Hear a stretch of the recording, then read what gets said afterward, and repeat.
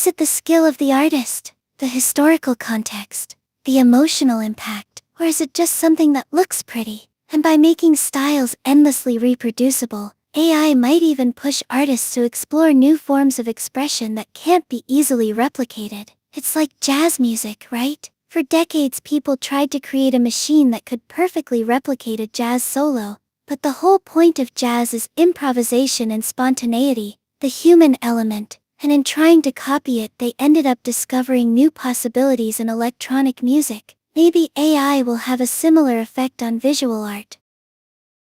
Ooh, I like that. So, instead of fearing the robots stealing our jobs, maybe they'll push us to be more creative. That's actually kind of hopeful. But it still feels weird when you think about an algorithm learning to paint like Miyazaki. It's like reducing a lifetime of work and experience down to a set of data points. Absolutely. And that gets to the core of the ethical dilemma. The article touches on this too, how Miyazaki himself has expressed disgust at AI-generated art, seeing it as an insult to life itself. He spent decades honing his craft, imbuing his films with deeply personal themes and a unique artistic vision. To have that style so easily imitated by a machine feels disrespectful, doesn't it? And Reed Southern, the artist quoted in the article, is right to worry about those styles becoming devalued, associated with slop instead of genuine artistry. This whole debate reminds me of when digital photography first started gaining popularity. A lot of traditional photographers were outraged. They argued that digital images lacked soul and authenticity because they weren't created through a painstaking chemical process. But eventually, digital photography became its own art form, with its own unique aesthetic possibilities. Maybe AI-generated art will follow a similar trajectory. It might not replace traditional art, but it could become something new and different, a kind of collaborative effort between humans and machines. But we're still in the very early stages of figuring that out. This is giving me a headache. Huh, but a good headache. So many layers to unpack here. I think my biggest takeaway is that this isn't just about pretty pictures. It's about how we define art, value creativity, and navigate this increasingly blurry line between human expression and artificial intelligence. And maybe the Trump White House using Ghibli filters on deportation images is a wake-up call. Precisely. It's not just art versus technology. It's about power, politics, and the future of how we communicate and interpret the world around us. And it all started with a silly meme about making photos look like they came from My Neighbor Totoro *. That's what makes this so fascinating, the profound implications hidden within something seemingly trivial. So I guess for our title today, let's call this episode Ghibli Slop and the Aura of Art in the Age of AI. What do you think? Perfect. That's catchy asterisk. An asterisk sums up everything perfectly. Now if you'll excuse me, I need to go Ghiblify a picture of my cat. For research purposes, obviously.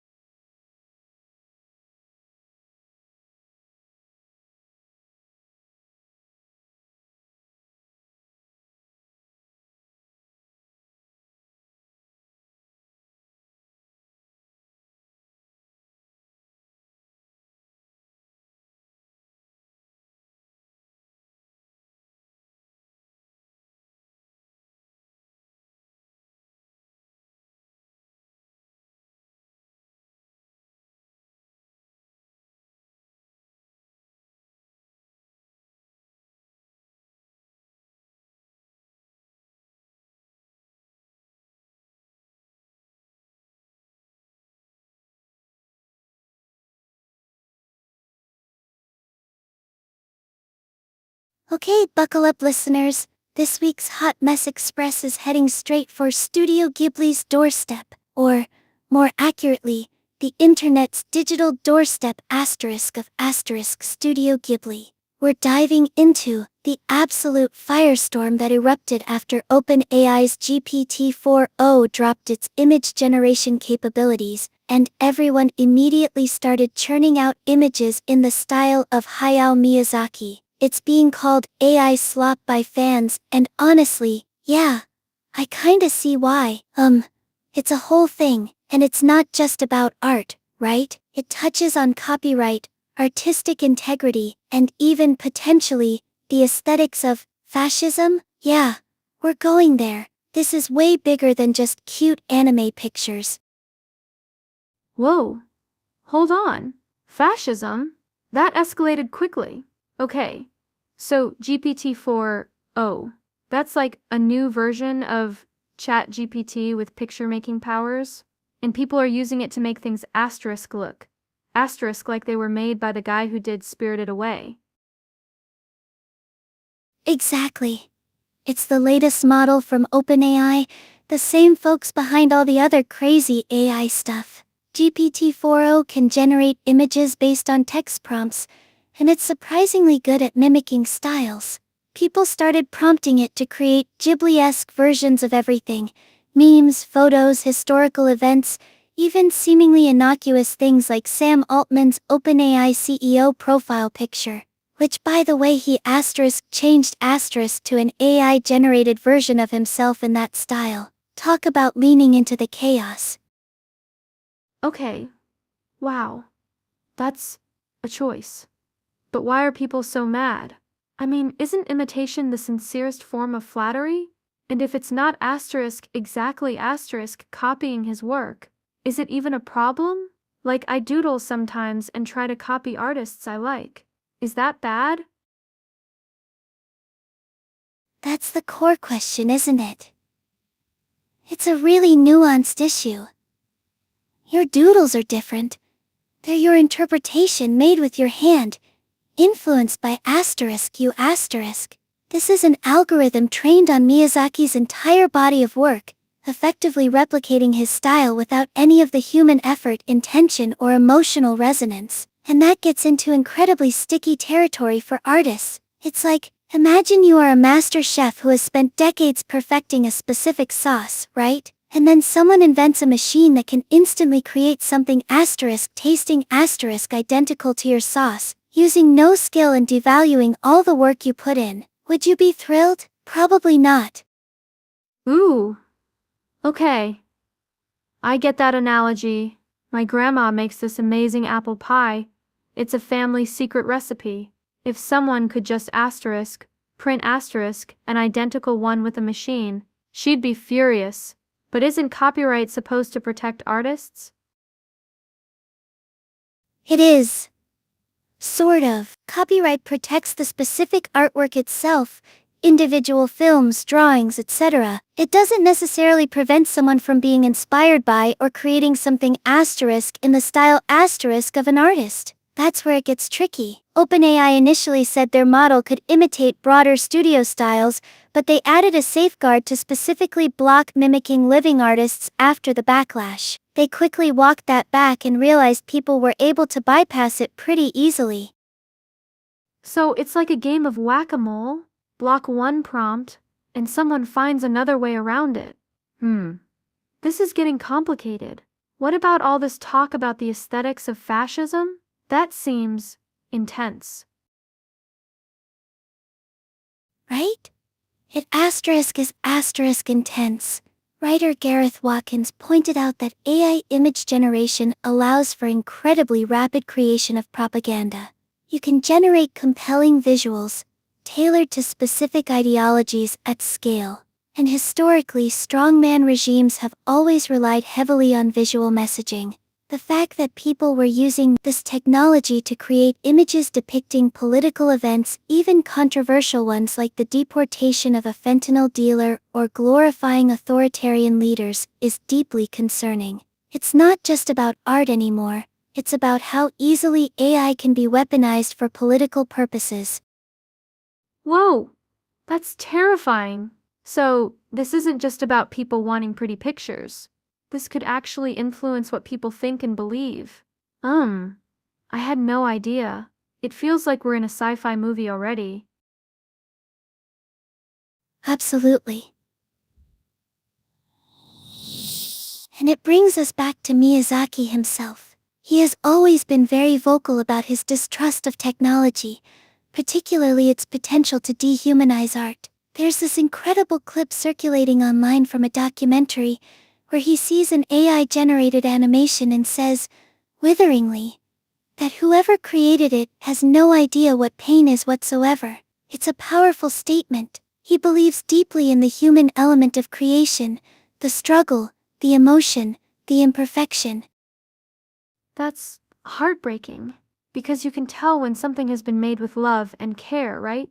Like, even if it's not technically asterisk perfect asterisk, it feels different.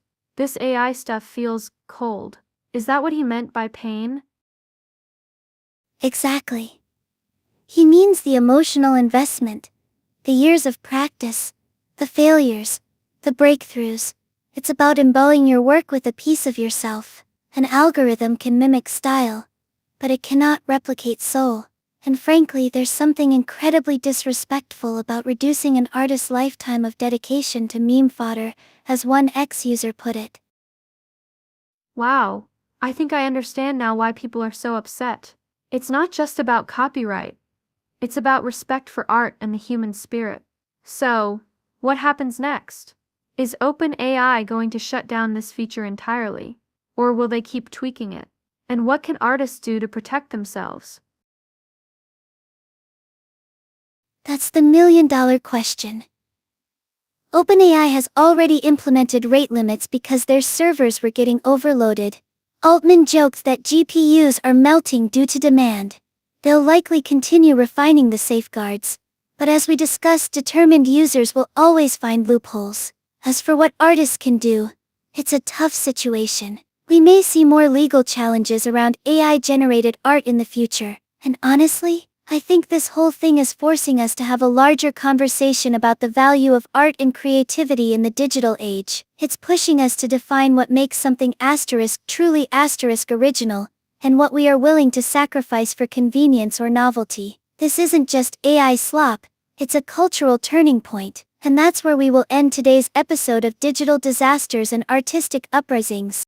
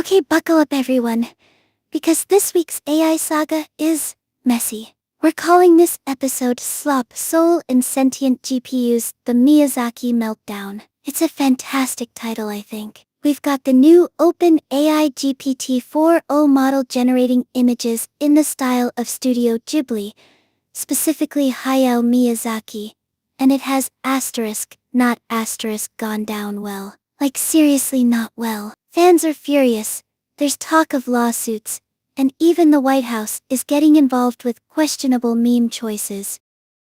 Whoa, hold on. The White House?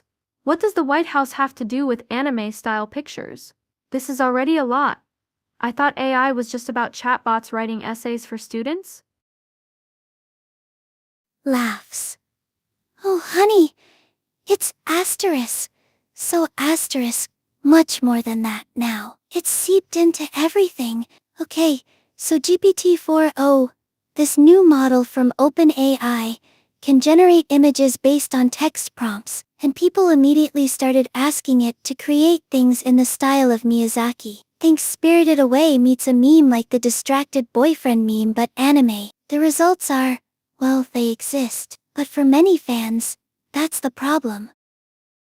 Okay, I get the idea. So it copies the asterisk look asterisk of his films. Is that what's upsetting people? Because if you just asked me to draw something in a specific style, say Van Gogh, I would try my best even though it wouldn't be asterisk exactly asterisk like him. Exactly. And that's at the heart of this. Miyazaki has spent his entire career meticulously crafting these films. Each frame is essentially a work of art. It's intensely personal and rooted in human experience. He's famously spoken out against AI, saying it lacks understanding of pain and that it's an insult to life itself. There's this incredibly powerful quote from a documentary where he absolutely asterisk eviscerates asterisk an AI-generated zombie animation. It's brutal. The article has screenshots circulating everywhere. Oh my gosh. Wow, that is intense. So it's not just about the style being copied, but about his entire philosophy being undermined. He basically thinks it's soulless and cheapens art? That makes a lot of sense actually. It feels disrespectful. Precisely. And people feel like OpenAI is exploiting his artistic legacy for profit. The fact Sam Altman, the CEO, initially participated by Ghiblifying his own profile pic didn't help things. He then quickly added a guardrail to prevent generating images in the style of living artists, but people found ways around it pretty fast. A guardrail? Like a digital fence?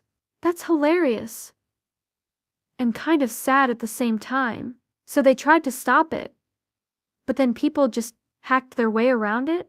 It's like trying to keep pigeons away from breadcrumbs. Right? You can put up spikes. But they will find a way.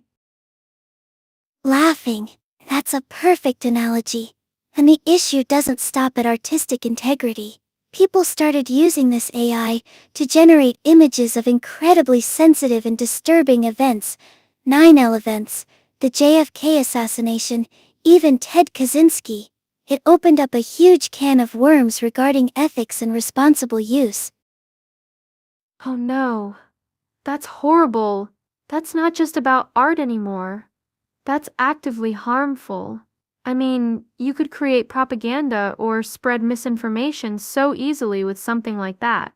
Like, imagine someone using AI to make it look like a politician did something they didn't. Yikes. Exactly.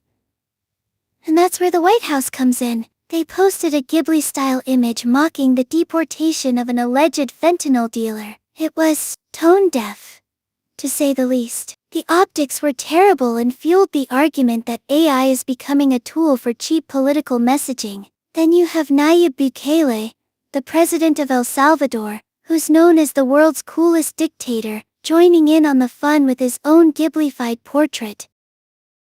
World's coolest dictator? That sounds concerningly self-aware. Okay, so it sounds like everyone is jumping on this bandwagon, even people who shouldn't take be. Is there a bigger point here? Like, what does all of this mean for the future of art and AI? Well, that's the million-dollar question, isn't it?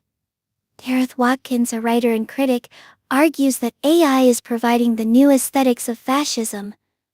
That's obviously a strong statement.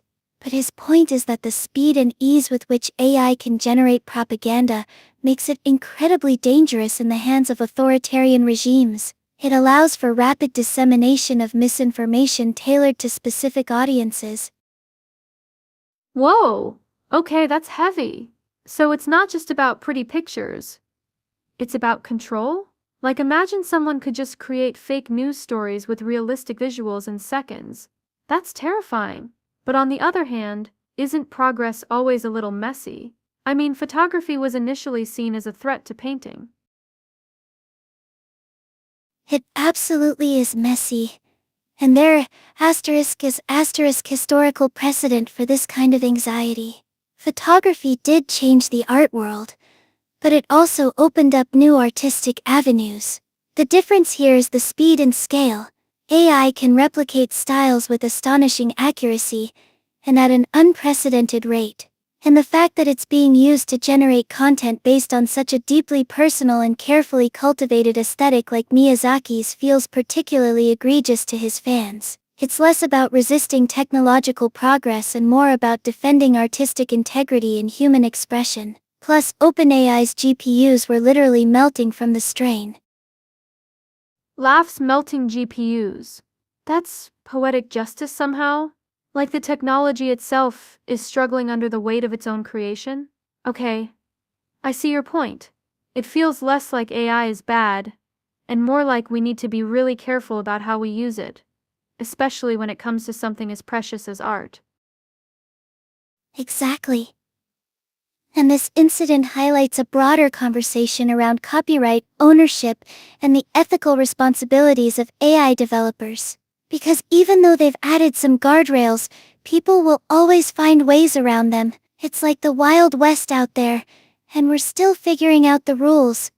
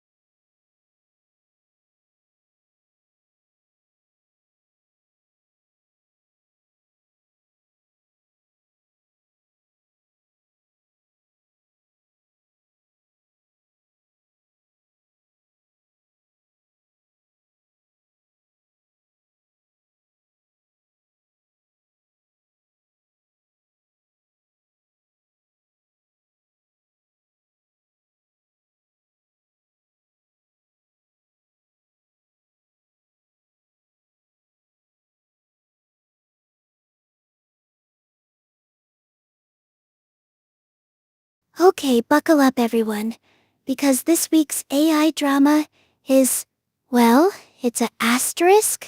We're calling this episode Slop, Soul-Sucking and Sentient Disgust, when AI meets art and politics. It's got everything.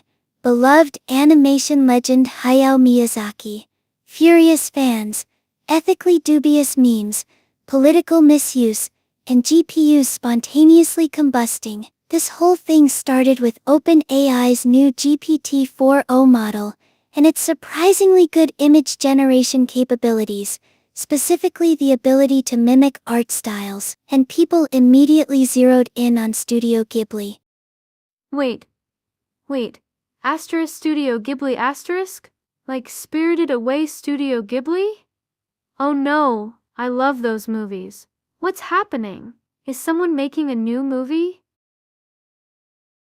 No new movie. Unfortunately, it's the opposite of what Miyazaki would want. People are using AI to asterisk create images in the style asterisk of his films, turning memes, historical events, even political figures into Ghibli-esque illustrations. Think distracted boyfriend meme, but drawn like something from asterisk My Neighbor Totoro asterisk, and fans are not happy. Oh, I see what you mean. So it's not official artwork. It's just imitations. That sounds off. Like a weird cover band situation. You know, they play the songs, but it doesn't asterisk feel asterisk like the original artist. Exactly. A perfect analogy. And Miyazaki is famously anti-technology, particularly AI. There's this incredible quote from a documentary where he was shown AI animation and basically said it disgusted him, that people creating it clearly didn't understand pain or life. He thinks it's an insult to the creative process. The irony is thick here. His entire career has been about meticulous craftsmanship, hand-drawn artistry, celebrating the natural world, and now AI is churning out imitations of his style at scale. Whoa! Okay, that's intense. So, he really despises this kind of thing. It's not like oh, it's flattering situation. Absolutely not. He believes in the human element of art, and AI to him strips away all of that soul. And frankly, I can see his point. This goes beyond just artistic preference. It touches on what we value as a society when it comes to creativity and labor. It's like if someone took your grandmother's famous cookie recipe, automated it in a factory, and then claimed it was the same thing. Oof. That asterisk is asterisk harsh. My grandma's cookies are sacred. Okay, so people were mad about the style being copied. But you mentioned sensitive events too? Like what? Right. That's where things get really dark. Because GPT-4o is so good at generating images, people started prompting it to create Ghibli-style depictions of incredibly traumatic events. 9/11 events, the JFK assassination, even Ted Kaczynski, the Unabomber. It's deeply unsettling and raises huge ethical questions. Oh my gosh. That's horrifying. Why would anyone do that? Is there no filter on this thing? There was an initial lack of filtering. Yes, OpenAI quickly added a guardrail to prevent generating images in the style of a living artist, but people found ways around it, prompting for Ghibli-inspired art instead. It highlights how difficult it is to control these models once they're released, and how easily they can be misused. And it brings us to your question, does OpenAI have a moral obligation to prevent this? Yeah, that's what I was getting at. Like, isn't there something they should do about images like that? Even if it's not asterisk illegal asterisk. Is it right? It feels really wrong. Is freedom of speech involved here too? Because that gets complicated quickly. You're hitting on a huge debate right now. Legally, the line is blurry. While creating depictions of traumatic events isn't inherently illegal, There are laws regarding incitement to violence or causing emotional distress. But OpenAI isn't directly creating those images, it's responding to user prompts. However, they are providing the tool that makes it possible and arguably have a responsibility to mitigate potential harm. It's a classic trolley problem for tech companies. A trolley problem? Okay, imagine this. There's a runaway trolley barreling down the tracks towards 5 people. You can pull a lever and divert it onto another track, but doing so will kill one person on that track. Do you pull the lever? It forces you to choose between 2 bad outcomes. For OpenAI, the lever is controlling their AI model's output. They can limit what it generates, saving potential emotional harm, but that also limits user freedom and potentially stifles creative expression. Oh, I get it. That's a really tough choice. So they're basically saying, we provide the tools, you decide how to use them. But then they're also dealing with the fallout when people use those tools for awful things. Precisely. And this situation is made even more complicated by the political element. The article mentions that both the White House and a controversial president, Nayib Bukele of El Salvador, used AI-generated Ghibli images for their own purposes, with Bukele using it to promote his image. This raises concerns about propaganda and the weaponization of AI in politics. Gareth Watkins even argues that AI provides the new aesthetics of fascism, which is a really provocative claim. Whoa! Aesthetics of fascism. That's a big statement, but I can see how easy it would be to spread misinformation or manipulate people with these realistic-looking images.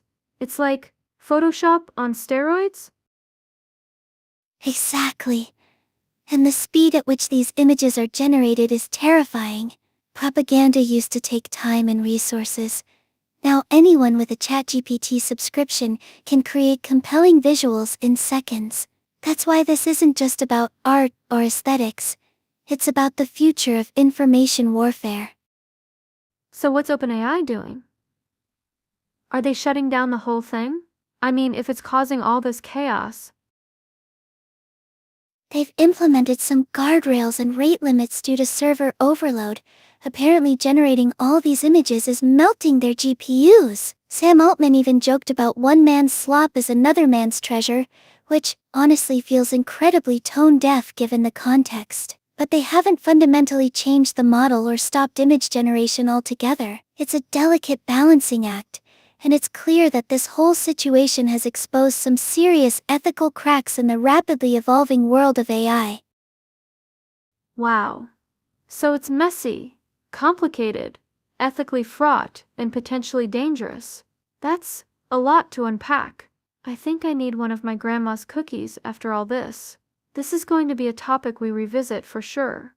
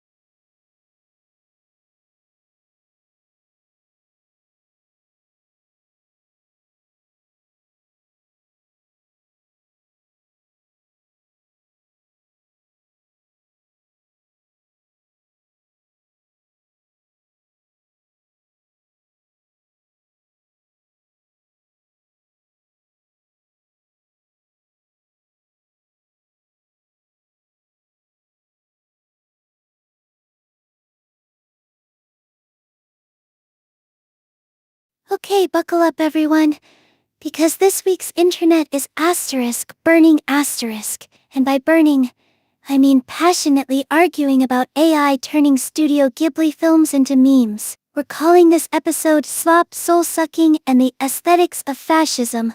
Oh my, it's a mouthful. I know, but trust me, it encapsulates everything. So, the core of the issue is OpenAI's GPT-4o model can now generate images in almost any style, and people immediately jump to recreating scenes and memes in the iconic style of Hayao Miyazaki and Studio Ghibli. Wait. Hold on a sec. Studio Ghibli?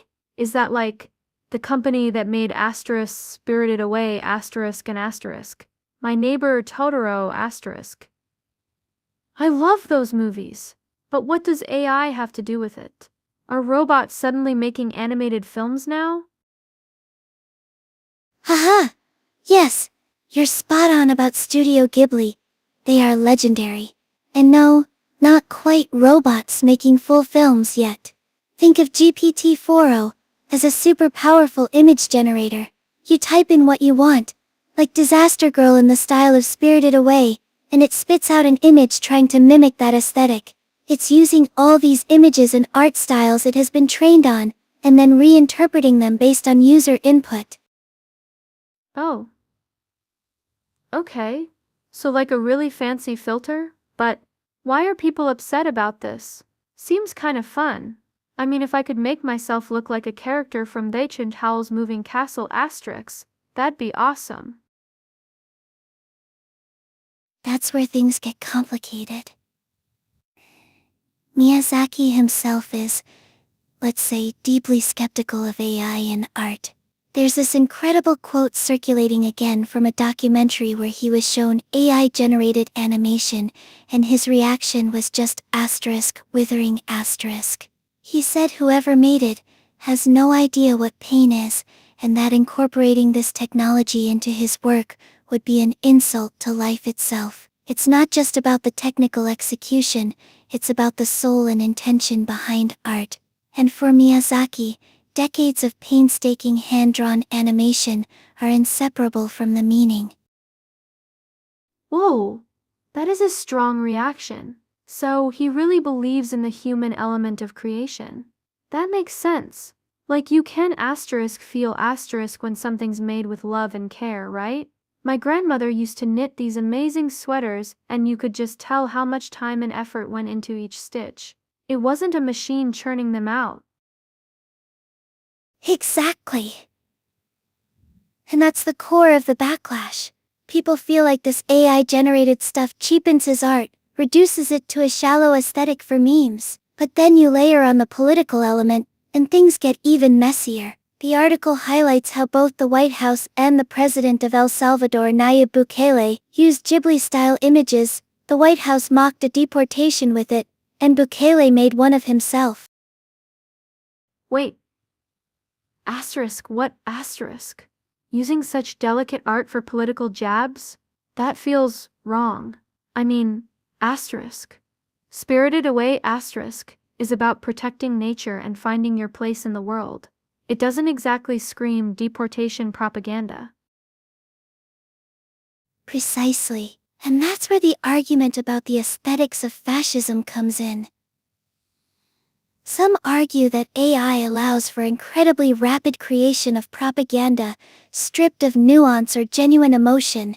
It becomes a tool to manipulate and control narratives. You can create these visually appealing images quickly, spreading messages without any real artistic integrity. Think of it like fast food versus a gourmet meal. One is convenient and cheap, the other requires skill, time, and care.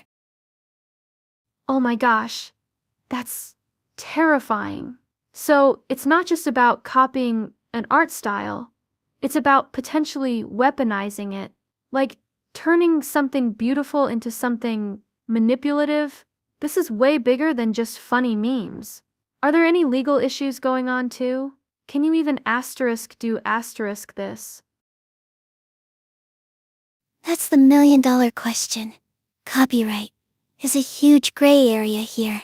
OpenAI initially added a block to prevent generating images in the style of a living artist, which they did for Miyazaki, but people quickly found ways around it by using broader descriptions like anime film, or referencing Studio Ghibli as a whole rather than the man himself.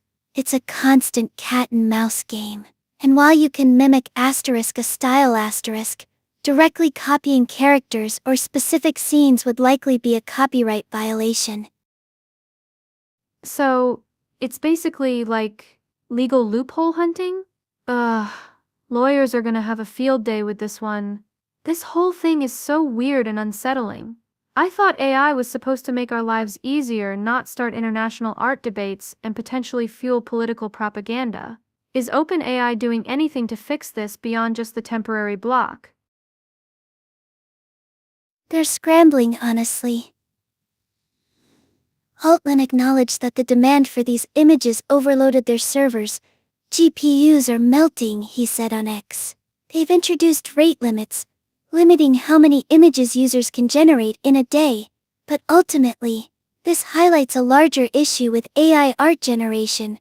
It forces us to confront what we value in art itself. Is it skill, emotion, originality, or is it just aesthetics that look good on our social media feeds? That's such a hard question. It feels like it's almost like when people started using autotune on vocals. At first it was cool and new, but then everyone was doing it, and it felt like it took away from the raw talent of singers. Is this AI art thing going to be the same? A really interesting analogy. I think there's room for both. Autotune can be used creatively, and AI art can be a fun tool. But when it comes at the expense of respecting artists and their work, and potentially being weaponized for harmful purposes, we need to have serious conversations about its ethical implications. And maybe, just maybe, leave Miyazaki alone to make his beautiful films in peace.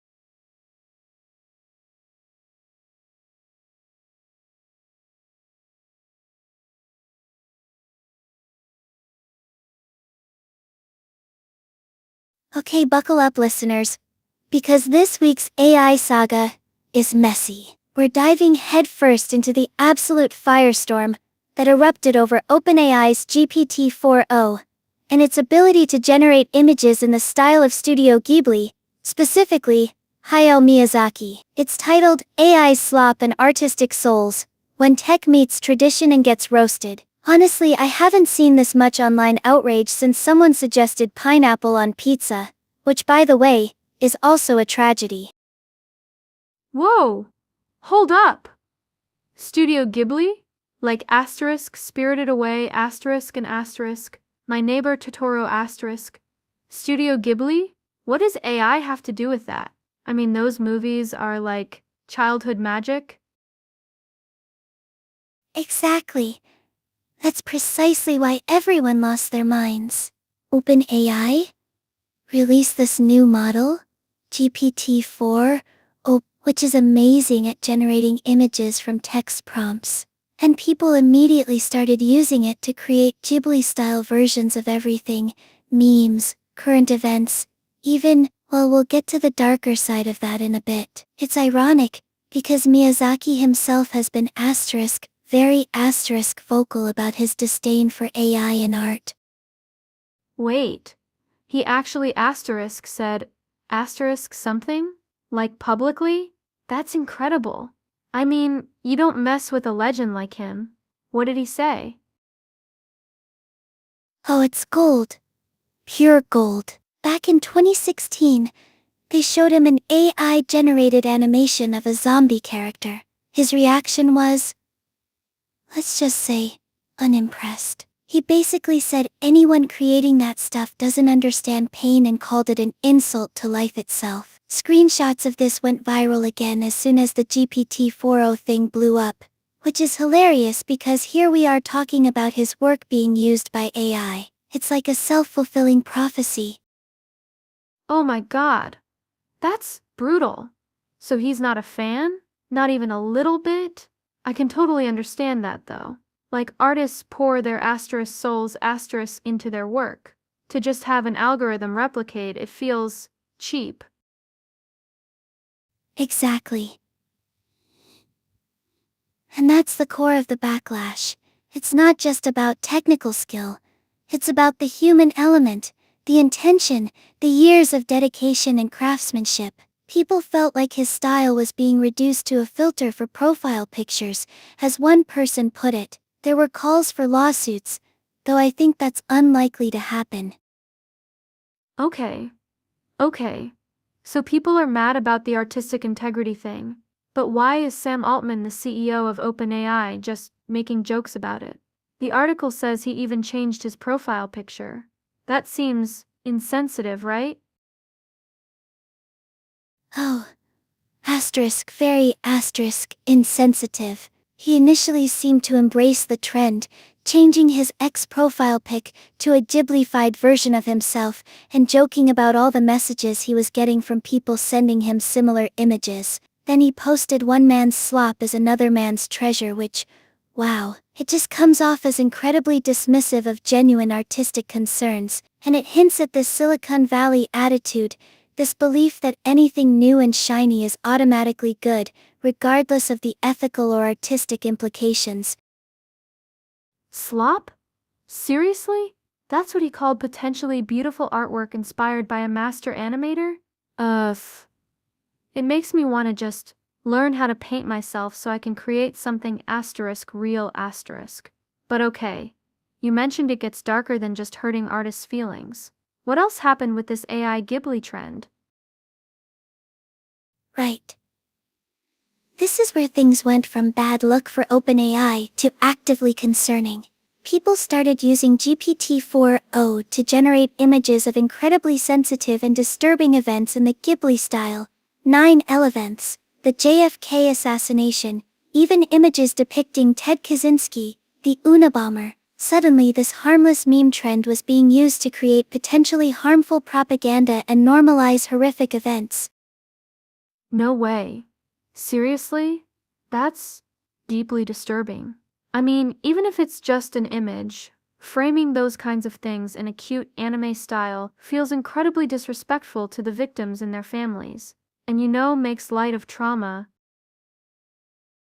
Precisely. It highlighted how easily these AI tools can be weaponized for malicious purposes.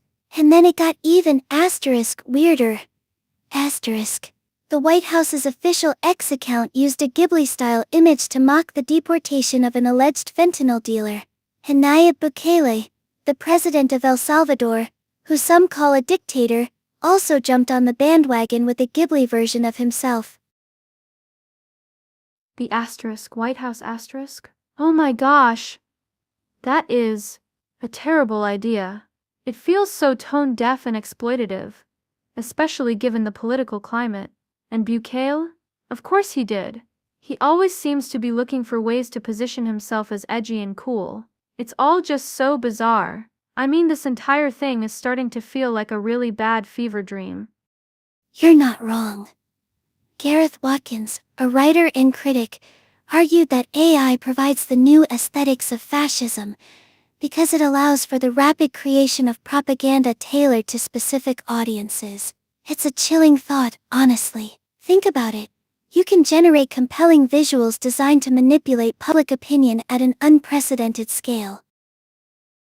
Whoa. Okay. Now I'm officially freaked out. So it started with people making cute anime pictures and ended up with potential political manipulation. That escalated quickly. And what did OpenAI do about all of this? Did they just shrug their shoulders? Not exactly. After the initial backlash and the disturbing content started surfacing, they implemented a guardrail to make it harder to generate images in the style of living artists. But people quickly figured out ways around it by using more vague prompts, and Altman acknowledged that the surge in image generation was overwhelming their servers, so they temporarily introduced rate limits on usage. Rate limits? So now you can't just endlessly churn out AI art? That sounds fair, actually. Though I bet people are still finding ways to make it happen. It's like trying to stop water from flowing downhill. But this whole situation really makes you think about the responsibility that comes with developing these powerful technologies, doesn't it? Absolutely.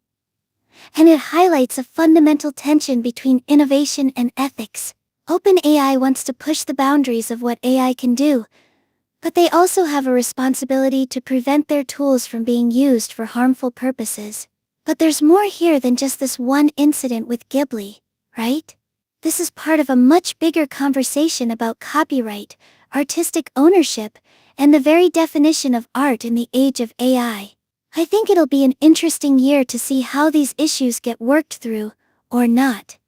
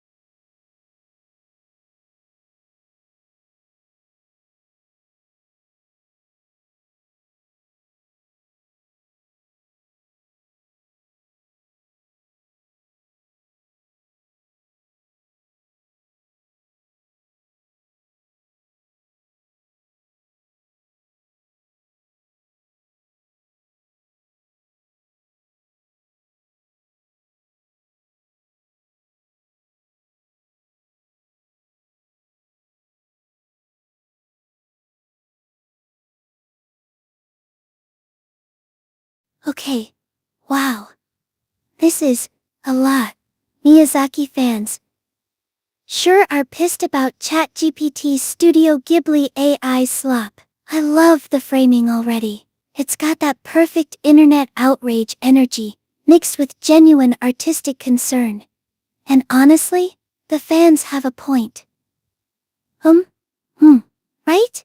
It's this weird collision of worlds, isn't it? You've got this incredibly respected artist, Hayao Miyazaki, who built his entire career on meticulous hand-drawn animation, truly an analog process, and now his style is being replicated in seconds by an algorithm. It feels deeply unsettling to a lot of people, because it devalues the asterisk effort asterisk, the asterisk skill asterisk, the asterisk soul asterisk, that went into creating those films. It reminds me of when digital photography first started taking off. Veteran photographers were furious. They'd spent years mastering darkroom techniques, understanding light and film chemistry, and suddenly anyone with a point-and-shoot could create something visually similar. But there's a difference, right? Digital photography still required a photographer to asterisk compose asterisk the shot, choose the moment, understand lighting. This AI stuff is trying to skip straight to the style without any of that underlying artistic understanding.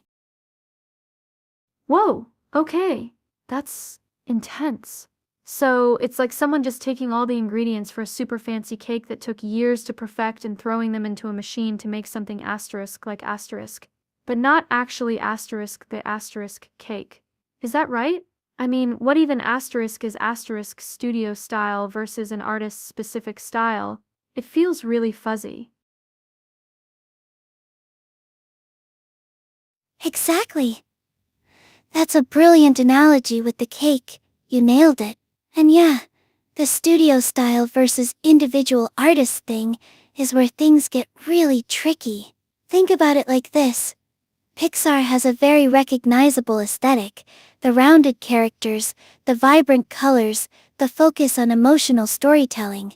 But each director within Pixar, Brad Bird, Andrew Stanton, Pete Docter, still brings their unique touch to their films. Studio style is more of an umbrella term. It's the broad characteristics that define a company's overall look and feel. Miyazaki asterisk is asterisk Ghibli in many ways, but his personal artistic choices are what elevate those movies into masterpieces, you know? It's like saying Impressionism versus Monet, or Renoir. You can imitate impressionistic brushstrokes, but it won't be a Monet without, well, Monet. So OpenAI is trying to thread this needle, allowing imitation of broader styles while avoiding directly copying living artists. But even that's problematic, don't you think? It feels like they are just shifting the goalposts. Oh, I get it. Like if I tried to write a song asterisk like asterisk Taylor Swift, but didn't actually write any lyrics or compose music myself, and just used AI. That would be weird. Right? Even though lots of people try to sound like her, it feels icky. But what about the political stuff they mentioned in the article? The White House using it for memes? And Bukele from El Salvador? That's a whole other level. Oh yeah. That's where things get asterisk. Really. Asterisk disturbing, haha. That's the part of this story that really chills me, honestly. It's not just about artistic integrity anymore. It's about the weaponization of AI for propaganda and potentially harmful narratives. The White House using Ghibli style to mock someone. Seriously? It's incredibly tone-deaf, especially given Miyazaki's own criticism of technology. And Bukele, a self-described cool dictator, using this to create a heroic image of himself. That's precisely what Gareth Watkins was talking about. With the aesthetics of fascism, AI allows for the rapid creation and dissemination of emotionally resonant imagery, bypassing traditional journalistic scrutiny. It's incredibly powerful stuff, and potentially very dangerous when in the hands of authoritarian figures. It reminds me of Leni Riefenstahl's propaganda films for Nazi Germany, visually stunning, but fundamentally serving a horrific ideology. AI lowers the barrier to entry for creating that kind of impactful imagery drastically. the speed and ease with which you can generate these images is what makes it so worrying. Whoa, that's scary. Okay, I'm officially freaked out. So even if OpenAI manages to get the technical stuff right, stopping the direct artist imitation, there's still this massive ethical problem with how AI-generated imagery can be used for political manipulation. It's like giving everyone a super powerful Photoshop and letting them create whatever reality they want. Precisely. And it's not just about overtly political stuff either, right? Look at the examples in the article, generating images depicting horrific events like 9/11 or the Unabomber attacks. That's incredibly insensitive and harmful. It trivializes suffering and can contribute to the spread of misinformation. It's a really complex issue, and OpenAI is clearly scrambling to respond. Their initial response, blocking direct imitation of living artists, feels like a band-aid solution. They need to be thinking much more broadly about the ethical implications of their technology and developing more robust safeguards. The fact that people were able to circumvent those safeguards so easily also says something. Okay, this whole thing is, wow, I came in expecting funny memes, and now I'm questioning the fabric of reality. So, what do you think will happen next? Will Miyazaki sue? Will OpenAI actually fix things? Is humanity doomed? Laughs. Well, doom might be a little strong, but it's definitely a pivotal moment. I wouldn't be surprised if we see legal challenges from artists and studios. The copyright issues are very murky here. And hopefully this backlash will force OpenAI and other AI companies to take these concerns more seriously. We need a broader societal conversation about the ethical implications of AI, not just focusing on the technical aspects. It's like with any powerful tool, it can be used for good or evil, and it's up to us to ensure that it's used responsibly. This whole situation is basically titled the Miyazaki Incident, and will serve as a cautionary tale in the history books of AI development. This incident highlights how quickly these technologies can spiral out of control, and why we need serious ethical considerations alongside technical advancements. And honestly, I'm kind of glad it happened. It's forced us to confront some really uncomfortable truths about our relationship with art, technology, and power.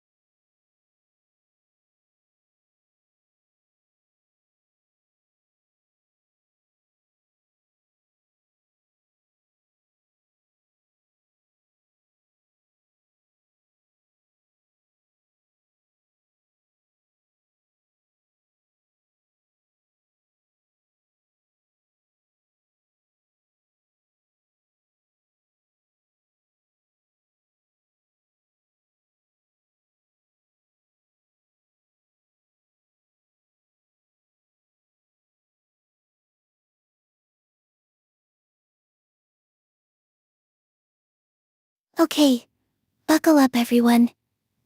Because this week's hot mess is AI trying to be Hayao Miyazaki. And the internet asterisk is not asterisk having it. We're calling this episode Slop Soul and Studio Ghibli. When AI misses the mark. Because honestly, that's what this whole thing feels like. Right? It started with OpenAI's GPT-4o. That's their new image generation model inside ChatGPT, being able to create images in the style of Studio Ghibli. You know, asterisk Spirited Away asterisk My Neighbor Totoro asterisk, incredibly iconic films, and people immediately went wild generating memes, and even darker stuff we'll get into. Whoa, hold on a second. GPT-4o? That sounds complicated. So it's like you tell the computer what to draw, and it tries to make it look like one of those really beautiful Japanese animated movies? Is that legal? Like, can anyone just do asterisk that? That's the million-dollar question. Legality is a huge part of this. Copyright laws are in place, sure, but style is a tricky thing to protect. You can't copyright a color palette or a general aesthetic. It's like saying you can't copyright Impressionism. But what asterisk is asterisk the line? And that's where it gets muddy. But beyond legalities, there's a deeper issue here.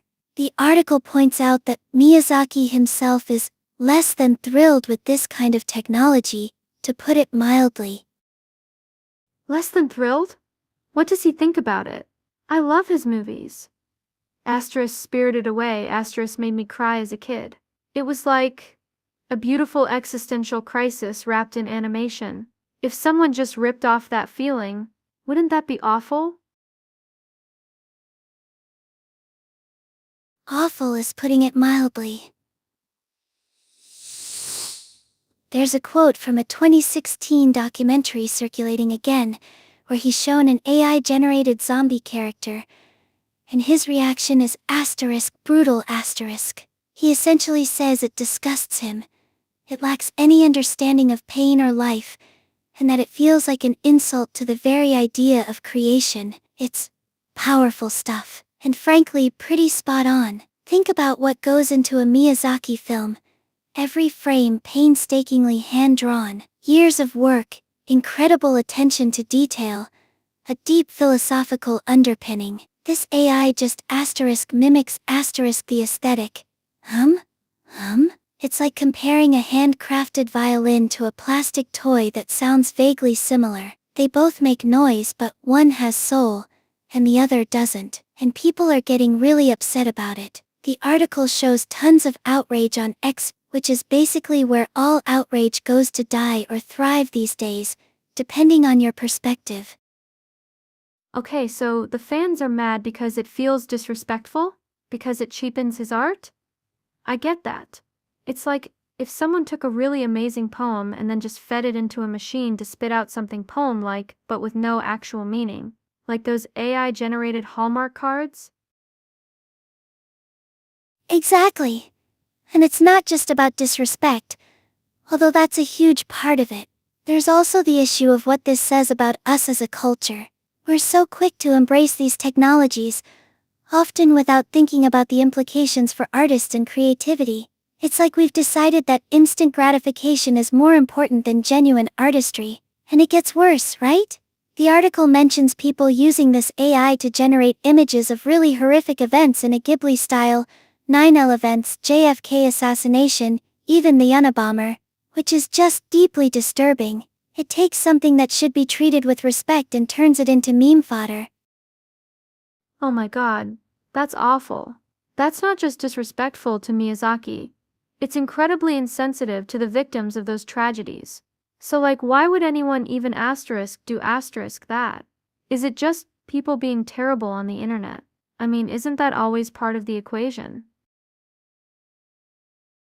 Sadly, yes. And this ties into something really concerning, the weaponization of AI for propaganda and extremism. The article mentions Gareth Watkins arguing that AI provides the new aesthetics of fascism, Apparently, right-wing groups are already using these tools to create lightning-fast, visually appealing content to spread their message. Think about it. You can generate a compelling image in seconds, tailored specifically to appeal to a certain audience. It's incredibly powerful and potentially dangerous. Uh, This isn't just about anime style anymore. It's about the broader implications of AI-generated content for political discourse and social manipulation. Wow, that's terrifying. So basically, even if you asterisk the cute Ghibli memes, there's a really dark side to all this. Like when they said one man's slop is another man's treasure? That seems kinda tone deaf. It makes it sound like Sam Altman just doesn't care about artistic integrity. You hit the nail on the head. Altman, the CEO of OpenAI, even changed his profile picture to an AI-generated Ghibli version of himself and joked about getting hundreds of similar images sent to him. While he eventually acknowledged the strain on their servers and implemented some limitations, his initial reaction felt dismissive. And that's a huge part of why people are so upset. It feels like these tech companies see art as just another data set, something to be mined and replicated for profit. And it's not even good replication. Have you seen this stuff? The article mentions fans saying the soul has been sucked out of society. It's a pretty dramatic statement, but there's some truth to it. These images lack the nuance, the depth, and the emotional resonance of Miyazaki's work. They're just empty shells. Okay, so back to the original question. Should Miyazaki's work be afforded special protection? Like, is he a national treasure or something? I mean, shouldn't there be some kind of rule that says you can't just copy his style and churn out content like it's nothing? It feels like we need an international treaty on AI art. Haha.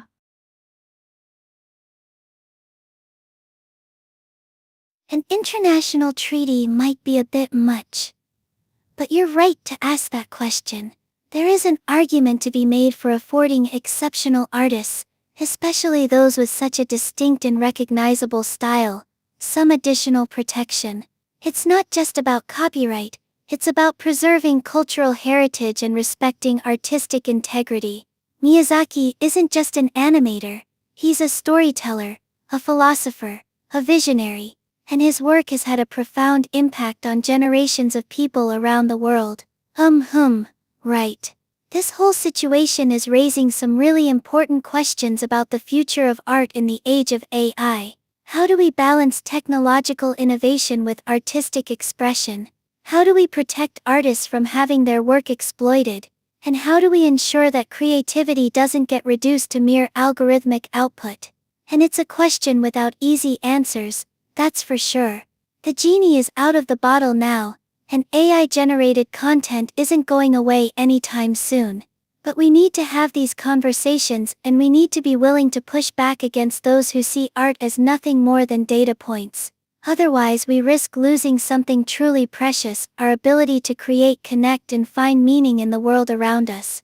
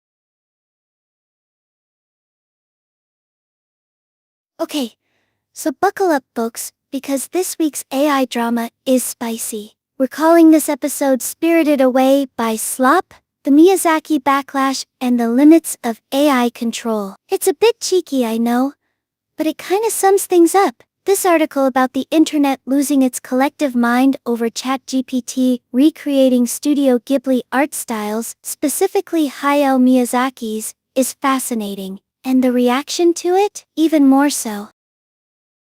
Whoa. Okay. Studio Ghibli? Like asterisk Spirited Away asterisk and asterisk. My Neighbor Totoro asterisk Studio Ghibli? That's a big deal. Why are people getting so mad about AI doing that? I thought AI art was just kind of a thing now. If asterisk is asterisk a thing. Absolutely, but it's the how and the why here that have people up in arms. Miyazaki is an absolute legend, right? He's spent his entire career meticulously crafting these films with painstaking detail, hand-drawn animation, deeply human stories. It's about artistry, craft, and a very specific worldview. So, when AI, which doesn't understand any of that context, any of the soul behind it, churns out Ghibli-style images, particularly for things like memes, or as the article points out, even horrific events, it feels deeply disrespectful to a lot of people. It's like reducing a lifetime of work to an easily replicable aesthetic filter. Okay. I see what you mean. Like taking something really special and dumbing it down. It's almost like if someone took all your favorite recipes and just threw them into a blender and called it food. Just no substance. But isn't art always building on other art though? Isn't that how styles evolve? That's a fantastic point. Absolutely. Artistic influence is asterisk, always asterisk happening. Artists are inspired by others. They borrow techniques. They build upon traditions. But there's a difference between inspiration and outright mimicry. Especially when it's done by an algorithm with no understanding of the original work's intent. It's not about evolution. It's about replication without comprehension. Think about it like this. You can learn to asterisk play asterisk a Beethoven sonata on the piano, but that doesn't mean you understand what Beethoven was trying to express when he wrote it. You are replicating the notes, not embodying the emotion and history behind them. Okay. Wow. That's a really good analogy. So it's less about the style itself, and more about the meaning being lost. And then they were using this to generate images of 9 elephants? That's horrific. Why would anyone do that? Exactly. The lack of ethical boundaries is a huge problem here. Because the AI doesn't have morality, it will generate whatever you ask for, even if it's deeply insensitive or harmful. And as the article notes, people were able to bypass OpenAI's initial attempt at guardrails pretty easily, prompting images about tragic events. That gets into a much larger conversation about how do you regulate this stuff. Can you even regulate it effectively when people are actively trying to circumvent those rules? Right. So they put up a little fence and everyone just jumped over it? Does that mean trying to control AI art is pointless? Is it just going to be the Wild West forever? That's what the question asks, right? Precisely, and I think the answer is complicated. OpenAI's attempt at a guardrail, blocking images in the style of a living artist, was almost immediately undermined by users finding ways around it. This highlights a fundamental issue. AI models learn from existing data. They don't understand concepts like artistic style. They recognize patterns and replicate them.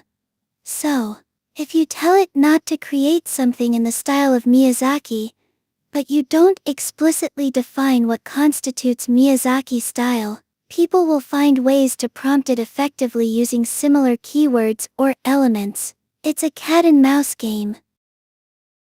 Okay, so basically, AI is really good at following instructions, but only if the instructions are asterisk super asterisk specific. And this is why they're having trouble keeping it from making images of terrible things. That makes sense. But then there's the part about the White House and the president of El Salvador using these images that feels weirdly political. Oh, it gets even weirder. The use of AI-generated imagery by government officials is deeply concerning. The article points out the White House mocked a deportation with a Ghibli image, and the president of El Salvador used it for self-promotion. This ties into a growing concern that AI can be weaponized for propaganda. It's cheap, it's fast, and it allows you to disseminate information, or misinformation, quickly and effectively. Gareth Watkins makes a really compelling argument in the article that AI is providing the new aesthetics of fascism, because it allows for rapid creation of persuasive imagery. Think about deep fakes, or manipulated images used during elections. Oh my gosh, that's terrifying. So it's not just about art anymore. It's about how easily you can manipulate public opinion and create a whole alternative reality with this stuff. That's like something out of a dystopian movie. Wait, so Sam Altman, the CEO of OpenAI, actually changed his profile picture to an AI version of himself. He did, and he joked about receiving hundreds of messages from people who had done the same thing.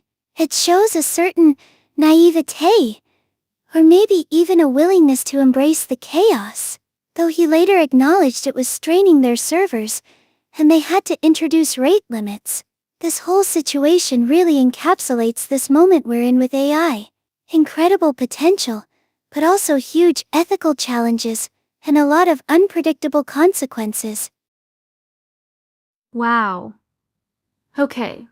So from artistic integrity to political manipulation to melting GPUs, this week has been a wild ride for AI.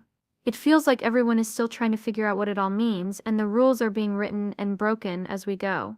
I guess we just have to brace ourselves for more slop and hopefully some smarter regulation along the way.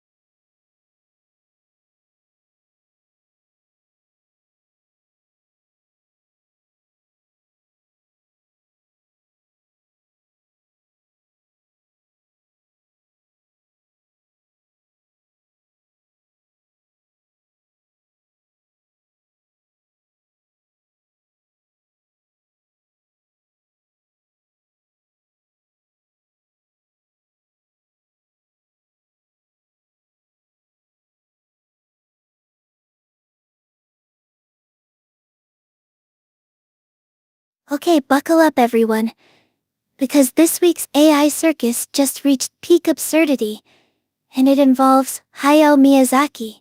The headline is basically Miyazaki fans are pissed about ChatGPT's Studio Ghibli AI slop, which, honestly, fair. It's a perfect asterisk headline. It really encapsulates the whole messy situation, don't you think? Yeah. Miyazaki, isn't that the guy who made Spirited Away? The bathhouse one with no face? I loved that movie as a kid. But slop? That sounds harsh. What exactly is going on? Harsh but accurate, in my opinion. Okay, so, OpenAI, the folks behind ChatGPT, just rolled out this new image generation feature called GPT-4 OpenAI. It's seriously good at mimicking styles, and people immediately started prompting it to make images asterisk in the style of asterisk Studio Ghibli films. Think distracted boyfriend meme but looking like it jumped straight out of My Neighbor Totoro. Keeping distracted boyfriend meme but looking like it jumped straight out of My Neighbor Totoro. Oh, I see. Like a filter? So people are just putting memes through a Miyazaki filter? That sounds kind of fun, honestly. But why are the fans so upset? Is it because the AI isn't asterisk good asterisk enough to capture his style? Like when you try to draw something and it just looks wrong. That's part of it. Absolutely. There's a quality issue. It's slop, because, while technically impressive, it lacks the soul and nuance of actual Ghibli work. But it's way deeper than that. Miyazaki has always been fiercely protective of his craft. He's a master animator. Everything is painstakingly hand-drawn, imbued with meaning. It's not just about pretty pictures, it's about dedication, intention, and the human touch. Okay, so he really cares about how things are made. My grandma is a quilter. She would never buy a machine-made quilt, because to her, the imperfections of hand stitching are what make it special. Is that kind of similar? Exactly. A perfect analogy. It's the same principle, and Miyazaki has actually spoken directly about this. There's a famous clip from a documentary where they show him an AI-generated animation, and he is viscerally disgusted. He says it lacks understanding of pain and that it feels like an insult to life itself. It's pretty powerful stuff. The quote has been circulating again, obviously. Whoa, that's intense. So he thinks AI art is fundamentally disrespectful, but isn't art always building on what came before? Like artists have always been inspired by other artists, right? Isn't that just evolution? It is, usually. Inspiration and imitation are huge parts of artistic development. But this feels different. This isn't a painter studying Rembrandt. It's an algorithm replicating his style without any understanding of the emotional weight or intention behind it. It's extraction, and then people are using it to generate images of things like 9/11 and the Enna bomber, which is wildly inappropriate to say the least. Wait, seriously? People were making AI art about asterisk. That asterisk. That feels really wrong. I can see why fans would be upset, but isn't it kinda inevitable? Like once the tech exists, people are gonna use it for everything. Good and bad. It's like inventing the knife. You can make a beautiful sculpture, or, well, you know? Inevitable doesn't mean justifiable. And that's where this gets into a much bigger cultural anxiety. We're in this moment where AI is rapidly devaluing skills that used to take years to master. If anyone can generate Ghibli-style art with a text prompt, what does that say about the value of actual animators? What happens when musicians are replaced by AI composers? Writers by AI novelists? It's creating a sense of unease and displacement. That's scary. So it's not just about Miyazaki. It's about everyone whose job could be taken over by a computer. Ah, I thought robots were supposed to be taking over boring jobs, like assembly lines, not creative ones. Like, what's the point of even trying to learn anything if AI can just do it better and faster? This is making my brain hurt. Haha, welcome to the existential dread of the 21st century. But you're right. It started with factory work. But now it's creeping into fields we thought were safe. And this Ghibli situation really highlights that, because Miyazaki represents something very specific: artistry, craftsmanship, and a rejection of soulless automation. The fact that even Sam Altman himself was using the filter, before backtracking a bit after the backlash, felt like a slap in the face to a lot of people. Wait. Sam Altman? As in, asterisk, the asterisk, Sam Altman from OpenAI? He was making Ghibli selfies? That's so meta, and kind of tone deaf, right? It's like the CEO of the company that makes the knife bragging about how sharp it is while people are getting stabbed. You nailed it with that analogy. Totally tone deaf. It just reinforced the feeling that these tech companies don't actually care about the cultural impact of their creations, they only care about growth and engagement. And then there's the political dimension. The White House even got in on it. The asterisk White House. Asterisk? What did they do? Oh no, please don't tell me they used AI to make fun of someone. They mocked an alleged fentanyl dealer with a Ghibli-style image. Yes, you heard that right. A government account using AI art for political commentary is a whole new level of bizarre, and it adds fuel to the argument that AI is becoming a tool for propaganda and manipulation. Gareth Watkins wrote about this. He calls AI the new aesthetics of fascism, because it allows for rapid dissemination of biased information wrapped in appealing visuals. Whoa. Okay. Asterisk is terrifying. So it's not just about art being devalued. It's about AI potentially being used to spread harmful ideologies. That feels like a sci-fi movie gone wrong. I mean, I watch way too much sci-fi.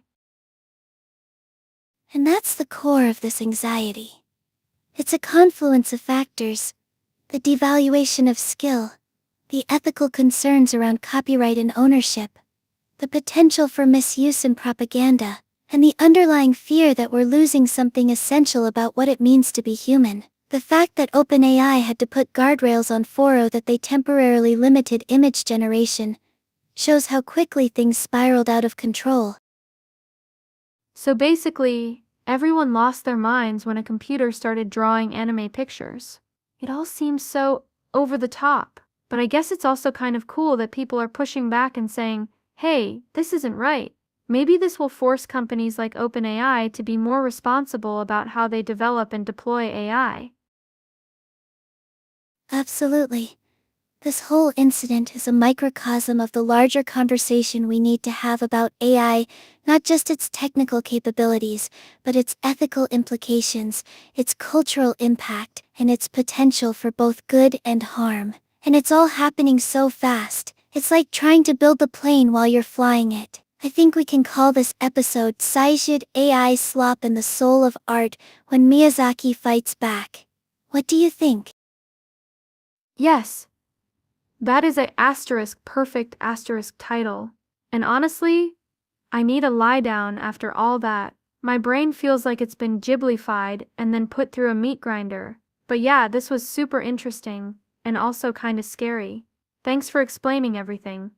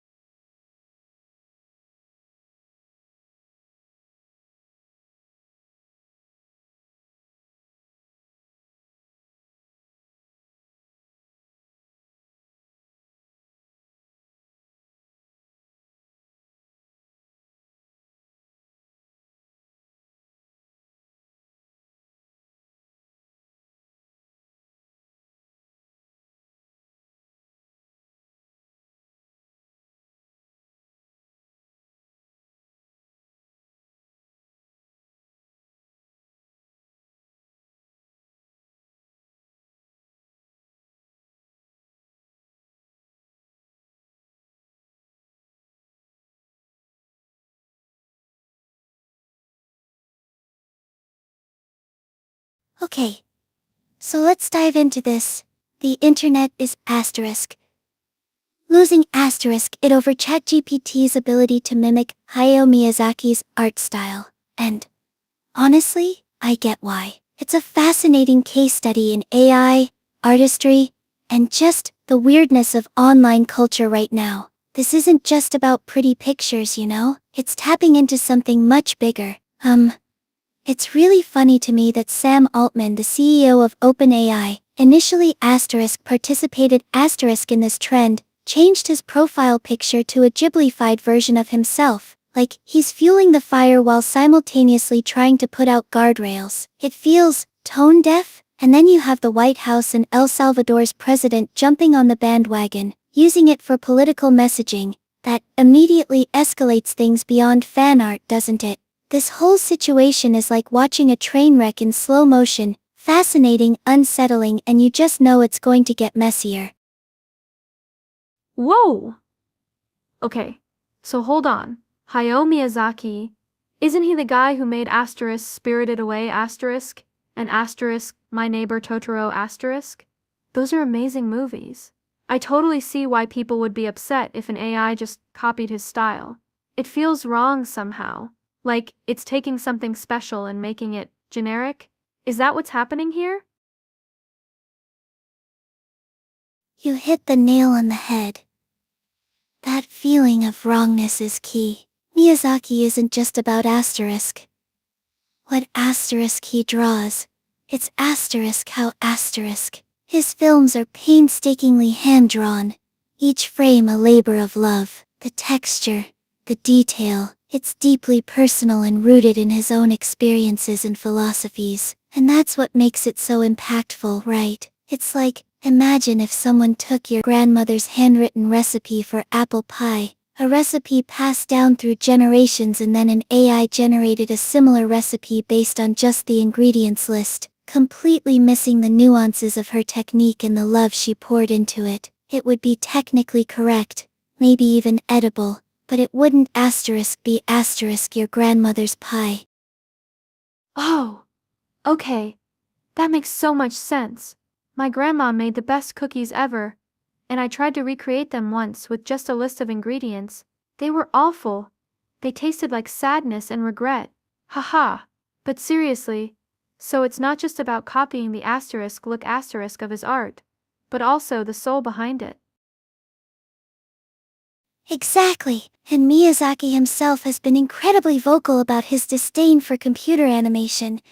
He actually walked away from making another film because he couldn't reconcile with digital processes. He believes in the human touch and fears that technology will erode creativity and our connection to, well, life itself. That quote they included in the article, "Whoever creates this stuff has no idea what pain is whatsoever," is brutal but incredibly insightful. It's a really strong statement coming from someone who deals with complex themes of loss, trauma, and resilience in his films, isn't it? Wow. Okay, so he's not just some old guy yelling at clouds. He has very specific reasons to be upset about this. But people are getting asterisk, really asterisk angry online, like threatening him. That's insane. Is that level of outrage justified? The article mentions someone saying he should start killing people. Right. That's where things get truly disturbing. And it's a perfect example of how quickly online discourse can spiral out of control. Look. Yes, people are passionate about art and protecting artistic integrity. And there's valid criticism here. The potential for copyright infringement, the devaluing of human skill, the homogenization of style. But threatening violence? That's never okay. It's hyperbole, absolutely, a desperate attempt to express extreme disappointment and frustration. But it's also a symptom of this larger trend we're seeing where online anonymity emboldens people to say things they would never say in person, and the speed at which these sentiments spread is terrifying. That makes sense. It feels like everyone just shouts into the void and then gets surprised when someone actually hears them. So, what about OpenAI? They put up some guardrails, but people found ways around it anyway. Seems kind of pointless. Pointless? Isn't asterisk quite asterisk, right? But you're not wrong to be skeptical. These guardrails are essentially filters designed to block specific keywords or prompts. But AI is constantly evolving. People will always find loopholes. It's a cat and mouse game. And OpenAI is walking a tightrope here because they also want to promote the capabilities of their new model, right? They're trying to balance innovation with ethical considerations and legal risks. It's a tough spot. This whole thing highlights one of the fundamental challenges of AI development. How do you control something that's designed to learn and adapt? It's like trying to build a self-driving car but also ensuring it never ever speeds or runs a red light. You can program in rules, but there will always be unforeseen circumstances. Okay, that analogy is perfect. A self-driving car with anger management issues. But seriously, this seems like the beginning of something much bigger than just Miyazaki art style. If AI can convincingly mimic any artist, what does that mean for creativity in general? Will everything just become a remix of existing things? You've hit upon the core philosophical question here. That's precisely what many artists and thinkers are grappling with right now. It raises questions about originality, authorship, and the very definition of art itself. If an AI can generate something beautiful or moving based on existing data, is it still art? Does it need a human creator to have meaning? It's also worth noting that this trend has broader implications beyond just visual art. AI is now capable of generating music, writing stories, even coding software in the style of different creators. It's going to disrupt every creative industry. And we're still figuring out how to navigate those changes and ensure that artists are fairly compensated for their work in a world where imitation becomes incredibly easy. I think this will be a massive conversation moving forward. We need new legal frameworks, ethical guidelines, and even new business models to address these challenges. This is wild. I started out thinking it was just some silly internet trend, but now I'm realizing it's like a sign of things to come. AI is going to change everything, isn't it? Absolutely. And this Miyazaki situation is a really potent example of how those changes will play out. The excitement and wonder alongside the anxieties and ethical dilemmas. It also shows us how quickly these things can escalate, and why it's so important to have thoughtful conversations about responsible AI development, copyright, and the value of human creativity. I think we can call this episode Slop Soul and Simulated Styles, when AI meets art. What do you think? I love that title. It perfectly captures the chaos of it all. This has been super eye-opening. Thank you for explaining everything so clearly. I feel like I have a whole new appreciation for both Miyazaki's work and the complexity of AI.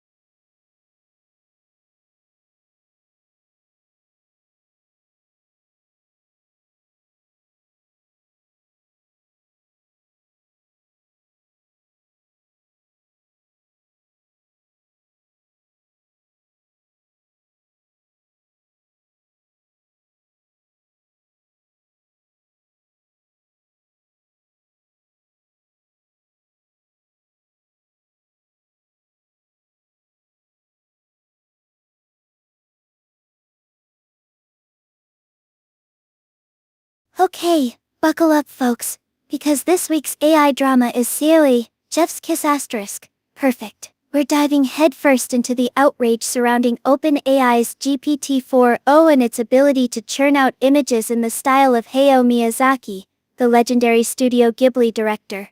And honestly, the internet is not pleased. I'm going to call this episode Slop or Soul AI Art in the Miyazaki Meltdown. It's a bit of a mess, right? But also a really fascinating bellwether for where we are with AI and art. It's ironic, isn't it? Miyazaki has built his entire career on meticulous craftsmanship, hand-drawn animation. Everything is deliberate, considered, infused with asterisk, meaning asterisk. And now an algorithm can mimic the look in seconds, spitting out endless variations for memes and, well, questionable content. Wait. Hayao Miyazaki. Like, Spirited Away and My Neighbor Totoro, Miyazaki. The guy is a legend. I have seen those movies a million times. So, this AI thing just asterisk copies asterisk his style. That feels wrong. Exactly. And that's where the outrage stems from. It's not about people disliking anime or the aesthetic. It's about the devaluation of artistic skill and intention. Think about it like this. You spend 10 years learning to play the guitar, mastering chords, developing your own style, pouring your heart into a song. Then someone builds an app that can generate guitar music in any genre with a click of a button. It's technically asterisk music asterisk, but does it have the same weight? Does it carry the same emotional resonance? You know what I mean? Oh, totally. That's like my grandma makes the most amazing apple pie. It takes her all day, and she has this secret spice blend that's been passed down for generations. And then some company comes out with a pre-made apple pie mix that asterisk tastes okay asterisk, but just doesn't have that same magic. Perfect analogy. That magic is what gets lost in the translation to AI, and it's what Miyazaki himself vehemently protested against years ago. There's this clip going around, from a documentary I believe, where they showed him an AI-generated zombie animation, and his reaction was withering. He said whoever created it had no understanding of pain or life. He found it disgusting, an insult to everything he believes in. Wow, that's harsh. But I get it. It's like, if you don't understand the effort behind something, you can't truly appreciate it? Is that right? And this GPT-4o thing is new though, right? How did he even asterisk get asterisk so good at copying his style? Right on both counts. And yes, GPT-4o is relatively recent. It's a multimodal model, meaning it can handle text, images, audio, and its image generation capabilities are significantly improved. Now, how does it copy styles? It's been trained on massive datasets of images, including Studio Ghibli films. Basically, it learns the patterns, colors, compositions, line work, all the visual hallmarks of Miyazaki's art. It doesn't understand artistry, it just statistically replicates it. It's like teaching a parrot to speak. It can mimic sounds, but it doesn't know what the words mean. Okay, that makes sense. Ish. But then people are making AI versions of serious things, like 9/11 and the JFK assassination. That seems incredibly tasteless, and even dangerous. You hit the nail on the head. That's a huge part of the backlash. The ability to generate images in any style, combined with the lack of ethical guardrails at least initially, opened the door for deeply disturbing content. OpenAI did add a filter to prevent direct in the style of Miyazaki prompts, but people quickly found ways around it. And beyond the tastelessness, this highlights a deeper issue. AI can be used to create incredibly convincing disinformation and propaganda. Oh my gosh, that's scary. So like someone could make a fake news image using this technology. That's I don't even know what to say. Like, remember those deep fakes of Tom Cruise? This is way worse. Exactly. It amplifies the risks, and it's not just random internet trolls. The article points out that even the White House and the President of El Salvador were using these AI images for, let's say, questionable purposes. The White House mocked a deportation with a Ghibli-style image, which is incredibly tone-deaf, and Bukele, who's already known for authoritarian tendencies, used it to create a heroic self-portrait. This feeds into this idea that AI provides the new aesthetics of fascism, as one critic put it. It's an efficient tool for crafting narratives and manipulating public opinion. Whoa, that is genuinely terrifying. So, it's not just about art being copied, it's about the potential for misuse. I'm starting to see how serious this all is. Now, this feels like a sci-fi movie coming true. But wait, Altman said, one man's slop is another man's treasure? Is he seriously okay with all of this? Laughs. Well, Sam Altman is navigating a very tricky situation. He's trying to balance innovation with ethical concerns and public perception. That quote was a bit tone-deaf, admittedly, but it reflects the fact that AI image generation is popular. A lot of people are having fun with it, even if it comes at the expense of artistic integrity. And from a purely business perspective, OpenAI wants to capitalize on this demand. They had to implement rate limits because their servers were getting overloaded. But ultimately, I think this whole incident is forcing us to confront some really fundamental questions about art, creativity, and the role of technology in our lives. It's not just about Miyazaki, it's about all artists and the future of creative work. Are we okay with a world where anything can be replicated instantly, where skill and originality are devalued? And how do we ensure that this powerful technology is used responsibly and ethically? That's a lot to think about. It's like, it's cool that anyone can create something visually appealing now, but at what cost? I mean, my niece loves drawing, and she spends hours perfecting her characters. If AI can just generate something similar in seconds, will she even bother trying anymore? That is a very valid concern. It's a question many parents and educators are grappling with right now. We need to focus on fostering genuine creativity, the kind that comes from exploration, experimentation, and personal expression, rather than just replicating existing styles. And we need to educate people about the value of art and the effort that goes into it. Maybe this whole Miyazaki incident is a wake-up call. It's forcing us to have these important conversations before AI completely reshapes our creative landscape.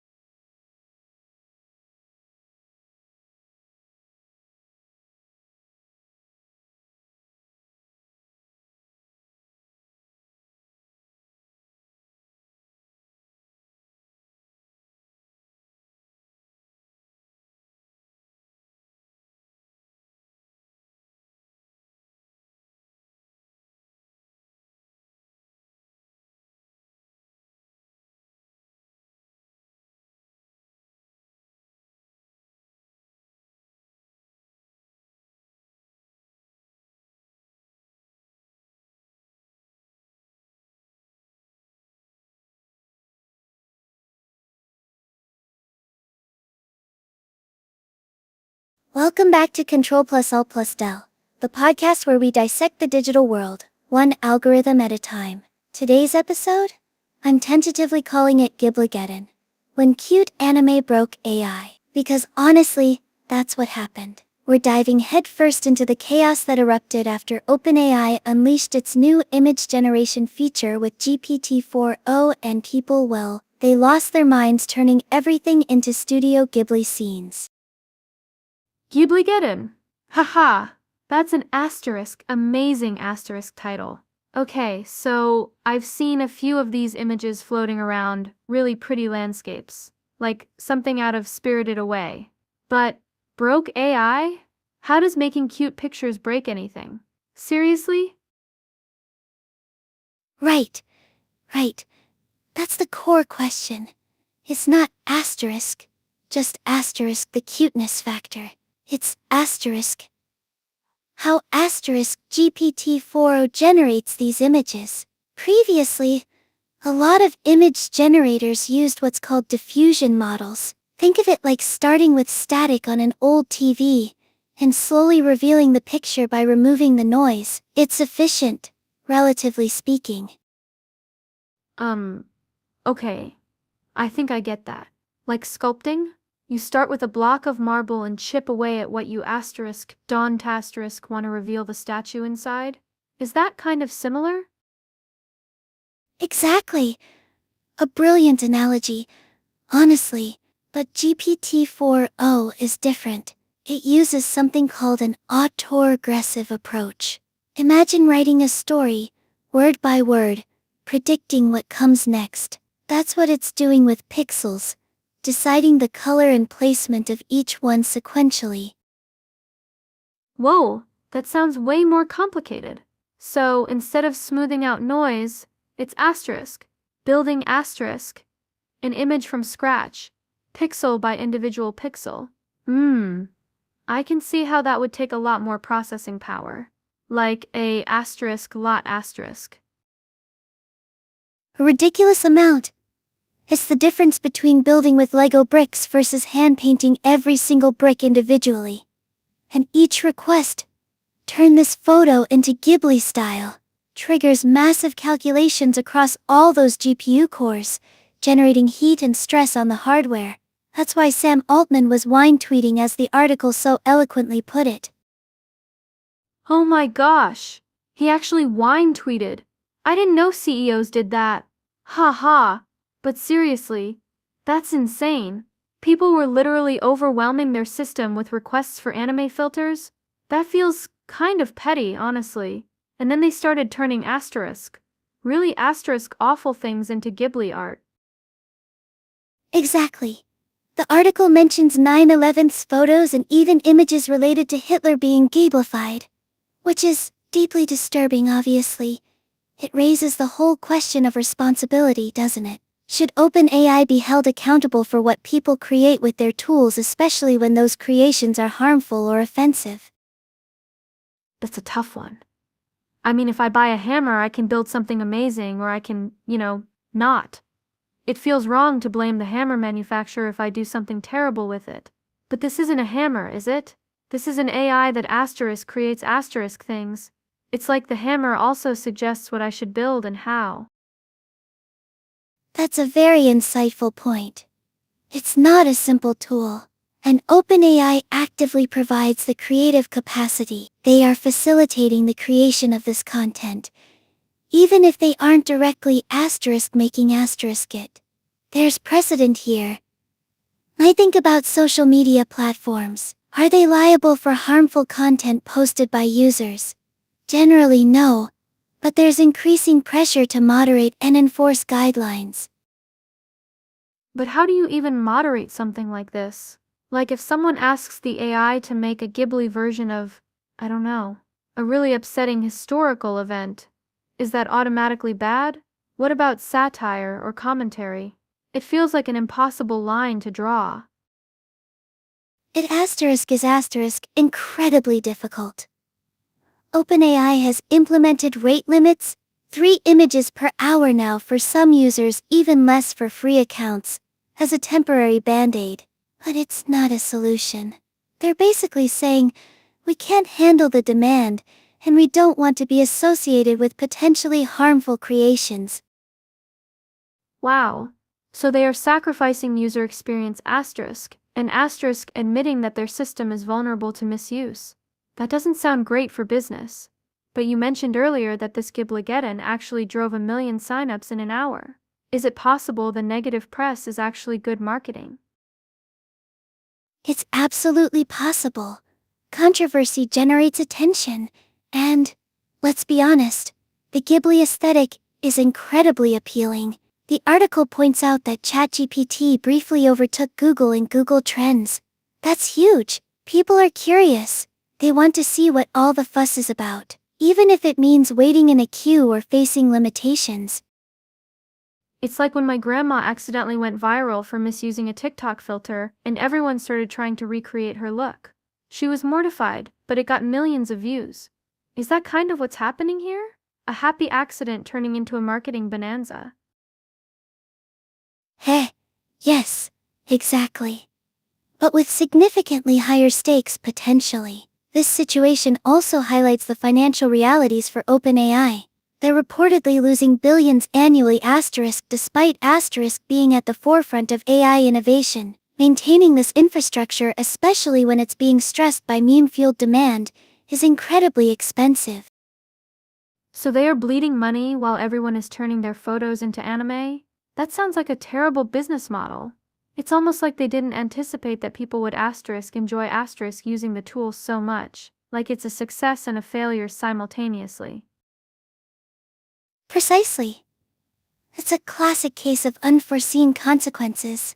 They unleashed a powerful new technology, underestimated its appeal and potential for misuse, and are now scrambling to contain the fallout.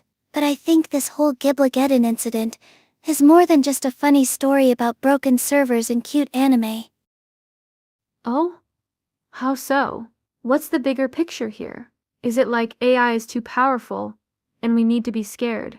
Because honestly, that's what all these headlines make me feel sometimes. No, not necessarily scared, more aware. It highlights the challenges of aligning AI with human values, managing its impact on society, and understanding its economic implications. This isn't about stopping progress. It's about guiding it responsibly. And honestly, a little bit of Ghibli-fueled chaos might be exactly what we needed to start those conversations in earnest.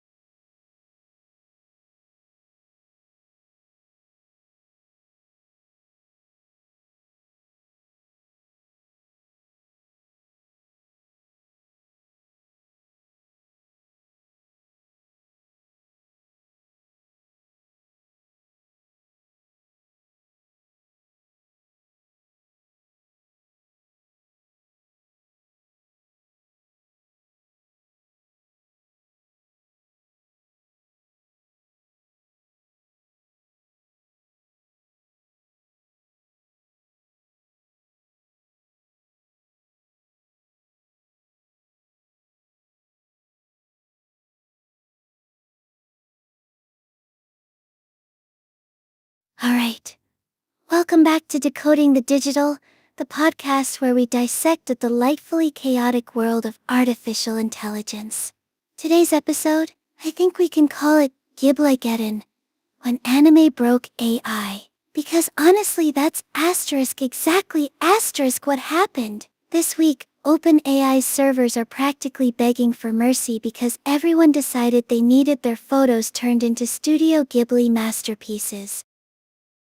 Whoa, hold on. Studio Ghibli? Like, the people who made Spirited Away and My Neighbor Totoro?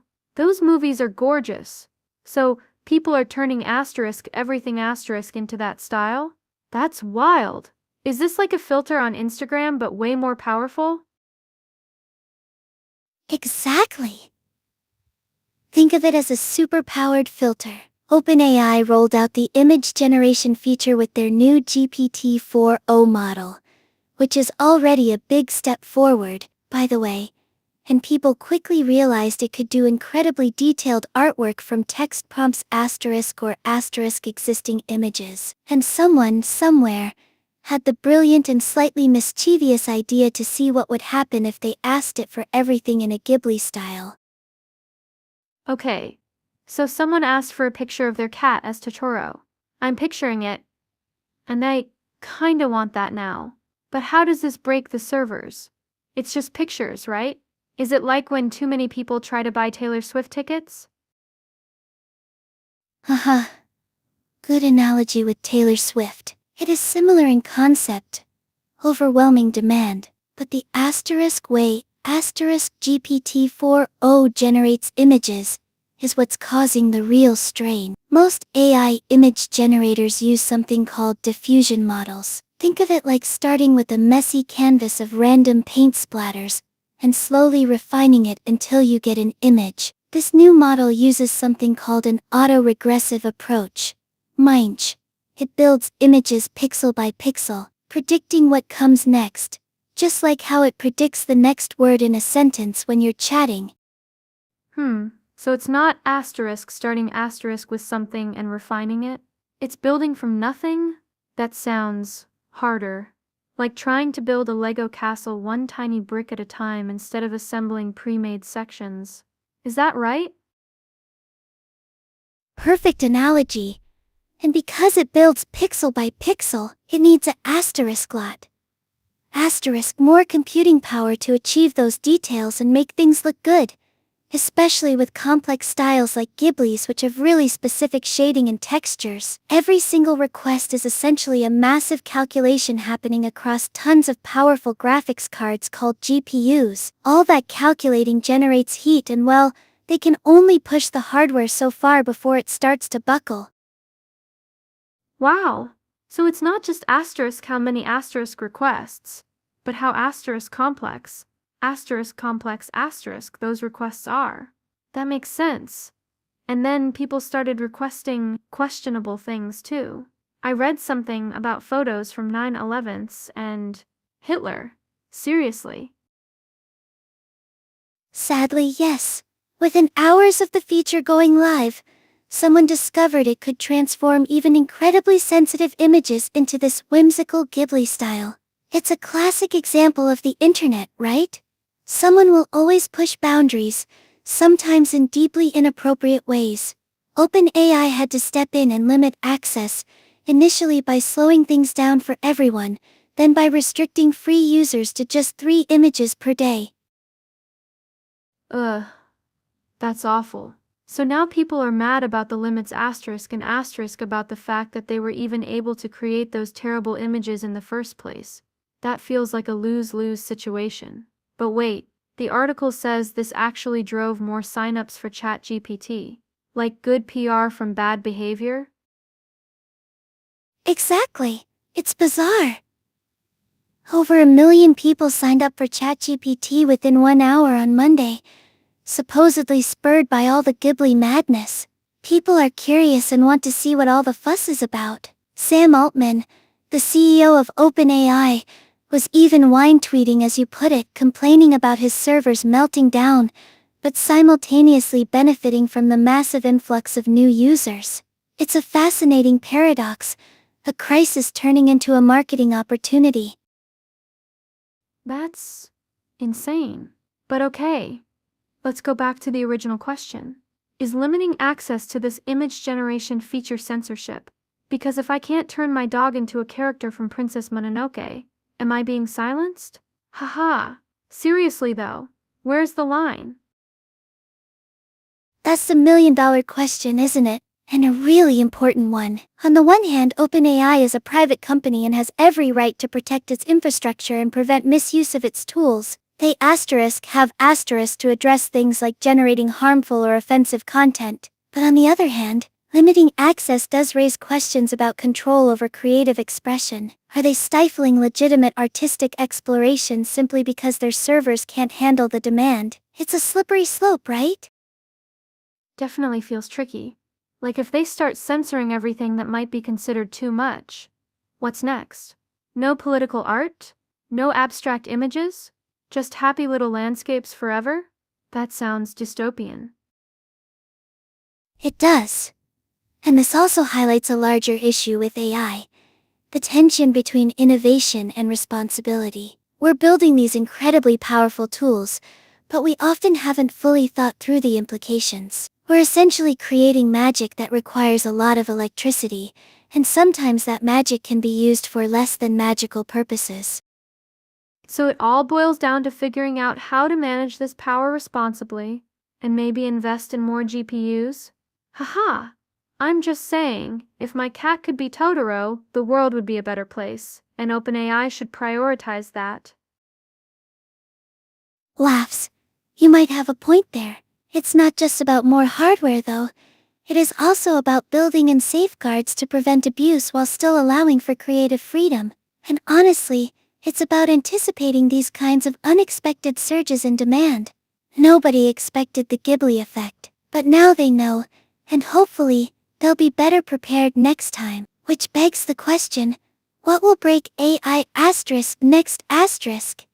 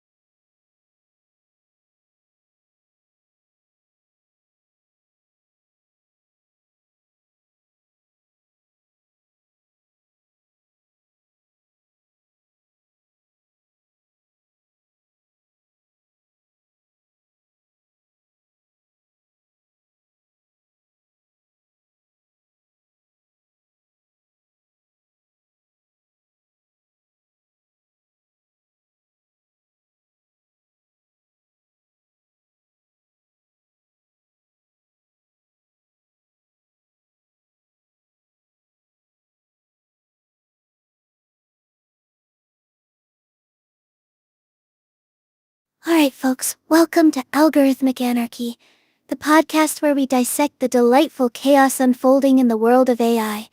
Today's episode? We're calling it Gibligeddon. When anime broke open AI. Honestly, the title writes itself sometimes, right?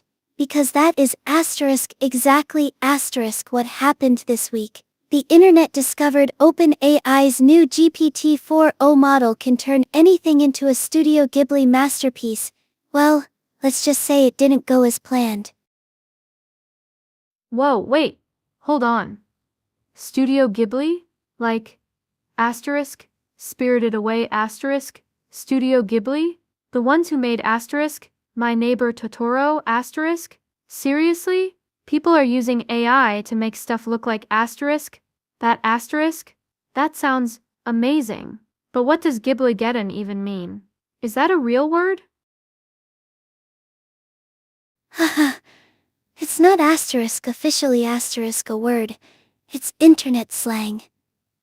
Born from the sheer volume of Ghibli-style images flooding every corner of social media. Ghibli plus Armageddon. Get it? Essentially, OpenAI's servers were overwhelmed by people turning everything, and I mean everything into whimsical anime scenes. Sam Altman, the CEO, was literally tweeting about needing sleep because his team couldn't keep up. He tweeted, "Can y'all please chill on generating images? This is insane, our team needs sleep." Can you imagine a CEO begging people to stop using their product? No way. That's hilarious. And kinda concerning. So they made something really popular that then became too popular. It's like when everyone suddenly decided sourdough bread was the thing during lockdown. My aunt started a whole Instagram account dedicated to her loaves, and the flour shelves were empty everywhere. Is it similar to that? That's actually a fantastic analogy. Exactly like the sourdough craze, but on a much larger scale, and with significantly more computing power required. You see, most AI image generators, like DALL-E 3 previously, use something called diffusion models. Think of it like starting with a blurry mess, and slowly refining it into an image. This new GPT-4o model does things differently. It builds images pixel by pixel, predicting what comes next, just like how it writes text. So, it's more precise? Like drawing with tiny little dots, instead of smearing paint around? That makes sense. Why it'd be better quality, but also need more power. Wait, you said pixel by pixel, does that mean it takes longer too? Because if I could turn my dog into a character from asterisk Princess Mononoke asterisk, I'd want it asterisk now asterisk. Precisely. It's like the difference between creating an oil painting versus building a tile mosaic. The mosaic requires meticulous placement of each individual piece, much more computationally intensive than broad brushstrokes. And yes, that higher fidelity comes at a cost, massive computational power. Each request puts huge stress on their GPUs, those are essentially the brains of the operation, and generates a ton of heat. It's why they had to start limiting image generations to just 3 per hour, then eventually 3 per day for free users. 3 images a day? That feels stingy. I mean, if you're gonna let me unleash my creativity and turn everything into anime, at least give me 5. But okay, back to the whole melting servers thing. So people were literally breaking their computers with cute pictures? Not quite breaking, but pushing them to their absolute limit. And that's where things get ethically complicated. Because along with all the lovely landscapes and adorable characters, people started using this tool for really questionable stuff. They began giblifying images of incredibly sensitive events, like 9/11 events, or even photos of Adolf Hitler. The White House even got involved, releasing a Ghibli-style meme about a drug trafficker, which was not a good look. Oh, wow. Okay, that's deeply unsettling. So it's a powerful tool, but people are using it to make really awful things look pleasant. That feels inherently wrong. like putting sprinkles on something truly horrific. Is there any way to control what people do with this stuff? That's the million-dollar question, isn't it? OpenAI is trying, they're implementing filters and safety measures, but it's a constant arms race. And honestly, it raises a bigger point about whether prioritizing these features, driven by fleeting internet trends, is responsible given their financial situation. The article mentions that OpenAI is losing billions annually. Are cute anime pictures really the best use of those resources? Billions. Wow. That's a lot of money to be spending on making my cat look like a forest spirit. So they're losing money asterisk while asterisk everyone is overloading their servers with Ghibli requests. It feels like they are being punished for creating something good. And what about the people who signed up because of all this hype? The article said over 1 million new users joined ChatGPT in 1 hour. Exactly. That's where it gets really interesting. While Altman is publicly downplaying the financial strain, Ghibli did bring a huge surge in signups. It briefly overtook Google in search trends. So there's this bizarre paradox. They're hemorrhaging money but simultaneously gaining massive user attention and potential revenue. But sustaining that infrastructure to support all these users, that's the challenge. And it begs the question, is OpenAI chasing virality instead of focusing on core potentially profitable applications? That's a really good point. It's like opening a fancy restaurant and then realizing everyone just wants free samples. You get lots of attention but no actual income. So what are they doing about it all? Are they gonna fix the servers, or are we stuck with 3 anime images a day for eternity? They're working on optimizing the infrastructure, promising improvements. Hopefully it won't be long.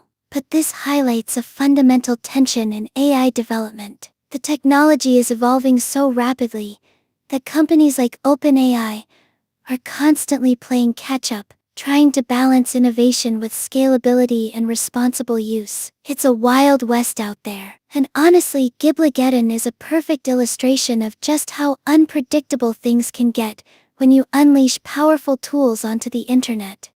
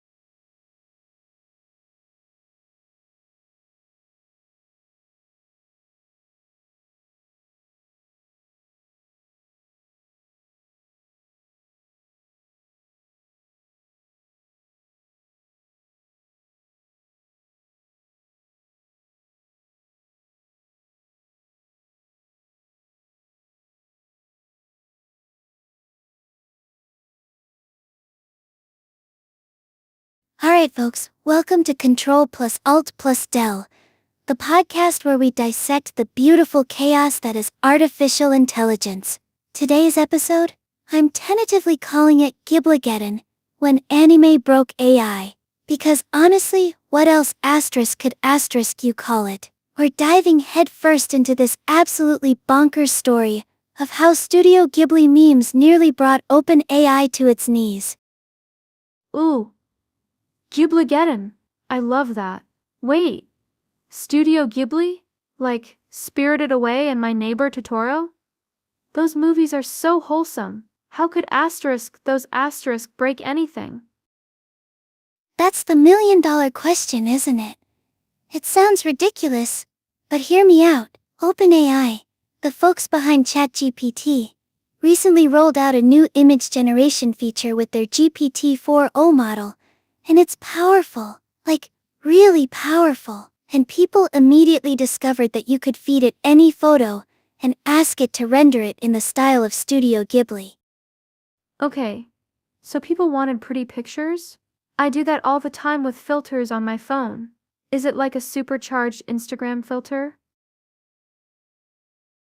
It's exponentially more complex than an Instagram filter. Haha, this isn't just slapping a pastel hue over things. GPT-4o uses a completely different approach to image generation than previous AI tools. Most generators start with noise, random pixels, and slowly refine them into a picture. Think of it like sculpting. This one? It builds images pixel by pixel, predicting what comes next. Kind of like writing a sentence word by word. That's how it gets the detail right, especially text within images, which is something older systems struggled with. Whoa, okay. That does sound complicated and resource intensive. So, it's not just making things look pretty, it's doing a lot of math for every single pixel. Wait, so why Ghibli specifically? Is there something about their style that's particularly hard to compute? That's the funny part. It wasn't specifically Ghibli. People just started with Ghibli because the results were immediately charming and shareable. The aesthetic is so recognizable. Right? But it quickly spiraled from there. Folks started Ghiblifying everything. Wedding photos, historical events, even incredibly inappropriate things like pictures related to 9/11 events or Hitler. Asterisk. Gasps. Asterisk. Oh my goodness. That's terrible. People are awful sometimes. But still, how does this break a supercomputer? I mean, can't they just add more computers? You would think so, but it's not quite that simple. Each image request is a massive computational burden. Think of it like building a mosaic versus painting with oils. The oil painting, the diffusion model, you have broad strokes and blending. The mosaic, the GPT-4o approach, every single tile has to be placed perfectly. That takes exponentially more processing power.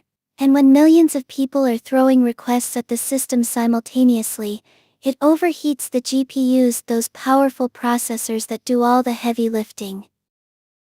Okay, so it's like trying to run a marathon with 1,000,000 people all sprinting at once. The finish line is a cute anime picture. That's hilarious and horrifying. Exactly. And Sam Altman, OpenAI's CEO, was publicly begging people to stop. He tweeted, "Can y'all please chill on generating images? This is insane. Our team needs sleep," which, honestly, feels like something you'd see on Reddit. It speaks volumes that the head of one of the most advanced AI companies in the world is basically pleading with users to ease up. Haha, that asterisk is a very relatable tweet. So they put limits on it. How many pictures can people make now? They did. Free users are limited to 3 images per day, and even paying subscribers have rate limits. It caused a lot of outrage. Naturally, people complained about the restrictions, and some even claimed the system was falsely limiting them. AI hallucinating limitations. The irony is chef's kiss asterisk. Wait, the asterisk AI asterisk was lying about the limits? That's like your Roomba telling you it needs a vacation in Hawaii. That's wild. It absolutely is. And despite all this chaos, guess what happened? Over 1 million people signed up for ChatGPT within an hour of the model release. So, Ghibli ironically drove massive user growth. The demand overwhelmed the supply. It's like announcing a free pizza party and being shocked when everyone shows up. Wow. Oh. Okay. So it's bad press, but good business. That feels unsettlingly common these days. But going back to your original question, does this mean they messed up by releasing the feature before fully testing it? Or is there just no way to predict what people will do with a powerful tool like this? That's asterisk. Precisely asterisk the core issue. It highlights a fundamental flaw in relying on user behavior as your primary form of stress testing for AI systems. You can run simulations, you can test with internal teams, but nothing truly prepares you for the creativity, and sometimes the sheer malice, of millions of users unleashed on a new technology. They essentially launched into the wild, hoping for the best. So it's like building a bridge and then letting everyone drive trucks full of elephants across it before checking if the supports can handle the weight. A very cute bridge though, with Ghibli-style decorations. Laughing. That's a perfect analogy. And it raises bigger questions about responsible AI development.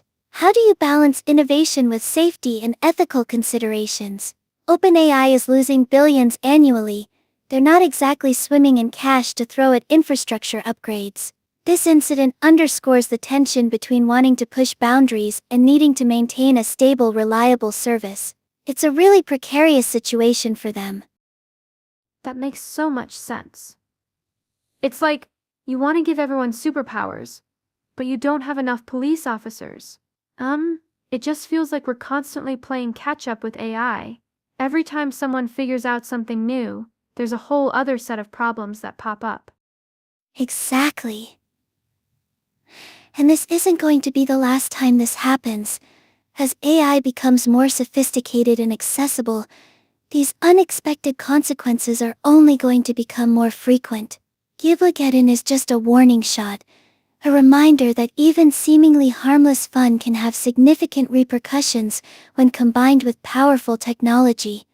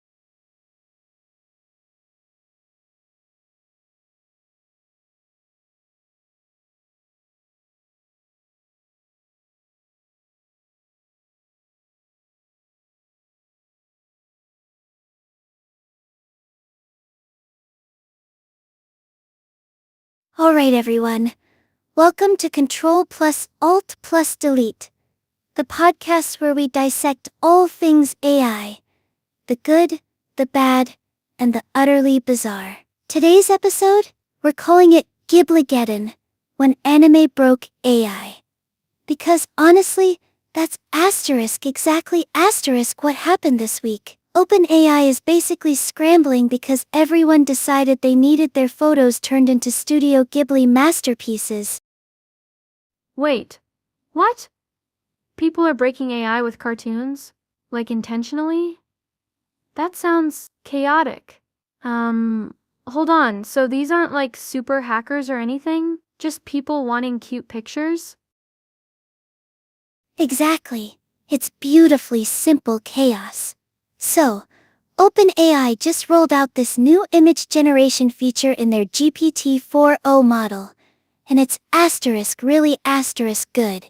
Like, noticeably better than previous AI art generators. And someone discovered that if you prompt it with Studio Ghibli style, boom, instant whimsical magic. Think Spirited Away meets your family vacation photos. Okay. I get that. I love Studio Ghibli. My Neighbor Totoro is my absolute favorite. So people just started doing it to asterisk. Everything. And I mean asterisk. Everything asterisk.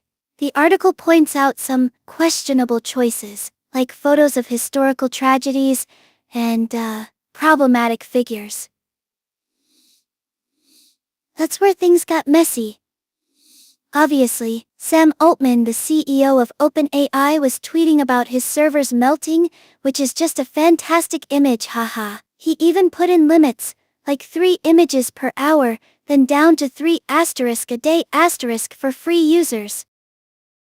Wow. That escalated quickly. 3 a day? That feels stingy, but also understandable if their stuff is actually frying. This sounds like when everyone was trying to download the first season of Squid Game at once and everything crashed. Is it the same kind of thing? It's similar in principle. Yeah, massive demand, overwhelming infrastructure. But it's more nuanced than just bandwidth. It comes down to how GPT-4o generates these images. The article explains they're using what's called an autoregressive approach. Now this is where it gets a little technical. Oh boy. Here we go. Okay, lay it on me. But please, use analogies. I'm a visual learner. Okay, so most AI image generators, like DALL-E 3, before this update, use something called diffusion models. Think of it like starting with a completely blank canvas covered in random paint splatters.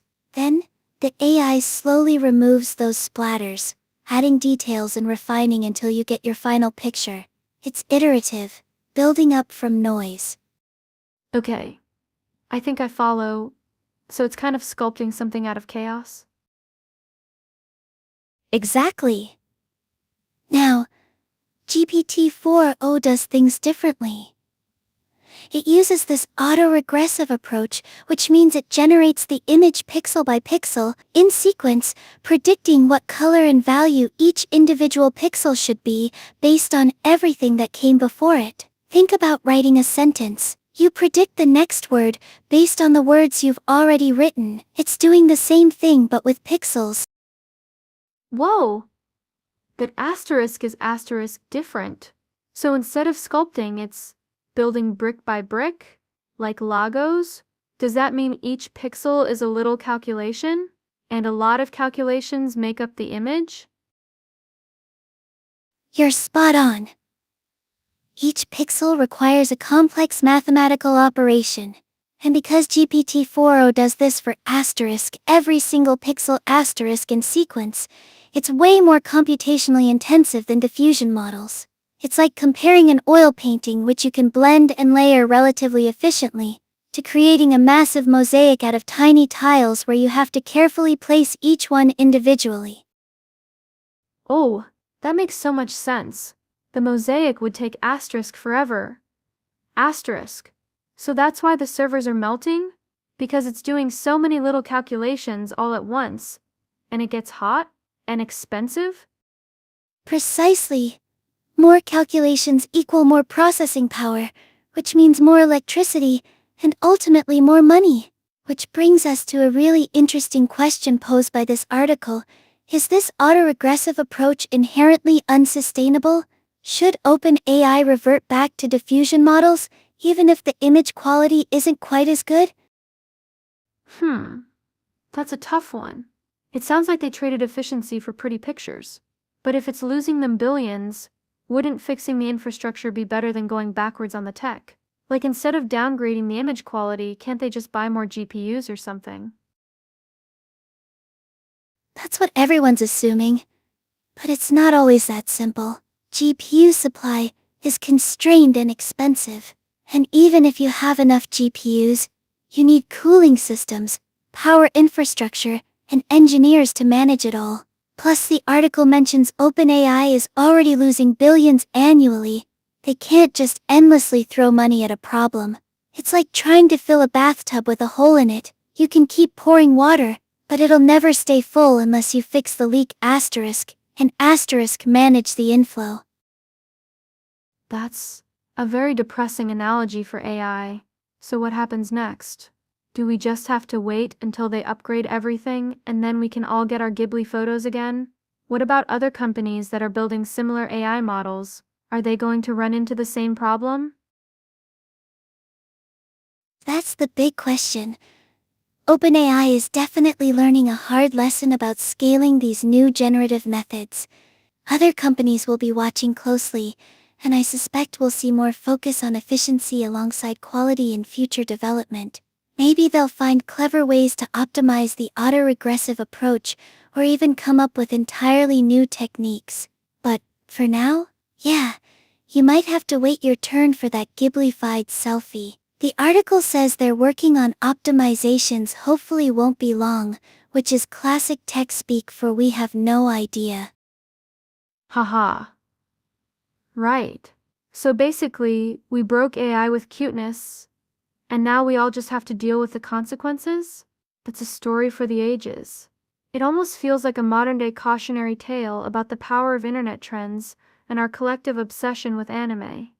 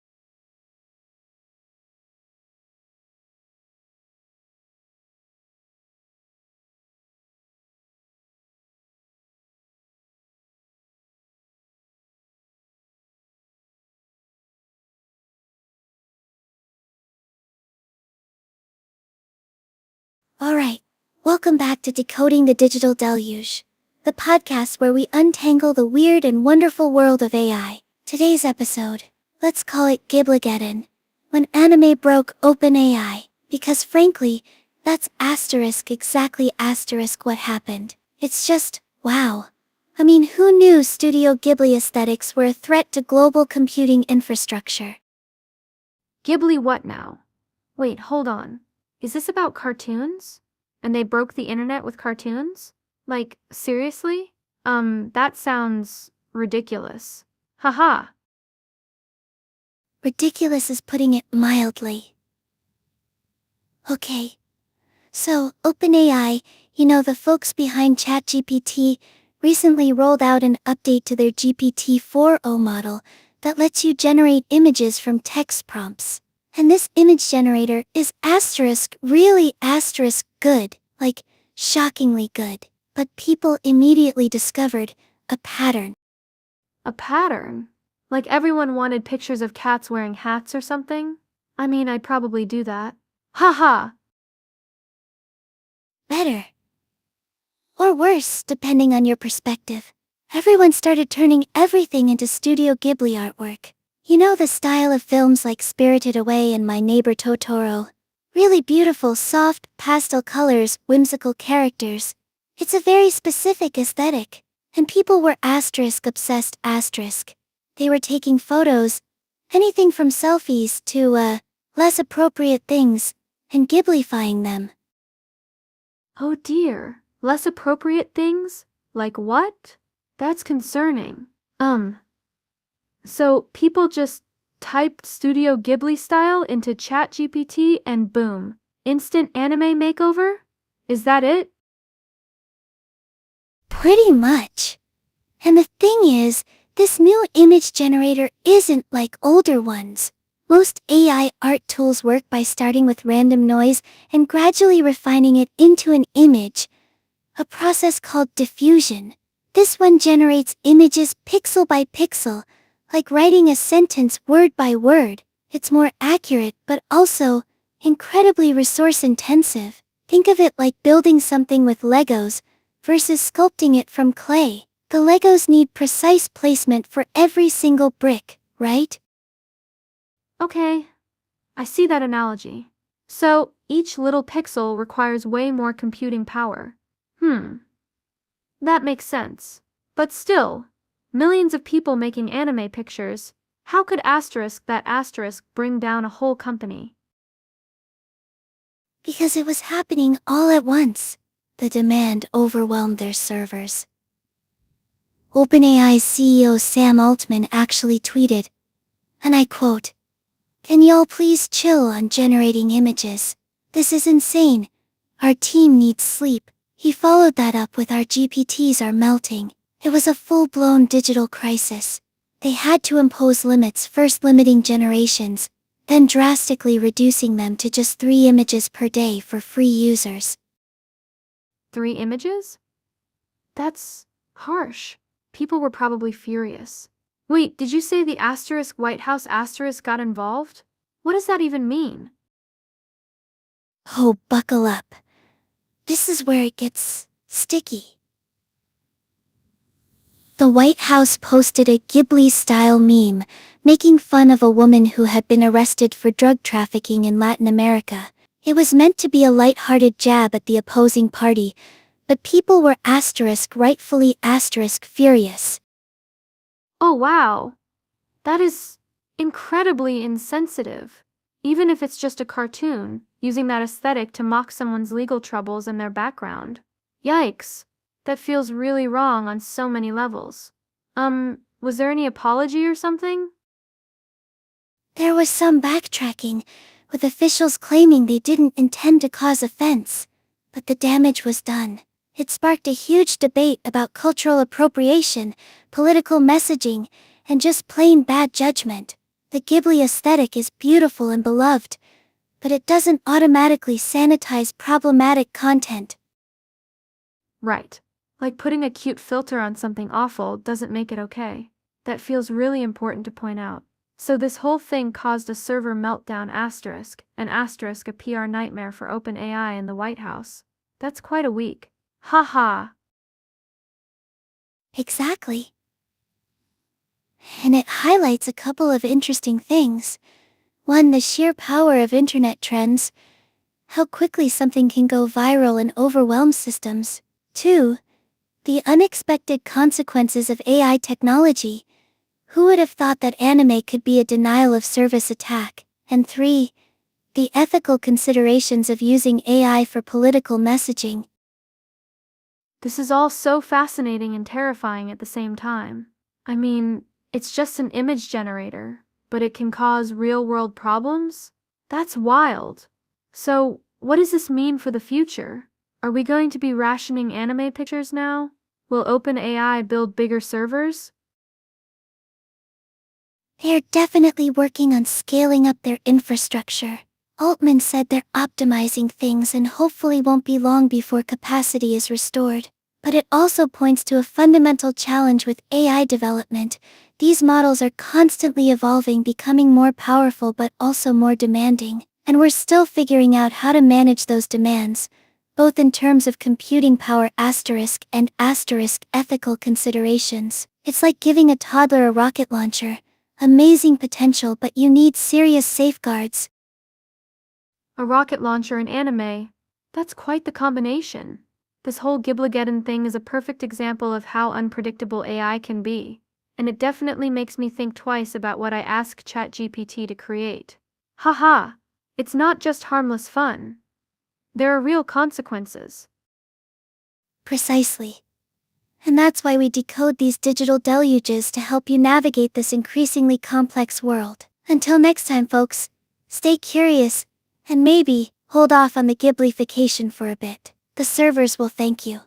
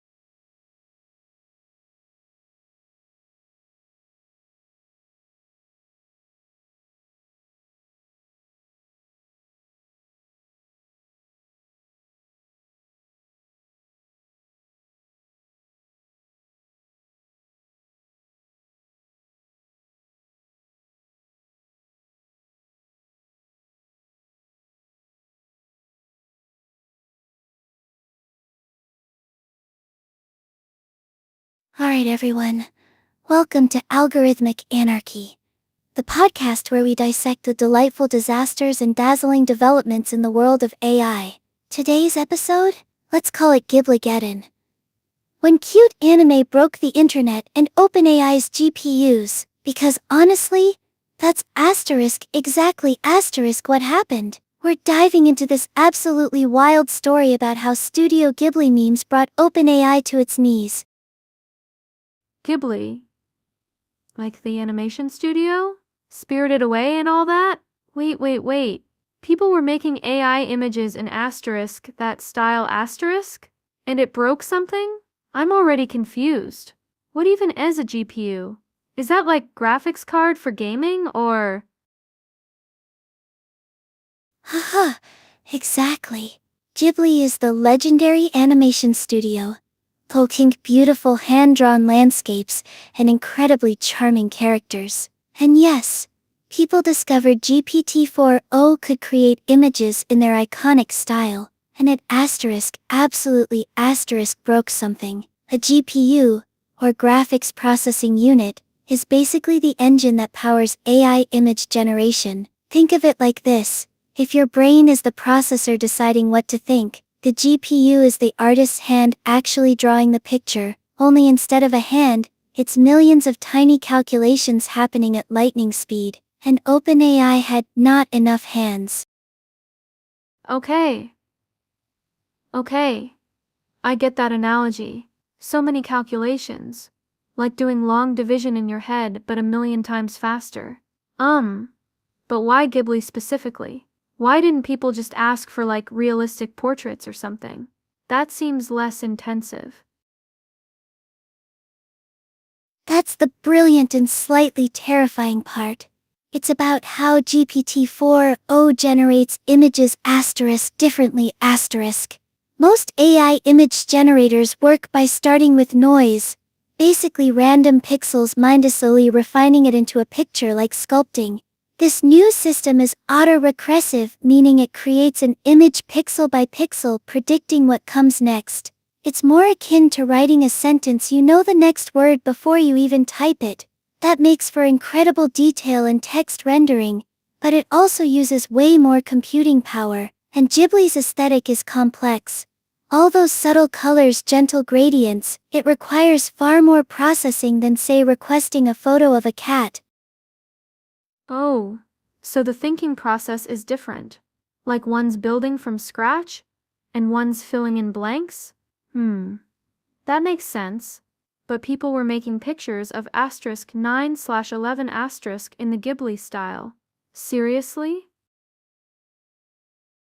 Size, yes. Unfortunately, that's where it gets deeply unsettling. It highlights a massive issue with these tools. They're immoral.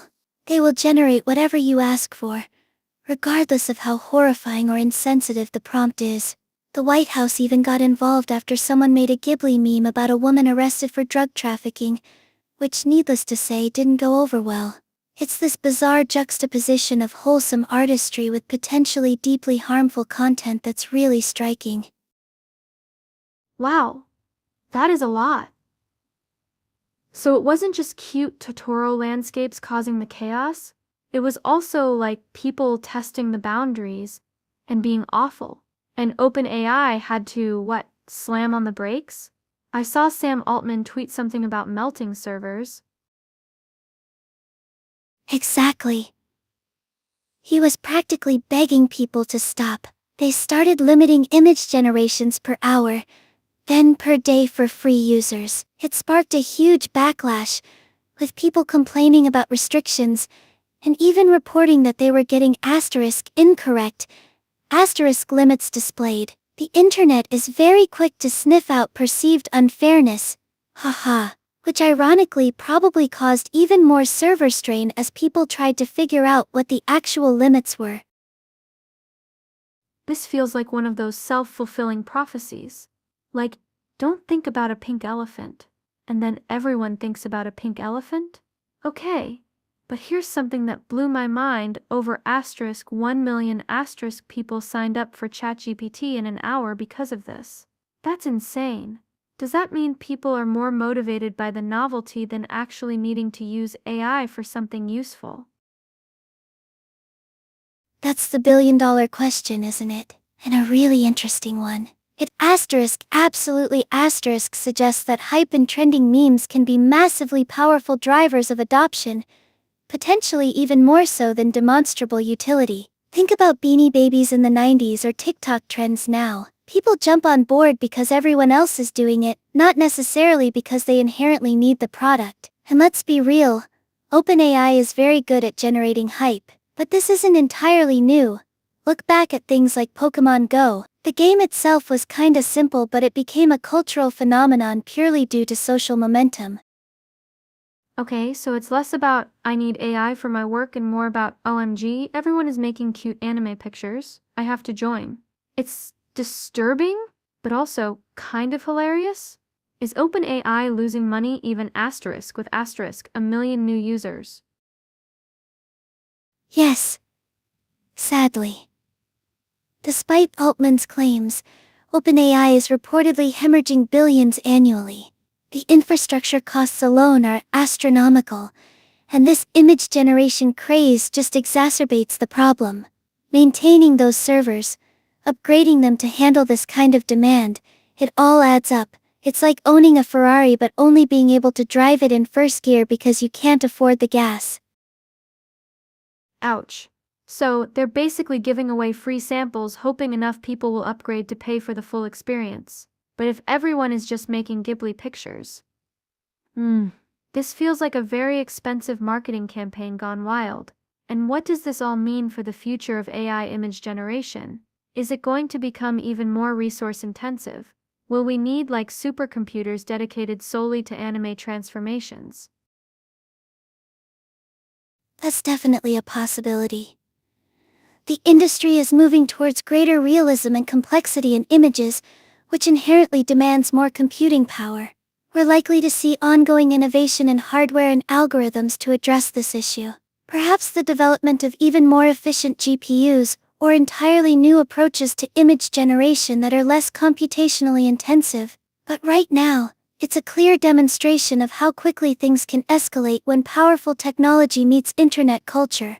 This Gibligeddon isn't just about broken servers and frustrated users, it's a microcosm of the challenges and potential pitfalls we face as AI becomes increasingly integrated into our lives.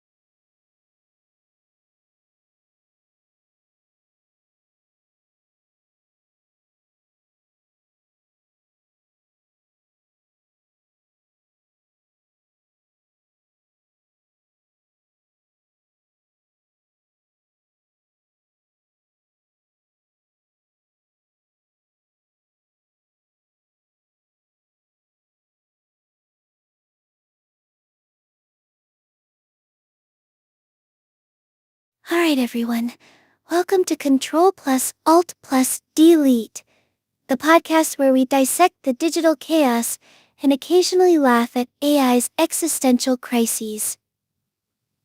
Today's episode? We're calling it Ghibli-geddon, when anime broke open AI.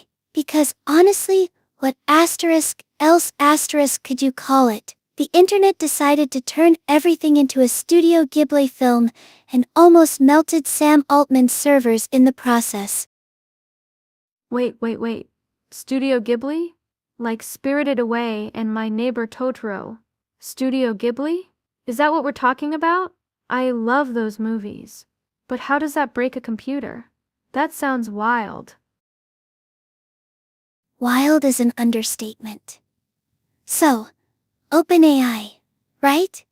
They just rolled out this new image generation capability with their GPT-4o model. It's incredible stuff, honestly. It doesn't diffuse images like previous AI art tools. Think of diffusion as starting with noise and sculpting something recognizable. This new system builds pixel by pixel, predicting what comes next, kinda like writing a story one word at a time. Oh, so it's more deliberate. Like instead of muddling around until it looks right, it actually plans the image? That makes sense why it would be better quality. But still, pixels. How can pixels crash servers? I thought computers were good at pixels. Haha, you're not wrong. They are good at pixels usually. But this is different. Imagine building a mosaic, right? Each tile needs to be carefully placed. Now imagine trying to build that mosaic with millions of tiny tiles, all at the same time, and each tile's color depends on what the previous million tiles looked like. It's computationally intensive. Every single pixel has to be calculated in sequence. Okay. I think I get it. A lot of math. Really fast. And everyone wanted a Ghibli picture asterisk at once. Asterisk. Is that why Altman was tweeting about melting servers?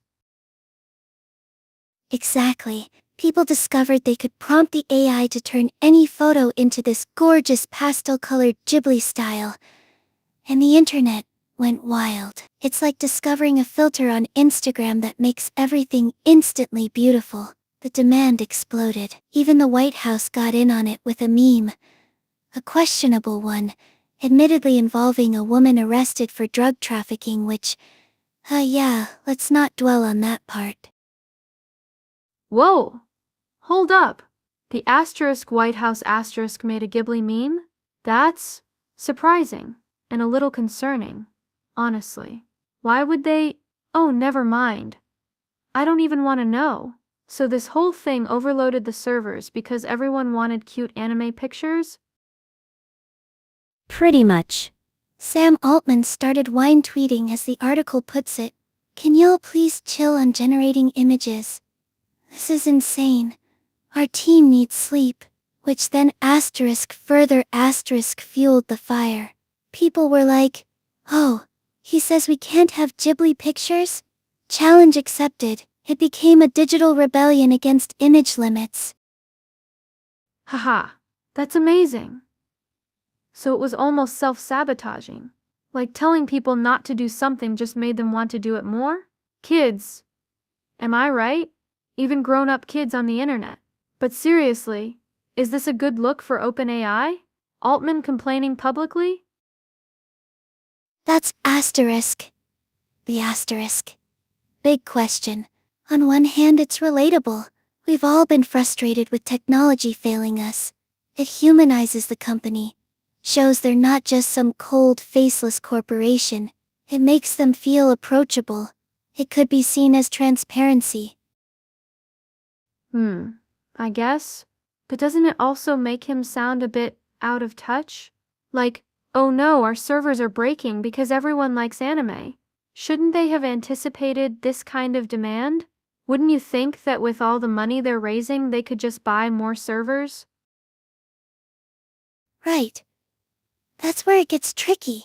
It does come across as a bit, let them eat cake, especially when you consider OpenAI is reportedly losing billions annually. They're burning through cash at an alarming rate, and this image generation feature, while popular, adds even more strain to their infrastructure costs. It feels tone deaf to be publicly complaining about the success of a feature that also drove over 1 million new signups in 1 hour. Whoa, 1 million signups. That's insane. So even though he was complaining, it was good for business? Like a really weird, stressful kind of marketing? Precisely.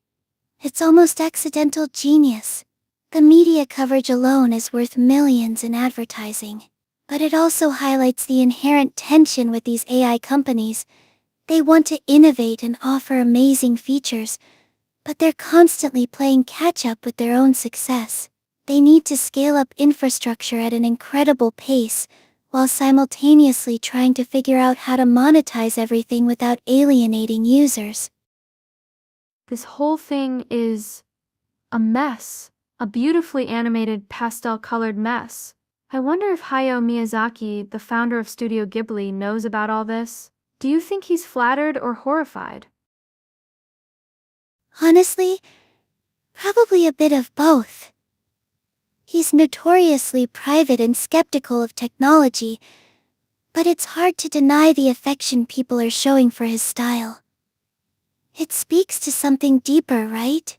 This longing for beauty, for escapism, for those whimsical worlds he created. The AI isn't recreating his asterisk art necessarily, it's tapping into a feeling. That's actually really profound. Okay, I officially understand the Ghibli-geddon. So what happens now?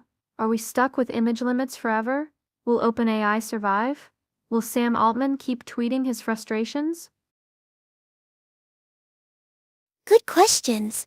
They've implemented stricter rate limits, 3 images a day for free users right now. And they're working on optimizing their infrastructure. Hopefully they can scale up quickly. As for whether OpenAI will survive, well, that's the million-dollar question, or rather the multi-billion-dollar question. But this incident does show how fragile these systems are, and how easily they can be overwhelmed by unexpected demand. And as for Altman, I suspect we'll see more transparency, but hopefully with a little more self-awareness going forward. It's a constant learning curve for everyone, including the CEOs of AI empires.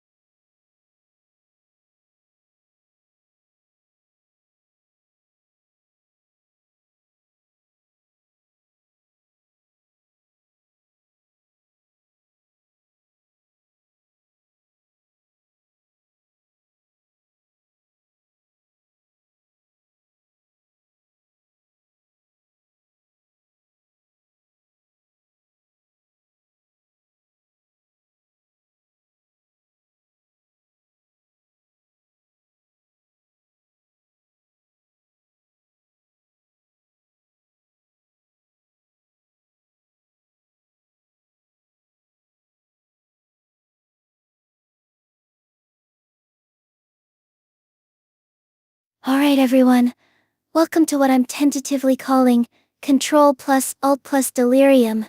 Barium. Because honestly, that's how I feel trying to keep up with this AI stuff. Today we are diving headfirst into, well, a Ghibli-geddon. Yes, you heard that right. Apparently the internet broke OpenAI's GPUs by asking it to make everything look like a Studio Ghibli film. Wait, hold on. Ghibli? Like Spirited Away and My Neighbor Totoro? Ghibli? The cute fluffy stuff? How could that break the internet? I mean, isn't the internet supposed to be like infinitely scalable? That doesn't sound right. Haha. That's a fantastic question. It feels counterintuitive, right? You picture these adorable Totorofied selfies and think, cute. But it turns out that asking an AI to do this specific thing, turning images into Ghibli-style art, is unbelievably demanding on computing power. It's not the volume of requests initially, although 1,000,000 signups in an hour certainly doesn't help. It's how those requests are being processed. So, what makes creating Ghibli images so different? Is it because of all the colors and details or something? I mean, I can imagine drawing that by hand would take forever. Exactly. You're onto something. Traditional AI image generators like DALL-E use a method called diffusion. Think of it like starting with a canvas full of static, random pixels and slowly sculpting an image out of the noise. It's iterative, building up from nothing. GPT-4o, which is what caused all this chaos, does things differently. It's autoregressive, meaning it builds images pixel by pixel, predicting what each new pixel should be based on everything that came before. Whoa! So it's like writing a sentence? You know, one word at a time? Building up to the whole thought? That's kind of crazy. But why does that take more power? It does. Think about it this way. Diffusion is like creating a tile mosaic. You place individual tiles and they generally fit together. Autoregressive is like painting with oil paints. Every brushstroke needs to be perfect, blending seamlessly into the next one. To get that level of detail and coherence, especially the kind of delicate shading and style characteristic of Ghibli films, requires exponentially more calculation. It's a far more complex mathematical operation for each pixel. OpenAI CEO Sam Altman even tweeted about it, saying their GPTs are melting. Can you imagine running a multi-billion-dollar company and having to tweet that? Oh my gosh, melting GPTs. That's hilarious, but also terrifying. So they just didn't anticipate everyone wanting pastel landscapes? It feels like they should have seen that coming. I mean, who doesn't love Ghibli? Wait a minute. So all these GPUs are getting overheated because of anime pictures? That is wild. Haha. Right? And it's not just about the style. It also seems GPT-4o renders text within the images much better than previous models, which again adds to the computational load. The article mentions people were even turning photos of, well, let's just say problematic historical figures into Ghibli characters, and the AI was actually putting legible lettering on signs in those scenes. That's a level of detail we haven't seen before. Oh dear, that's concerning. Turning photos of Hitler into something cute. Yikes. I can see why they had to put limits on things, even if people are complaining. So, they limited it to 3 images per hour and then down to 3 a day for free users. Does that actually help? Or is it like putting a band-aid on a broken leg? It's definitely more of a band-aid right now. It's buying them time to optimize their infrastructure. The underlying problem remains. This new image generation tech is hungry for power. Which brings us to the big question posed by the article. And something I think about a lot is AI image generation ultimately environmentally unsustainable. Ooh, that's heavy. I hadn't even considered that part. So all this computing uses electricity, right? And electricity often comes from not so green sources. I remember learning in school about the carbon footprint of data centers. Is it really asterisk that asterisk bad? It is significant. Data centers are massive energy consumers. Think about how many servers they need to run everything we do online, streaming videos, browsing social media, and now generating millions of Ghibli-style pictures. And a lot of that power still comes from fossil fuels, unfortunately. The more complex the AI task, like pixel by pixel image generation, the more energy it consumes. This is why there's growing concern about the environmental impact of rapidly advancing AI. Wow. So we're trading adorable anime pictures for contributing to climate change? That feels like a really bad bargain. Is anyone working on making AI more efficient? Or are we just doomed to overheat the planet with cute illustrations? I mean, can't they invent some kind of super efficient GPU or something? Absolutely.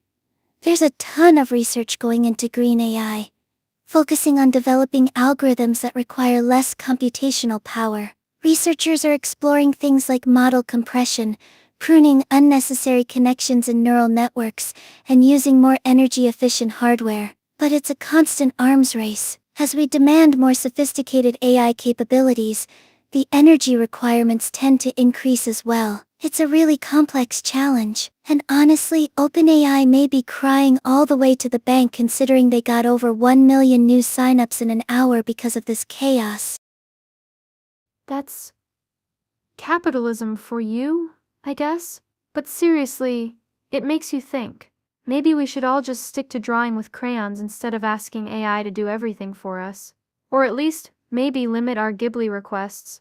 It's a fun little story, but definitely has bigger implications beyond the memes.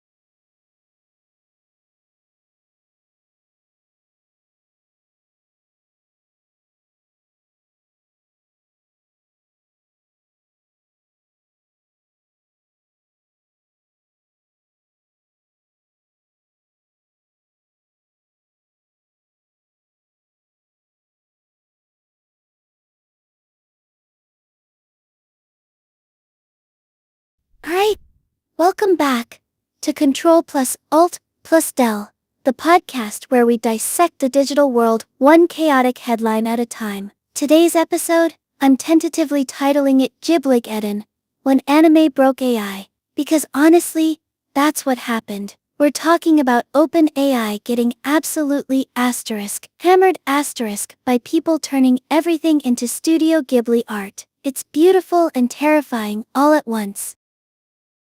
Ghibli? Like the Spirited Away? Ghibli? Oh my gosh. People are making AI do that? That sounds intense. Wait, what does buckling under demand even asterisk mean asterisk in computer terms? Is it like a real buckle? Do computers have belts? Laughing, no belts, thankfully. Buckling under demand means their servers, the massive collections of computers that power everything, are being overloaded. Think of it like this. You're trying to pour water from a tiny bottle into a swimming pool. Eventually the bottle is empty, and the pool barely notices, right? But if everyone starts pouring tiny bottles simultaneously, things get overwhelmed quickly. OpenAI's servers were that swimming pool, and everyone brought their tiny Ghibli-style bottles. Oh, okay, I get it. So many requests at once. It's like when Black Friday happens, and all the websites crash because everyone's trying to buy a discounted TV? Is that kind of similar? Exactly. A perfect analogy. And it wasn't just the volume of requests, but what they were requesting. This new GPT-4o model generates images in a different way than previous AI art generators. Most use what's called diffusion models. They basically start with static and slowly refine it into an image. Think sculpting. You chip away at something until you get the shape you want. Okay, like making pottery? You start with a blob of clay, then mold it? Yes, exactly. But GPT-4o uses what's called an autoregressive approach. It builds images pixel by pixel, predicting each one in sequence, just like how it generates text. Think about writing a sentence. You predict the next word based on the previous ones. This method is way more computationally expensive. It's the difference between building with Lego bricks versus carving a statue out of marble. The Legos are quicker, but the marble can be much more detailed and intricate. Whoa! So it's like the AI is actually thinking about each pixel? That sounds exhausting for a computer. No wonder they're melting. Haha. But why Ghibli specifically? Why not like Disney or, I don't know, cats wearing hats? Good question. It really blew up because of the aesthetic. Studio Ghibli films have a very distinct look, soft colors, detailed backgrounds, whimsical characters. The AI did an exceptionally good job mimicking that style. Plus, it's just comforting. Everyone loves Totoro and Chihiro. But, this is where things get dark. People started using the tool for questionable purposes. Questionable. Like what? Don't tell me people were making AI Ghibli pictures of... Oh no, please don't say they made pictures of terrible things. Size. Let's just say historical tragedies and deeply problematic figures got the Ghibli treatment. The White House even jumped in with a meme featuring a drug trafficker styled like a Ghibli character. It was a PR nightmare, a truly spectacular example of how quickly things can go sideways online. Oh my goodness, that is deeply unsettling. So that's why they had to limit it? Like because people weren't being very nice? I mean, couldn't they just not allow certain prompts? You'd think so, right? They are trying to implement filters and restrictions, but it's a constant arms race. People will find ways around them. And limiting the generations was a quick fix. 3 images per hour initially, down to 3 per day for free users now. It didn't go over well naturally. The internet thrives on instant gratification. Us. People are the worst sometimes. But, wait, you said something about OpenAI losing billions of dollars? How can a company that makes all this fancy AI be losing money? That doesn't make sense. It's a valid question. Developing and running these models is incredibly expensive. The servers, the electricity to power them, the engineers, it adds up. OpenAI is still in its early stages. They are investing heavily in research and development, hoping for that breakthrough moment where everything becomes profitable. This Ghibli situation just highlights the cost of infrastructure. They need more powerful computers, better cooling systems, all of that. So basically, everyone wanted cute pictures so badly, it's making a really expensive company, even more expensive. That's wild. I guess this brings us to your question about tiered pricing. Should people who want super detailed art pay more for it? Exactly. It's a tricky ethical and economic debate. On one hand, everyone should have access to AI tools, but on the other hand, if certain styles are significantly more resource-intensive, is it fair for free users to hog all those resources, while people who need them for legitimate business purposes get throttled? A tiered system, pay more for higher resolution, faster generation times, or specifically demanding styles like Ghibli, could be a solution. I see the logic. Like paying extra for premium gas if you have a fancy sports car that needs it. But wouldn't that create even more asterisks of a divide? It feels like AI is already becoming something only wealthy people can really benefit from. That's absolutely a valid concern. Accessibility is crucial. We don't want to create an AI elite, maybe a hybrid model, a limited free tier, a reasonable paid tier for casual users, and a premium tier for professionals. It's a complex problem with no easy answers. And honestly, the Giblageddon event just threw it all into sharp relief. It showed us that AI art is popular, powerful, and potentially very disruptive.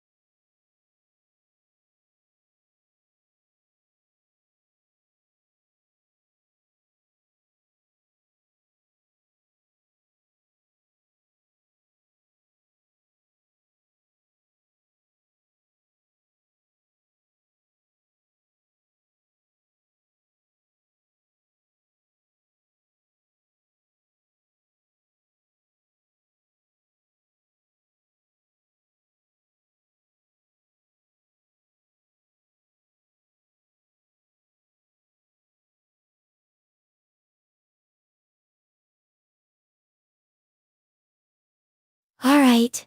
Welcome back to Control plus Alt plus Del, the podcast where we dissect the digital world one glitch at a time. Today's episode? We're calling it Gibligeddon, when anime broke AI. Because honestly, that's exactly what happened. OpenAI is, well, let's just say they're having a moment. A very computationally expensive moment. Gibligeddon? Haha, that's an amazing name for an episode. Wait, so people are Asterix breaking Asterix AI with Studio Ghibli memes? Like intentionally? I thought people mostly used AI to make deepfakes of cats or something. Chuckles. Oh, the internet is a wondrous place, my friend. It's beyond cats now. Yes, essentially. OpenAI rolled out this new image generation feature with their GPT-4o model. It's a big deal because it doesn't work like older AI art generators. They used to start with noise and build an image, right? Like sculpting. But this new system, it builds images pixel by pixel, predicting what comes next. Think of it like writing a story, one word at a time, but for visuals. Okay, I think I'm starting to get that. So instead of just appearing, the image is constructed asterisk. That sounds intense. Is that why Sam Altman was tweeting about his team needing sleep? Poor guys. Exactly. It's incredibly demanding on their hardware. And then someone discovered, and this is where it gets fun, that you could take any image, absolutely anything, and transform it into something straight out of a Miyazaki film. Pastel colors, whimsical designs, boom. Instant Ghiblification. Oh my gosh. So like I could turn a picture of my grandma's cat into a character from Spirited Away asterisk. Precisely. And everyone did, or tried to. That's when the servers started feeling the heat. And unfortunately, some people decided to test its limits with questionable content. Let's just say 9/11's photos and Adolf Hitler weren't exactly the vibe they were going for. Gasps! Oh wow! Okay, that's really not good. So OpenAI had to step in? That sounds like a PR nightmare waiting to happen. Huge one. They started throttling access, limiting generations per hour, then 3 images per day for free users, which naturally made everyone even more upset. The irony of being restricted while trying to create beautiful art is not lost on anyone. But that's the internet for you, right? You fix one problem and create 10 more. That's so true. It's like when they took away the reply all function from email, because people were replying all to asterisk. Everything asterisk. Then everyone complained about not being able to see the whole conversation. Perfect analogy. It's a classic example of unintended consequences. But back to Gibligeddon. This surge also drove over 1 million signups for ChatGPT in 1 hour, apparently. Which is insane when you think about it. People were flocking to it just to make cute anime pictures. 1 million. That's wild. So even though it was causing technical difficulties, it was also incredibly successful. That's confusing. It's like a restaurant being so popular that they run out of food and everyone gets mad, but then more people want to go because it's the hot place. You've nailed it. And it brings up this bigger question about the cost of AI. OpenAI is reportedly losing billions every year, despite Altman saying they're doing really great. This image generation stuff is expensive. Each request requires massive computational power, generates heat, and stresses their infrastructure to the breaking point. Billions. Wow. So all those free ChatGPT prompts are actually costing them money? That makes sense. I guess. It's like when you get a free sample at Costco. Someone is paying for it eventually. But what about this comparison? Oil painting versus tile mosaic. Is that really accurate? Okay, now the That's an excellent question. The article uses that analogy to explain the difference between diffusion models and GPT-4o's pixel-by-pixel approach. And honestly, it's not bad, but it is a simplification. Think about it this way. An oil painting is fluid, organic. You blend colors, create textures with brushstrokes. A tile mosaic is precise, built from discrete pieces. GPT-4o's method is more like the mosaic, meticulously placing each pixel based on what came before. It's about predicting a sequence. So oil painting is like letting the image emerge naturally, and mosaics are super calculated. Okay, I can see that. But isn't there also an artistic element to both? Like even with tiles, you have to choose which colors and shapes to use. Absolutely. You're spot on. That's where the analogy falls a little short. AI image generation still involves algorithms designed by artists and engineers. There's still creative input. It's not just pure calculation. The core difference is how the image is created, the fundamental process. Diffusion models are more about gradual refinement, while GPT-4o is about sequential construction. That makes a lot of sense. So basically, OpenAI made something really powerful that everyone wanted to use, but they didn't anticipate how much it would cost and how many people would want to turn everything into anime, and now they're scrambling to catch up? You've summarized the entire situation perfectly. Ghibligeddon is a cautionary tale about scaling AI infrastructure, managing user demand, and perhaps the enduring power of Studio Ghibli aesthetics. It's also a reminder that even the most sophisticated technology can be brought to its knees by a well-timed meme.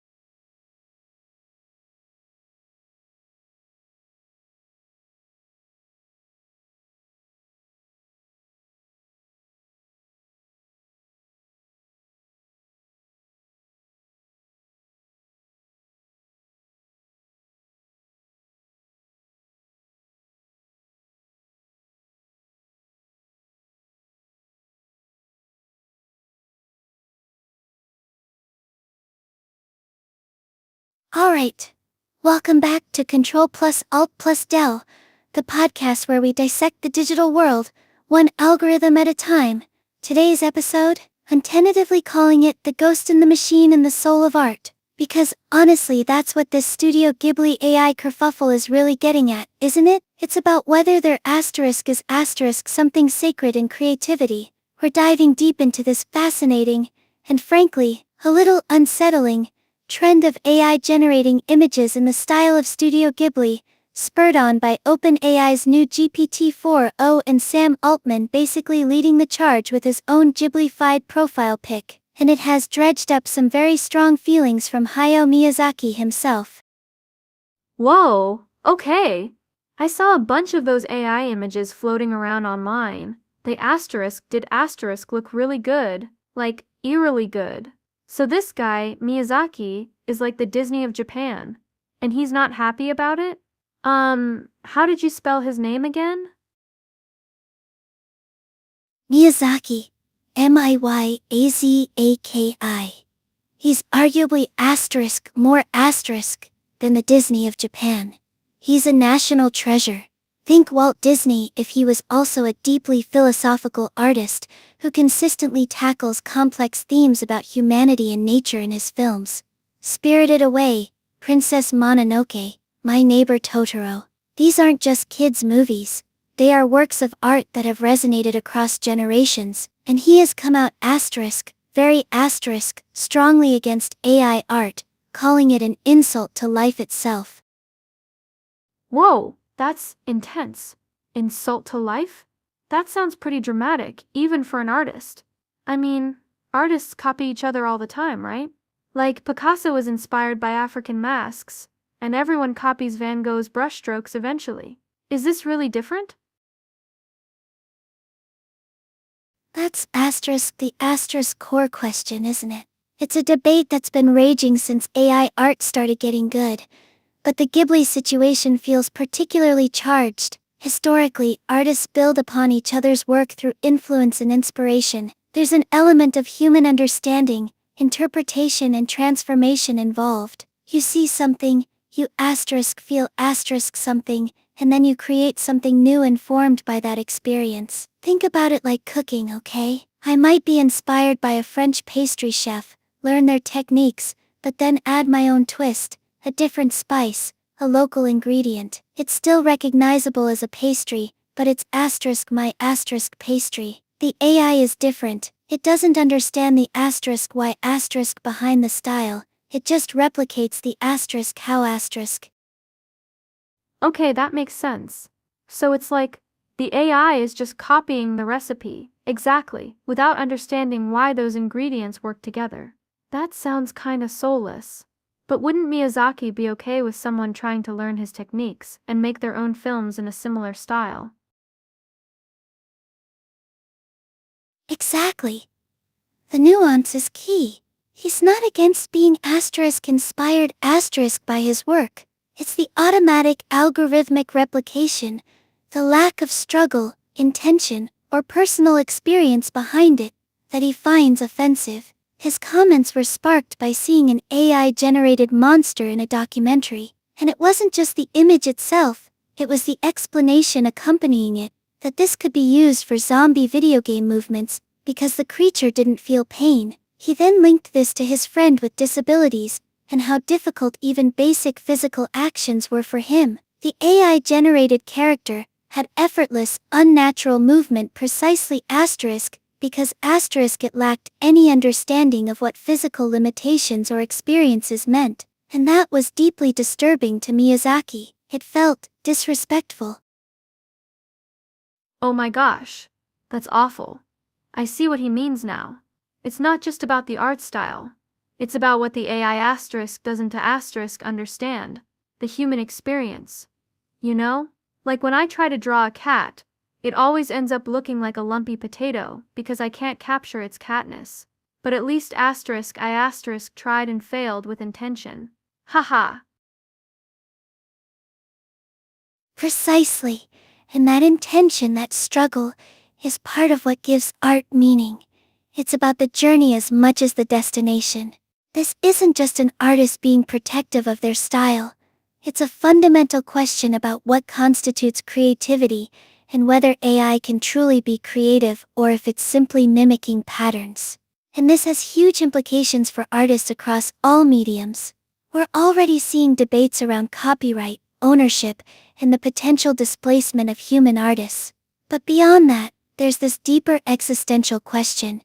If art is about expressing what it means to be human, can something non-human truly create art? It feels like we've stumbled into a really classic sci-fi plotline here. Okay, now you're making my head spin. So if AI can't really be creative, is it just a super-powered copying machine? That kind of sounds scary. And Sam Altman putting his face in Ghibli style feels a little tone-deaf given all this, doesn't it? It absolutely feels tone-deaf. He's acknowledging the incredible technology, but then essentially using it to amplify the very thing that Miyazaki is protesting. It's like waving a red flag in front of a bull. It does bring up the point he makes about creative freedom, that this tech will inevitably be used to create things some people find offensive. And OpenAI wants to let users have that control. But at what cost? Who decides what's offensive? And how do we protect artists from having their styles ripped off without any acknowledgement or compensation? I remember reading about a photographer who found hundreds of images online being used to train an AI model to replicate her style. And she had no say in the matter. It's like someone taking your DNA and using it to create a clone without your permission. That is terrifying. It's like digital identity theft? And what about all those artists who spend years perfecting their craft? If an AI can just churn out work in their style, will anyone bother hiring them anymore? I mean, imagine being a background artist for Studio Ghibli, and then suddenly an algorithm can create backgrounds that look exactly the same in seconds. It's a very real fear, and it's not limited to visual art. We're seeing this happen with music, writing, even coding. AI is becoming increasingly capable of automating creative tasks, which raises serious questions about the future of work and the value we place on human skill and ingenuity. But honestly, it's also kind of fascinating. I mean, it's forcing us to reevaluate what art is asterisk. Is it the finished product or the process of creation? Does intention matter more than execution? This whole Ghibli saga is a perfect illustration of that conflict. The incredible potential of AI versus the very human concerns about creativity, authenticity, and respect. And honestly, I think Miyazaki has a point. There's something fundamentally different about art born from lived experience, pain, joy, and intention, compared to art generated by an algorithm. It's not just about technical skill, it's about soul.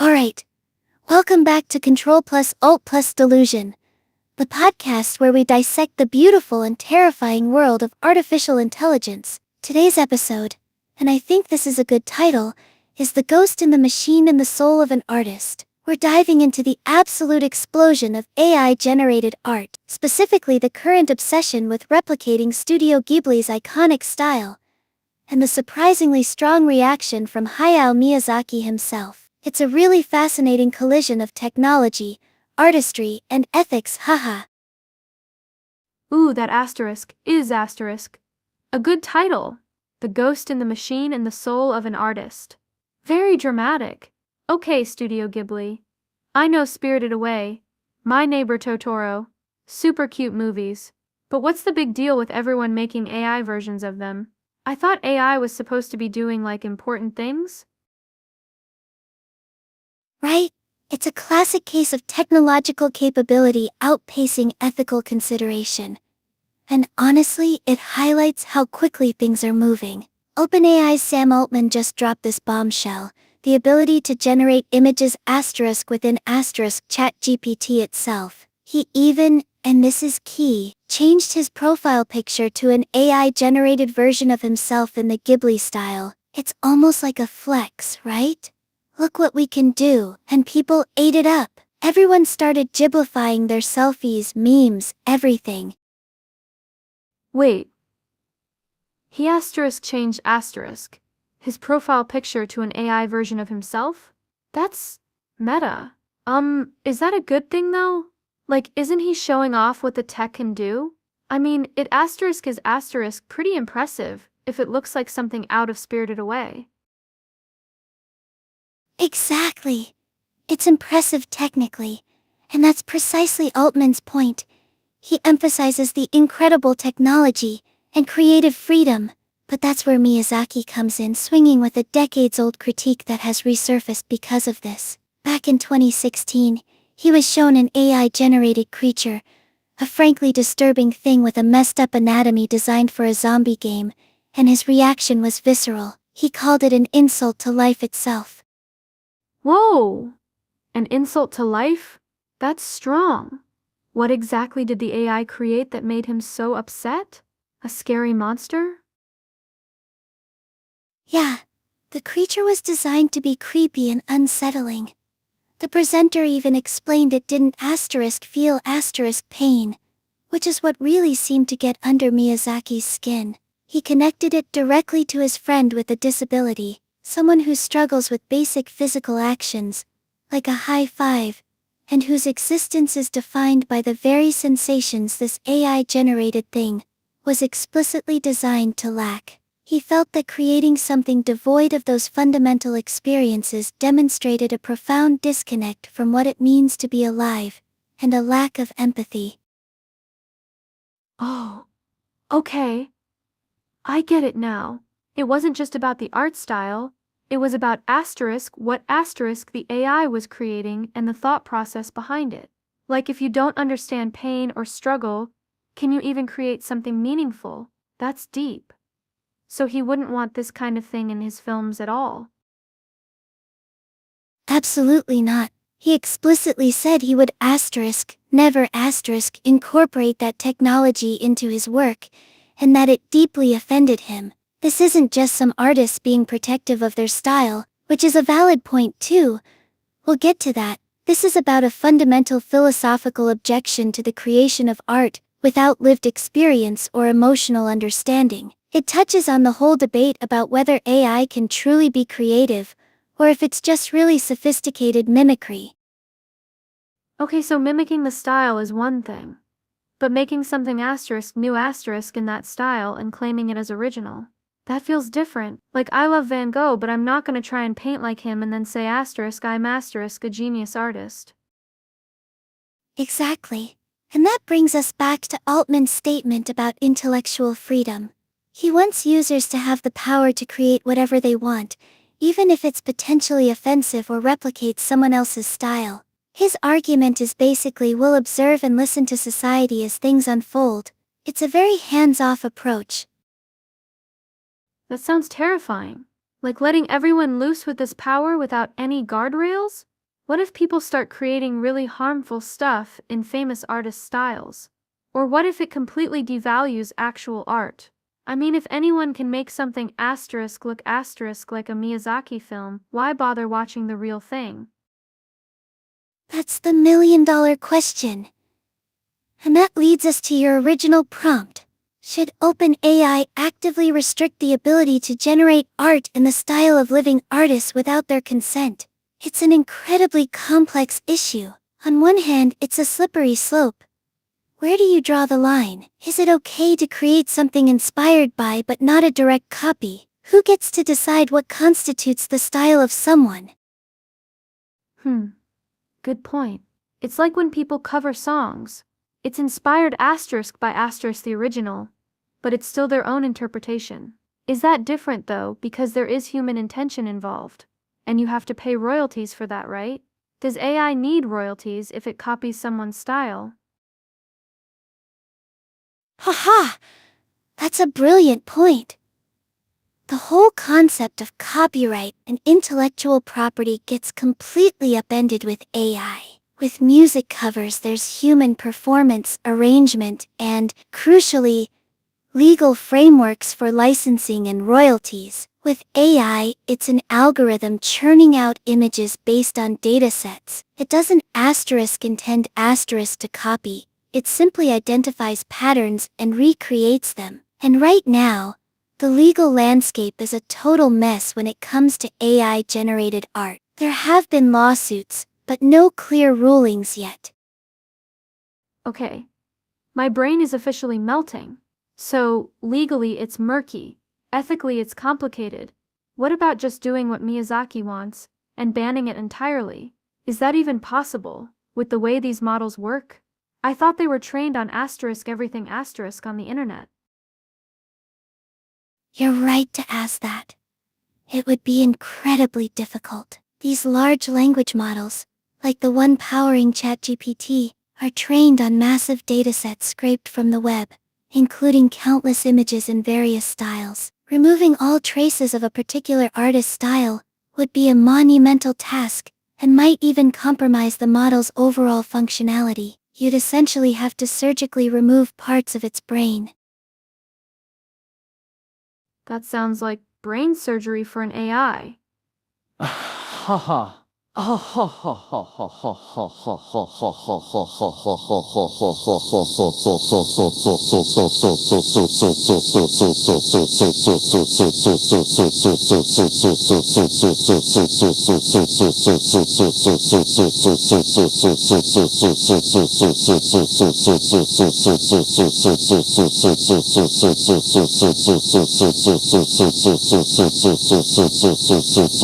chương thanh này nhỉ, so sánh sinh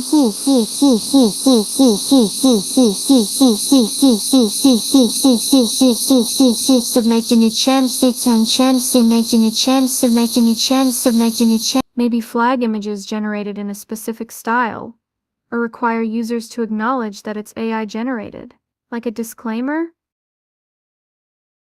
Those are reasonable suggestions. Watermarking AI-generated content is being explored, as is developing tools to detect its origin, and requiring disclaimers. A kind of AI art advisory could help manage expectations and prevent deception. But ultimately, the question comes down to balancing creative freedom with artist rights and ethical considerations. It's a tightrope walk, and I think we're just at the very beginning of this conversation. Wow. This is way more complex than I thought. So basically, Sam Altman wants to unleash the AI Kraken. Miyazaki is horrified, and everyone else is trying to figure out how to avoid an artistic apocalypse. That about sum it up? Haha, that's a surprisingly accurate summation. And honestly, it's not just about art. This debate applies to any creative field: music, writing, even coding. The rise of AI is forcing us to reevaluate what we value in creativity and how we protect the rights of those who create. It's going to be a wild ride, that's for sure. And this week, it started with Studio Ghibli.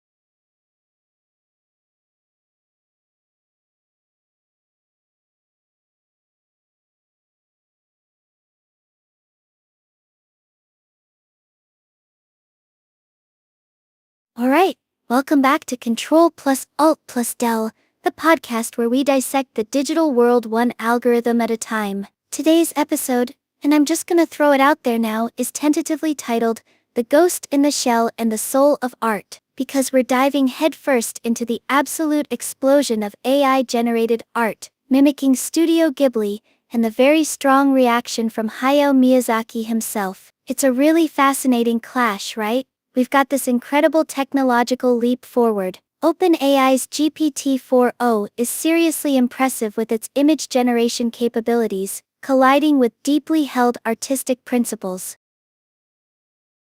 Whoa, okay. Studio Ghibli and AI.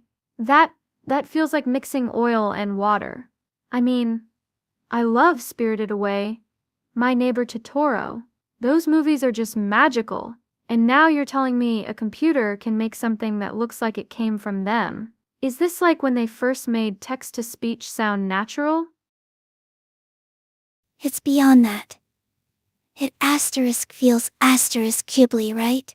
That's the scary part. Sam Altman, the CEO of OpenAI, basically lit the fuse with a tweet announcing the image generation and, well, he used a Ghibli-style avatar for himself. He essentially said, "Look what this can do," and everyone immediately jumped on the bandwagon. You see selfies being Ghiblified all over X.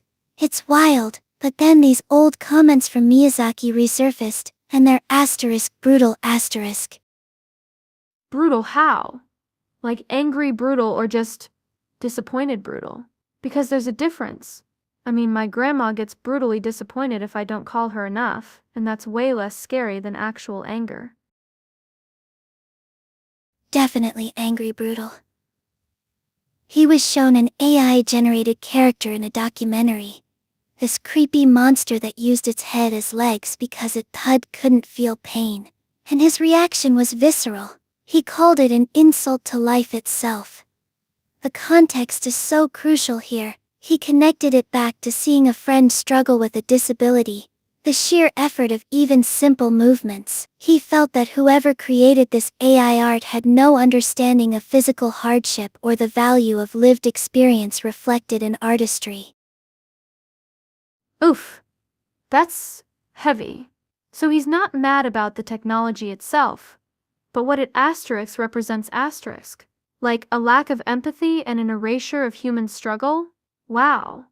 That's actually really smart. I was just thinking about how cool the tech is.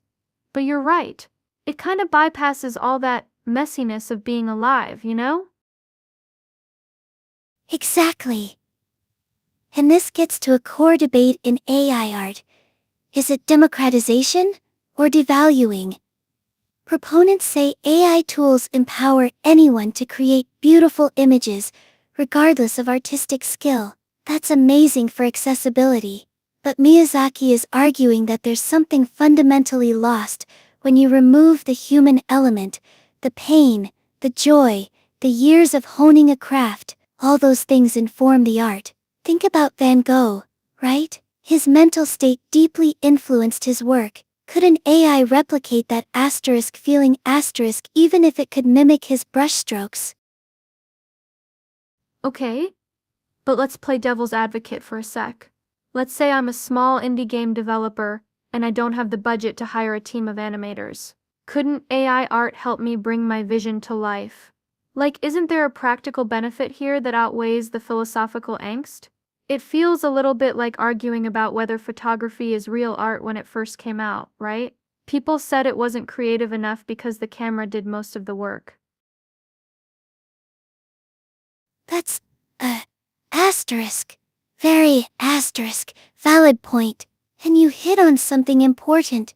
The historical parallel to photography. There was initial resistance and questioning of its artistic merit, but photography eventually found its place, evolved as an art form, and even influenced painting. The indie game developer scenario is perfect. It's about access, affordability, and enabling creativity for those who wouldn't otherwise have it.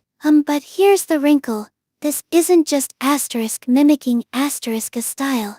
It's actively leveraging the artistic legacy of Studio Ghibli, a very specific and recognizable aesthetic built over decades. It's not creating something entirely new, it's borrowing heavily from someone else's deeply personal vision. Altman's profile picture feels tone-deaf in that context, right? Like a blatant, "look what we can do," with no acknowledgement of the source material.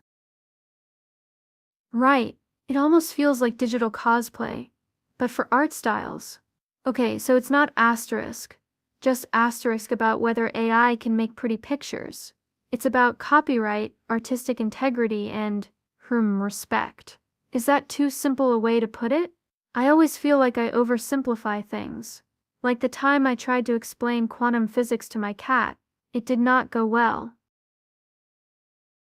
Ha ha. No, you're hitting all the key points. Respect is huge. And copyright is a legal minefield here. Can OpenAI claim fair use by transforming images in the style of Ghibli? That's going to be a major battleground. This whole situation also raises questions about what constitutes originality in the age of AI, and who owns creative output when it's generated by algorithms trained on existing works. It feels like we are living inside a Black Mirror episode. Oh my gosh, you're so right! And it makes me wonder, if I fed all of Shakespeare into an AI and asked it to write a new play, would that be considered original?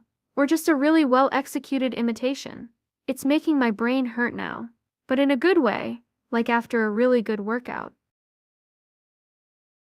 Exactly.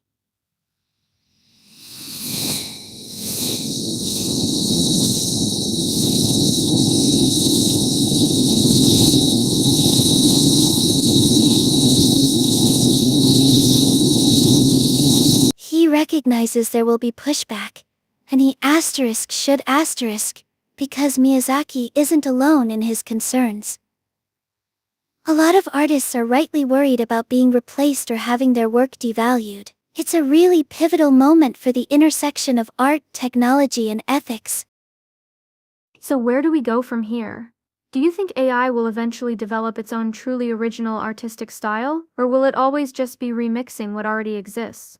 And honestly, do we asterisk even want that? I'm starting to think my grandma was right about everything. That is the million-dollar question. I don't think we'll see entirely original AI art in the way humans create it, at least not for a long time if ever. It will always be based on patterns learned from existing data. But that doesn't necessarily mean it won't be valuable or beautiful. Maybe AI will unlock new forms of artistic expression we can't even imagine yet, acting as more of a collaborator than a replacement. Think of it like synthesizers in music. They didn't eliminate guitars, they expanded the possibilities of sound. But you are right to question if we want that. I think this is going to force us to really examine what we value about art and creativity, and maybe rediscover the importance of human connection in a world increasingly dominated by machines.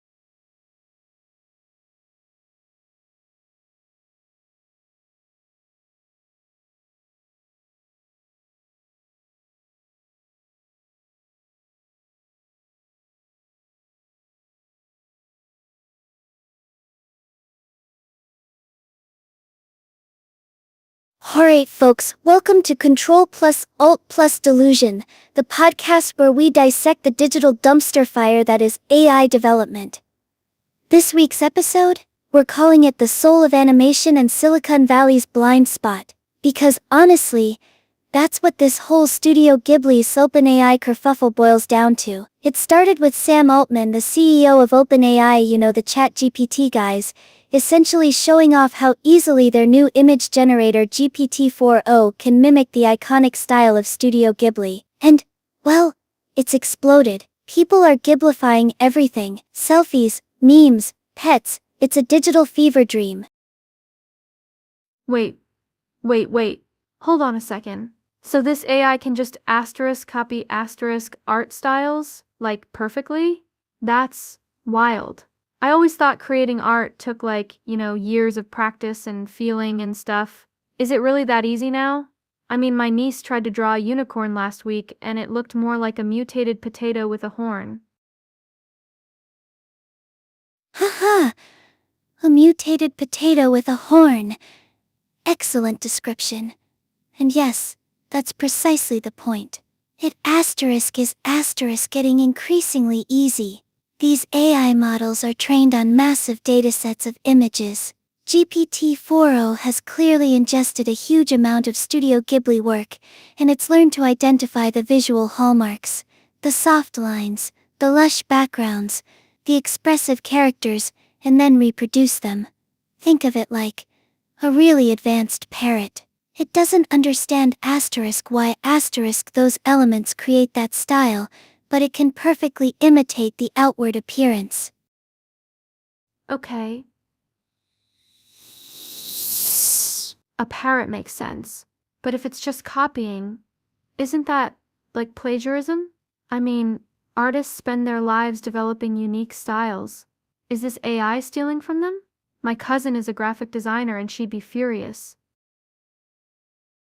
That's the million-dollar question, isn't it? And there are massive legal battles brewing around copyright and AI art right now. The argument for OpenAI, and others developing these tools, is that they're using the data for transformative purposes, creating something new from existing material. But many artists argue that this is simply exploitation, and that their work is being used without consent or compensation. And this whole Ghibli situation really brings that into sharp focus, because Hayao Miyazaki himself has come out very strongly against AI art.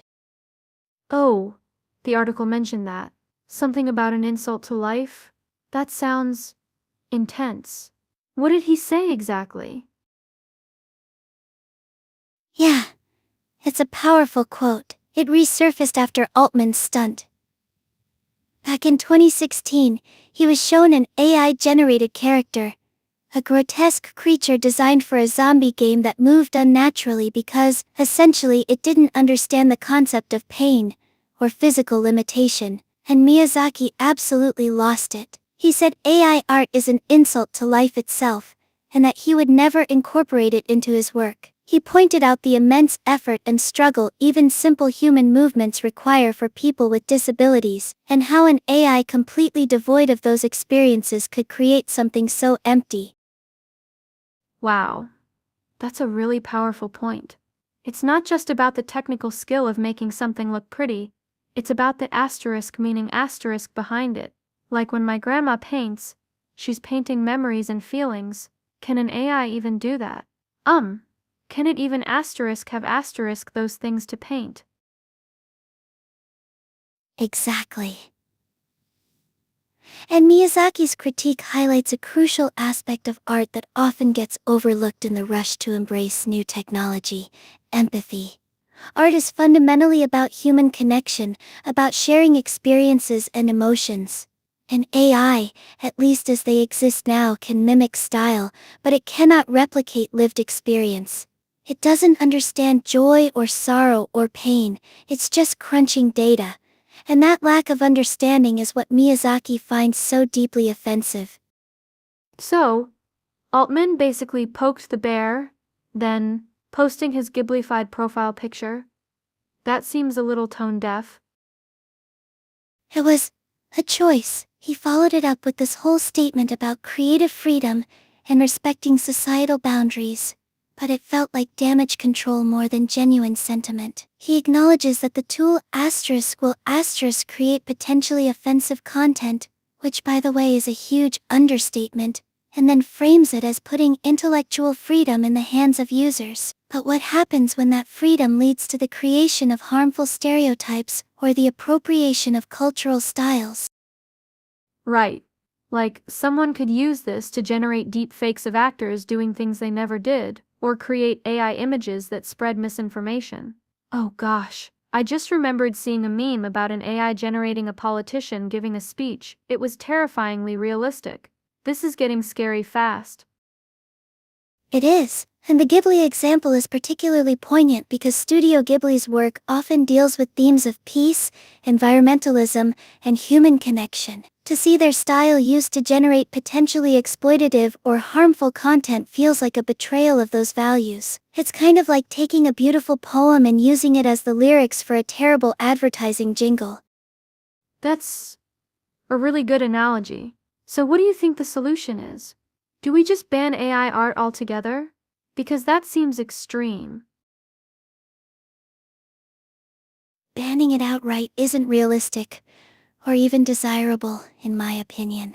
The technology has potential benefits, helping artists with tedious tasks, democratizing access to creative tools, and so on. But we need a much more nuanced conversation about ethics and regulation. We need clearer guidelines around copyright, transparency, and the responsible use of these models. And honestly, I think tech companies like OpenAI need to start listening to artists and respecting their concerns instead of just rushing ahead with whatever generates the most hype. It's not just about what can be done. It's about what should be done. This whole thing highlights a bigger issue: Silicon Valley's tendency to move fast and break things, without fully considering the societal consequences. That makes a lot of sense. It's like they're so focused on the cool factor that they forget about the real-world impact. And this isn't just about art, right? This is happening with music, writing, everything. I read an article last week about an AI that can write entire novels now. It was kind of freaky, honestly. Exactly. The implications extend far beyond visual art. We're on the cusp of a massive disruption in creative industries. And while some people see this as progress, a new era of artistic collaboration between humans and machines, others fear it will lead to job displacement and the devaluation of human creativity. It's really up for debate. And right now we're in that messy, awkward phase where everything is being figured out. But Miyazaki's words are a powerful reminder that technology shouldn't just be about efficiency or novelty.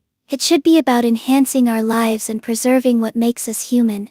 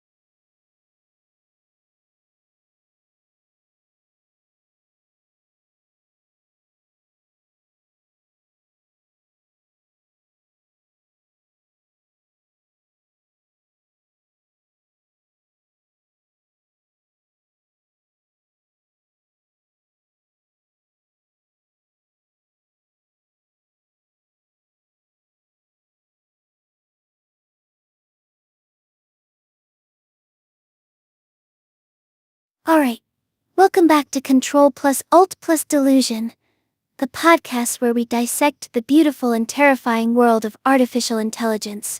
Today's episode? Let's call it The Ghost in the Shell in the Ghibli Studio, because things have gotten weird.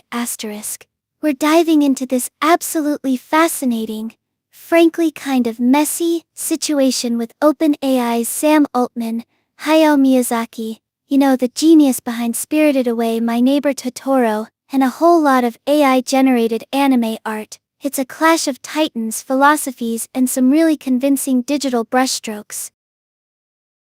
Ooh. Okay. That sounds intense. I love Studio Ghibli films. They're so magical. But AI making stuff in their style, that feels off, somehow. Like when you get a robocall pretending to be your bank. It just doesn't feel right? Exactly. You hit the nail on the head with that analogy, actually. It's this uncanny valley thing, but applied to art. And the whole situation is kicking up a huge debate about authorship, artistic integrity, and what we even mean by creation anymore. So, Altman, CEO of OpenAI, the folks behind ChatGPT, recently launched a new image generation feature in ChatGPT. And it's really good, like scary good. It can create images from text prompts with incredible detail, and crucially for this story, it does an amazing job mimicking the style of Studio Ghibli, so much so that he used an AI-generated version of himself in a Ghibli style as his profile picture on X. Whoa. Wait. He made himself look like he walked out of a Miyazaki film. That's bold. Is it cool? I don't know, it feels kinda braggy. Like saying, look what I can do with technology, when it wasn't really him doing the creating. Haha. Braggy is a perfect word. And that's where things get thorny, because this has resurfaced some pretty strong anti-AI comments from Miyazaki himself. Back in 2016, he was shown an AI-generated animation, a really unsettling monster with weird disjointed movements. He absolutely lost it. He called it an insult to life itself. Whoa. That's harsh. What exactly did he mean by that? Like, is he just anti-technology in general or something? Because my grandma still refuses to use a smartphone, and she says pretty much the same thing about those. It's deeper than just being anti-tech. He explained it beautifully and heartbreakingly. He talked about watching his friend with a disability struggle with basic movements, like giving a high five. And he said seeing this AI generate movement without understanding the effort, pain, the sheer will to move, that was deeply offensive to him. It lacked empathy, The article mentioned it's hard for his friend to even raise his arm. He felt the creators had no concept of what real-life struggle and creation is all about. Oh wow. That puts a totally different spin on things. I mean, I get that AI can create beautiful images, but it has an lived asterisk. It doesn't know what it feels like to be human, or to struggle, or to feel joy. It just crunches numbers and spits out pixels. That is kinda spooky when you think about it. Exactly. And that's a core critique of AI art in general. It's derivative. It learns by consuming existing art, but it doesn't have the lived experience or emotional depth to create something truly original. It's mimicking style, not substance. Miyazaki's work is so deeply rooted in his own experiences and observations about life. You can feel that empathy in every frame, and AI just can't replicate that. So it's like making a perfect copy of your favorite song, but with no soul? It sounds technically impressive, but it's missing something vital. Does this mean all AI art is bad then? I saw some really cool stuff generated by Midjourney last week, like hyper-realistic landscapes and dragons fighting robots. Not necessarily bad, just complicated. There's a space for AI as a tool. Absolutely. Artists can use it to explore ideas, generate variations, overcome creative blocks, things like that. But when it comes to something as deeply personal and emotionally resonant as Miyazaki's work, the ethical lines get really blurry, and that brings us back to Altman's profile picture. He's essentially celebrating a technology that the artist he's mimicking explicitly rejects. Is that hypocritical? Like saying this is amazing, while also knowing it upsets someone whose work you're copying? It feels like he's trying to have it both ways.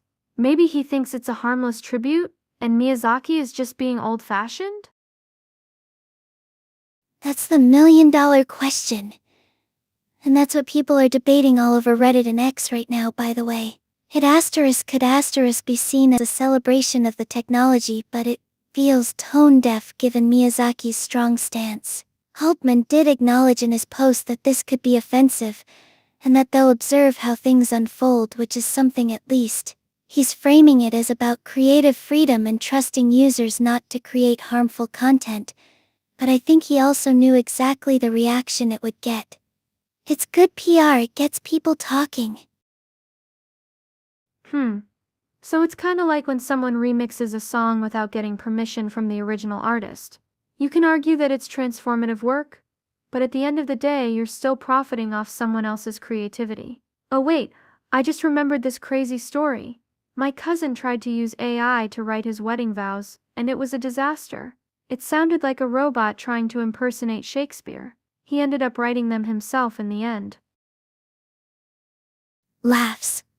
Oh my gosh, that's fantastic. That perfectly illustrates the point. A well-written speech needs heart, personal connection, things AI just can't manufacture. And this whole Ghibli situation is a microcosm of a much larger conversation we need to be having about AI and art, ownership, and what it means to be human in an increasingly automated world. It's not just about anime, it's about every creative field, from music, to writing, to painting. This is really making me think. I wonder if AI will eventually be able to create something truly moving and original, or will it always just be a pale imitation of human creativity? I mean, maybe in another 100 years they'll have cracked the code for emotion or something. It's a fascinating question. And honestly, nobody knows the answer yet. But right now, with the current state of AI, it feels like we're at a critical juncture. We need to be mindful about how we use this technology and make sure we're respecting the artists and creators who came before us. This isn't just some theoretical debate. It has real-world consequences for people's livelihoods and for the future of art itself. And honestly, I think Miyazaki is right to be outraged. It is an insult to life if we reduce creativity to a mathematical equation.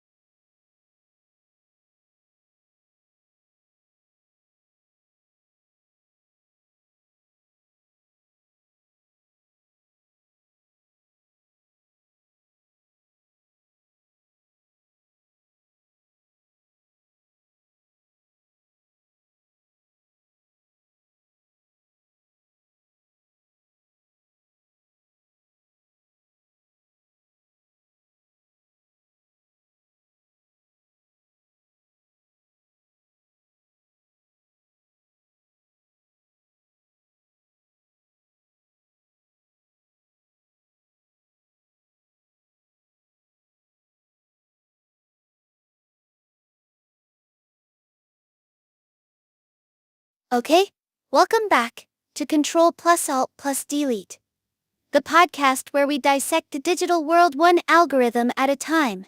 This week's title?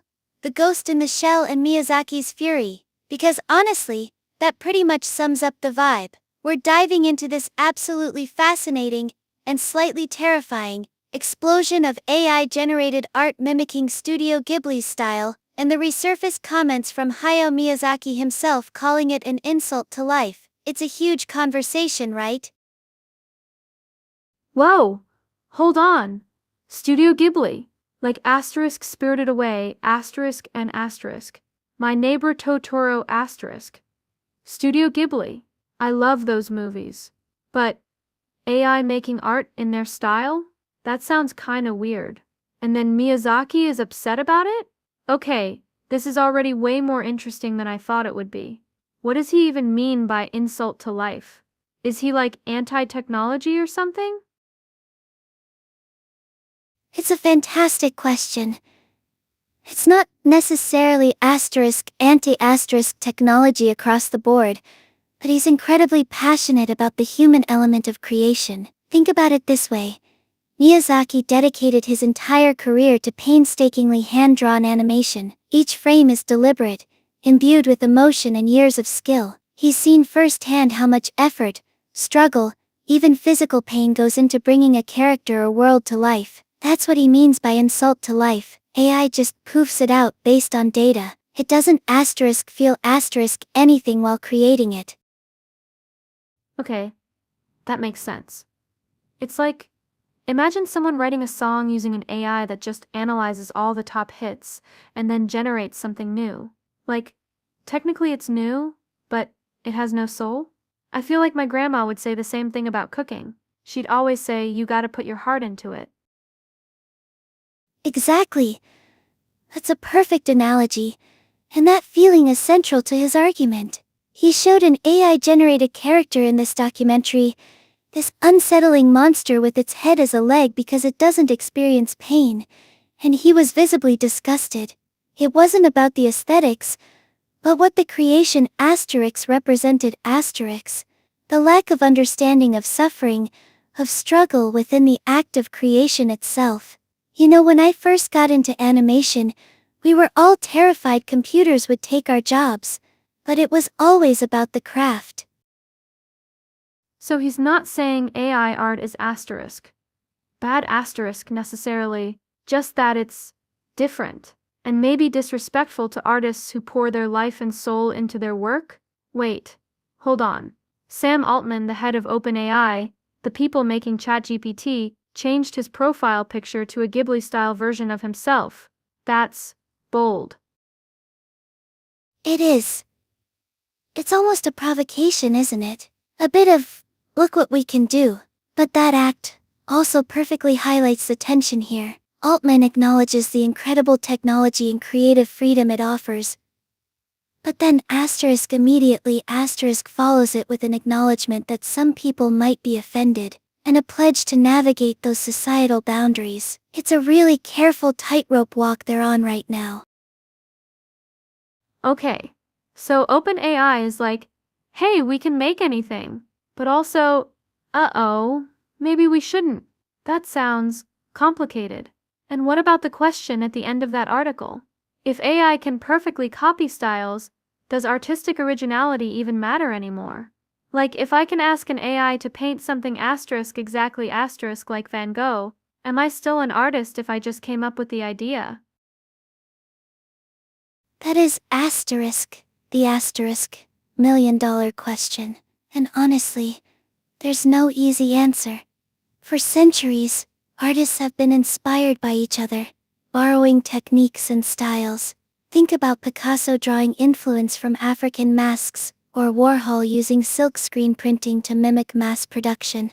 But those were still transformations, filtered through a human perspective, with intentional choices being made. This is different. AI isn't inspired, it's replicating patterns. It's like photocopying a masterpiece instead of studying it, and then creating your own interpretation.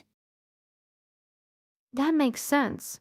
So it's not about the asterisk result, asterisk looking similar, but the asterisk process, asterisk behind it?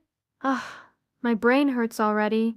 This is way more philosophical than I expected when you said AI art. I thought we were just going to look at funny pictures of cats made in the style of asterisk my neighbor Totoro asterisk. And there are tons of those, by the way. Haha, and there absolutely are. And those are fun. But they also bring up this deeper issue. The copyright implications alone are a nightmare. Who owns that AI-generated Ghibli cat? The person who prompted it? OpenAI? Miyazaki's estate? It's a legal quagmire waiting to happen. Oh man, you're right.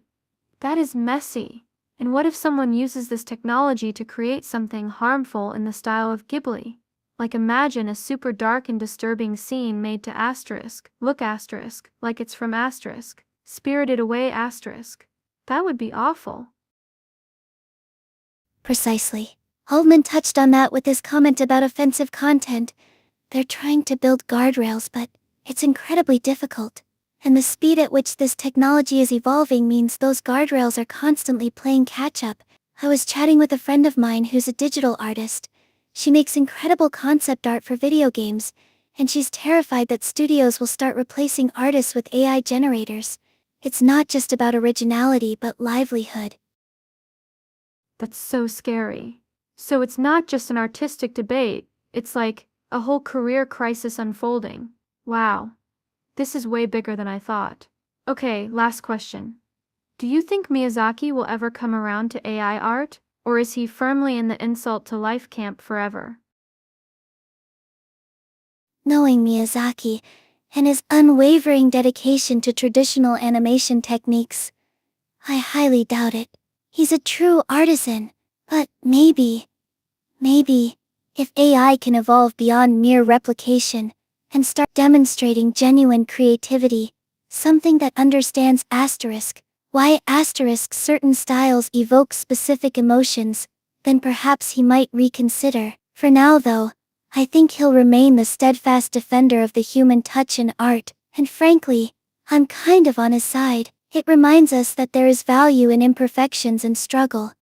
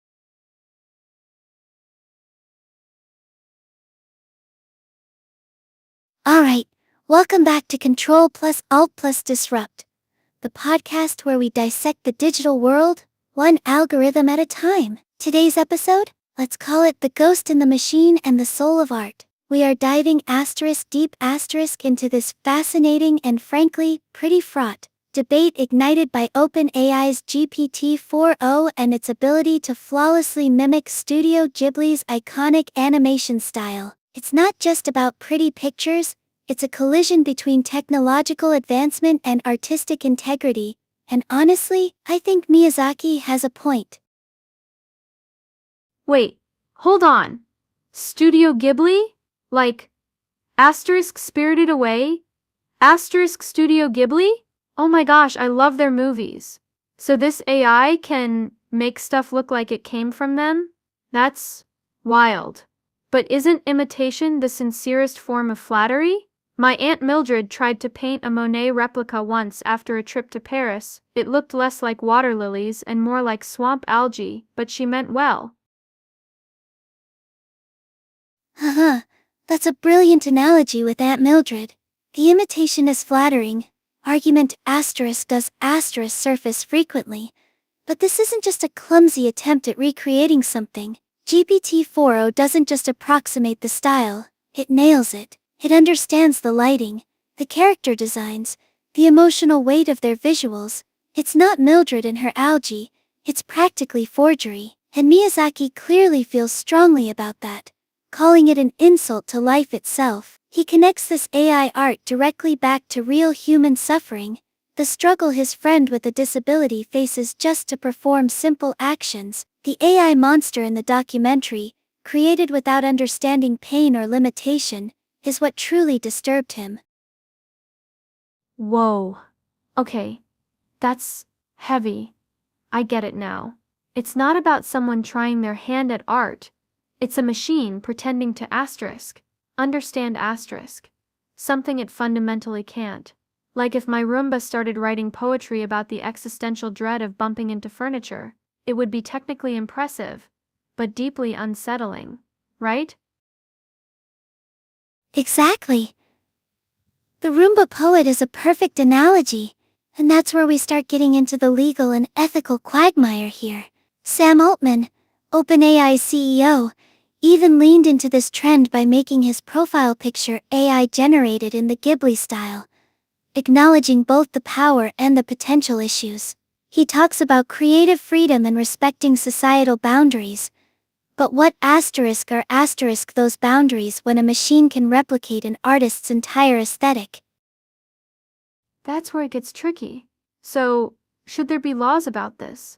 Like if I trained an AI to paint like Van Gogh and then started selling those paintings, would that be illegal? Is his style copyrightable? Because you can copy asterisk painting, but a asterisk style asterisk feels different. It's like trying to copyright the way someone laughs. That's the million-dollar question, isn't it? Current copyright law protects specific works, paintings, songs, books, not styles or techniques, but there's growing debate about whether that needs to change. Some argue that an artist's signature style is their intellectual property, built over a lifetime of work and experimentation. It represents their artistic identity, allowing AI to freely replicate that could devalue the original art and potentially harm artists financially. Think about concept artists in animation, for example. If studios can generate Ghibli-esque backgrounds with a few prompts, what happens to those jobs? Oh man, you're right. That's terrifying. It's like when Autotune came out, and everyone thought singers were going to be obsolete. But then again, maybe it will just shift the job market. Like, instead of being a painter, people become AI-style directors or something, guiding the AI to create things in a specific way. That's very possible. The job market will evolve.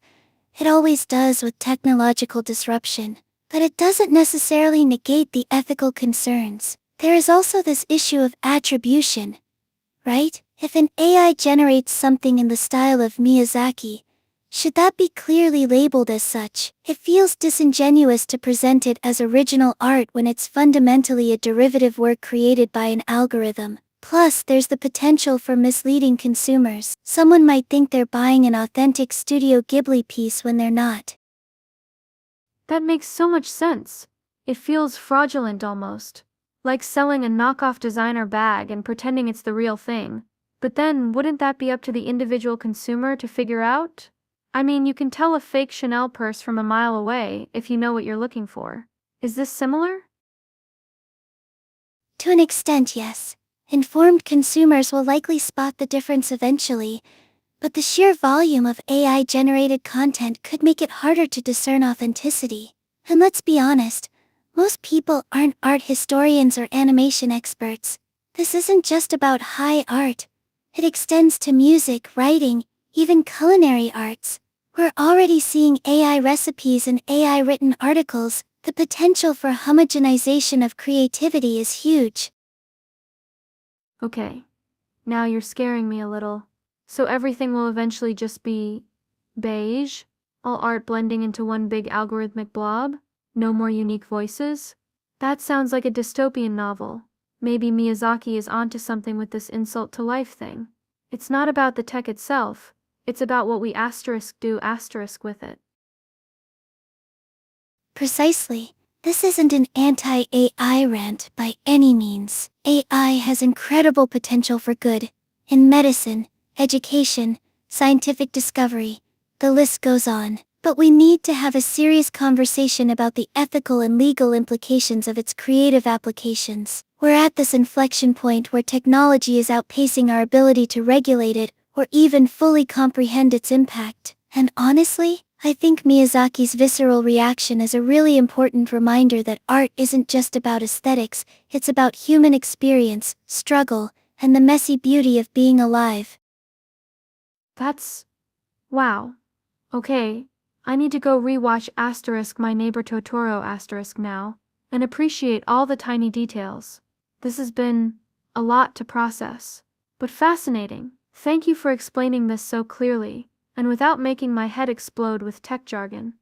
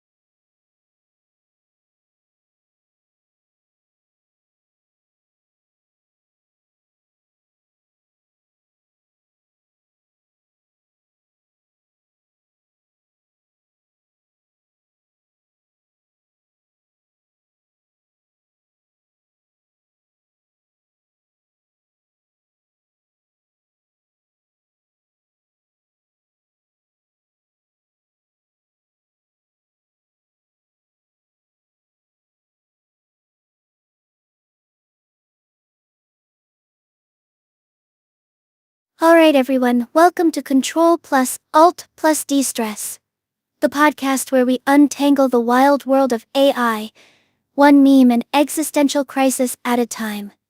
Today's episode, we're calling it The Ghost in the Shell and Miyazaki's Fury, because honestly, that pretty much sums up what's happening right now. We've got Sam Altman, CEO of OpenAI, basically launching a Studio Ghibli aesthetic filter for ChatGPT, and the internet is exploding asterisk. But more importantly, Hayao Miyazaki, the actual genius behind Spirited Away, My Neighbor Totoro, Princess Mononoke, he's not happy. Like really not happy.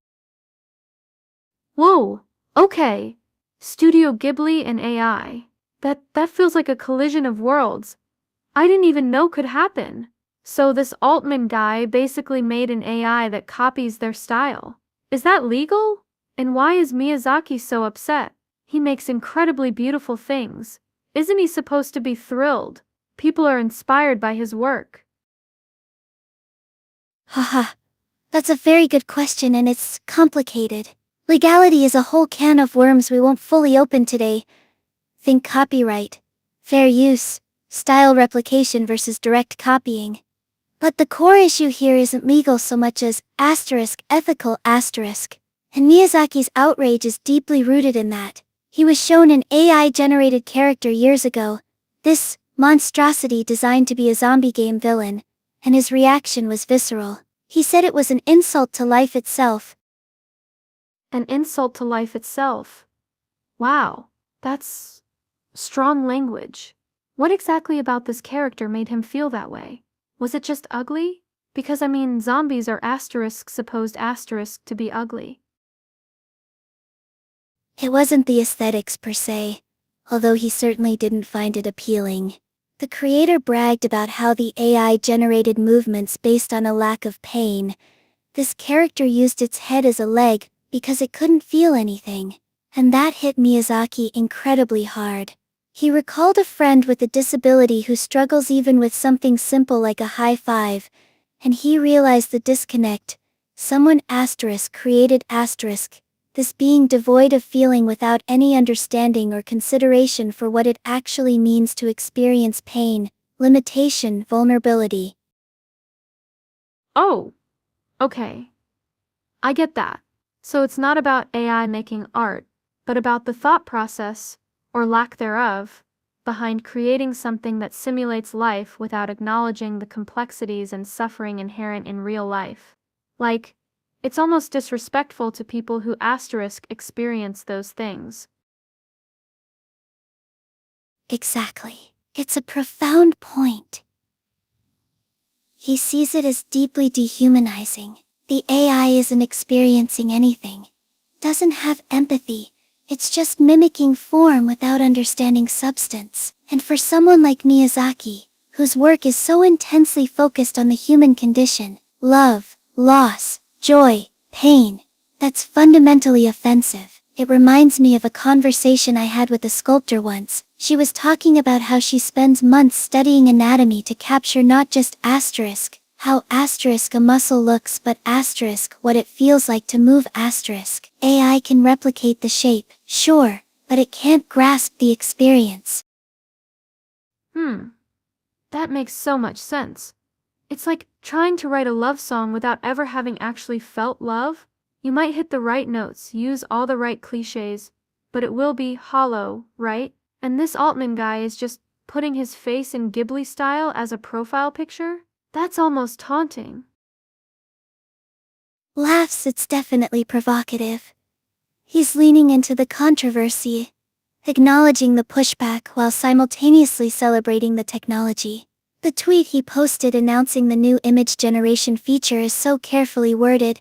Creative freedom, respecting societal bounds, all that. It's PR spin attempting to navigate a really tricky situation. It feels like saying we can create anything you want even if it's potentially insensitive or harmful, and then adding but we'll see how people react. Ugh. Politicians. Wait. No. Tech CEOs. Same vibe though. Right? It's like they're saying, look at this cool thing.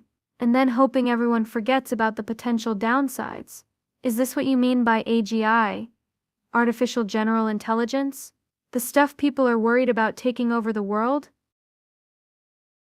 AGI is the holy grail of AI research. Yes, a machine that can understand, learn, adapt, and implement knowledge across a wide range of tasks, just like a human.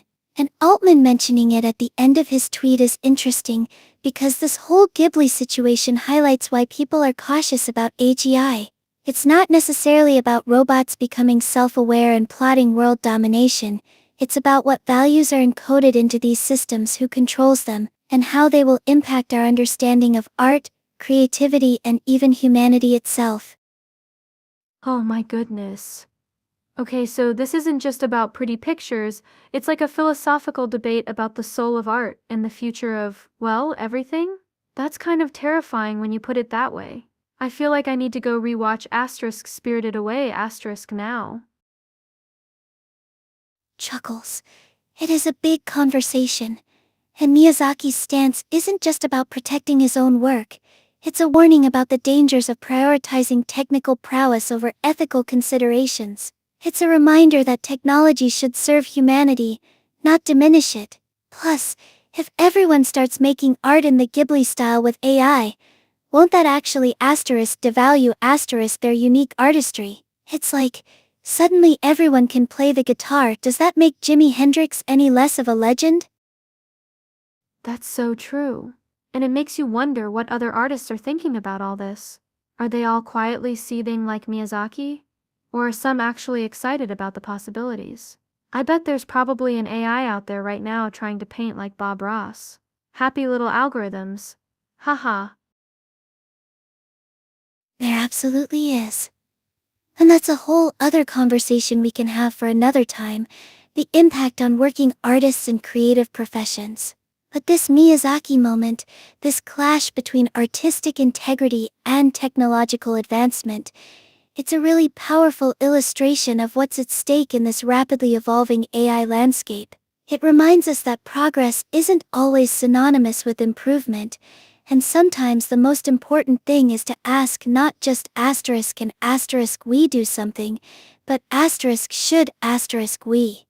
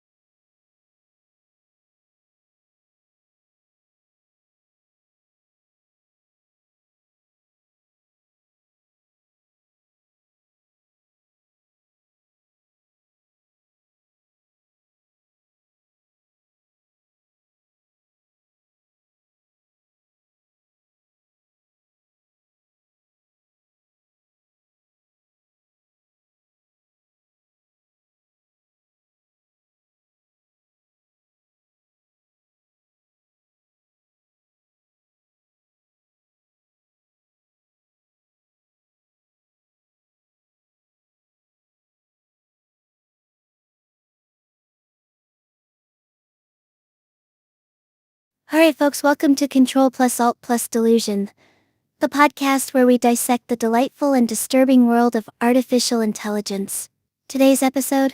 Let's call it The Ghost in the Shell, or Lack Thereof. We're diving into this absolute firestorm that erupted after OpenAI's Sam Altman basically dared everyone to giblify themselves with their new GPT-4o image generator. And predictably, the internet asterisk exploded asterisk. It brought up some really potent comments from Hayao Miyazaki about AI art being an insult to life itself. Right. Now this isn't just about pretty pictures, it's a surprisingly deep rabbit hole. Is it about artists losing their jobs? That's part of it, absolutely. But I think the core issue, and what Miyazaki is hitting on, is something much more fundamental: the devaluation of human creativity and, honestly, empathy. Whoa. Okay. Giblify. That's a new word for me. So basically, people are using AI to make pictures asterisk look asterisk like they were drawn by Studio Ghibli? The studio that made Spirited Away and My Neighbor Totoro. That's wild. But an insult to life itself? That seems strong, like really strong. Is it just because he's a traditionalist? It's way more nuanced than just being a traditionalist, though that definitely plays a role. Miyazaki is someone who pours his soul into every frame of animation. He talks about the imperfections, the slight wobbles in a hand-drawn line, the subtle color variations, as being essential to the humanity of the work.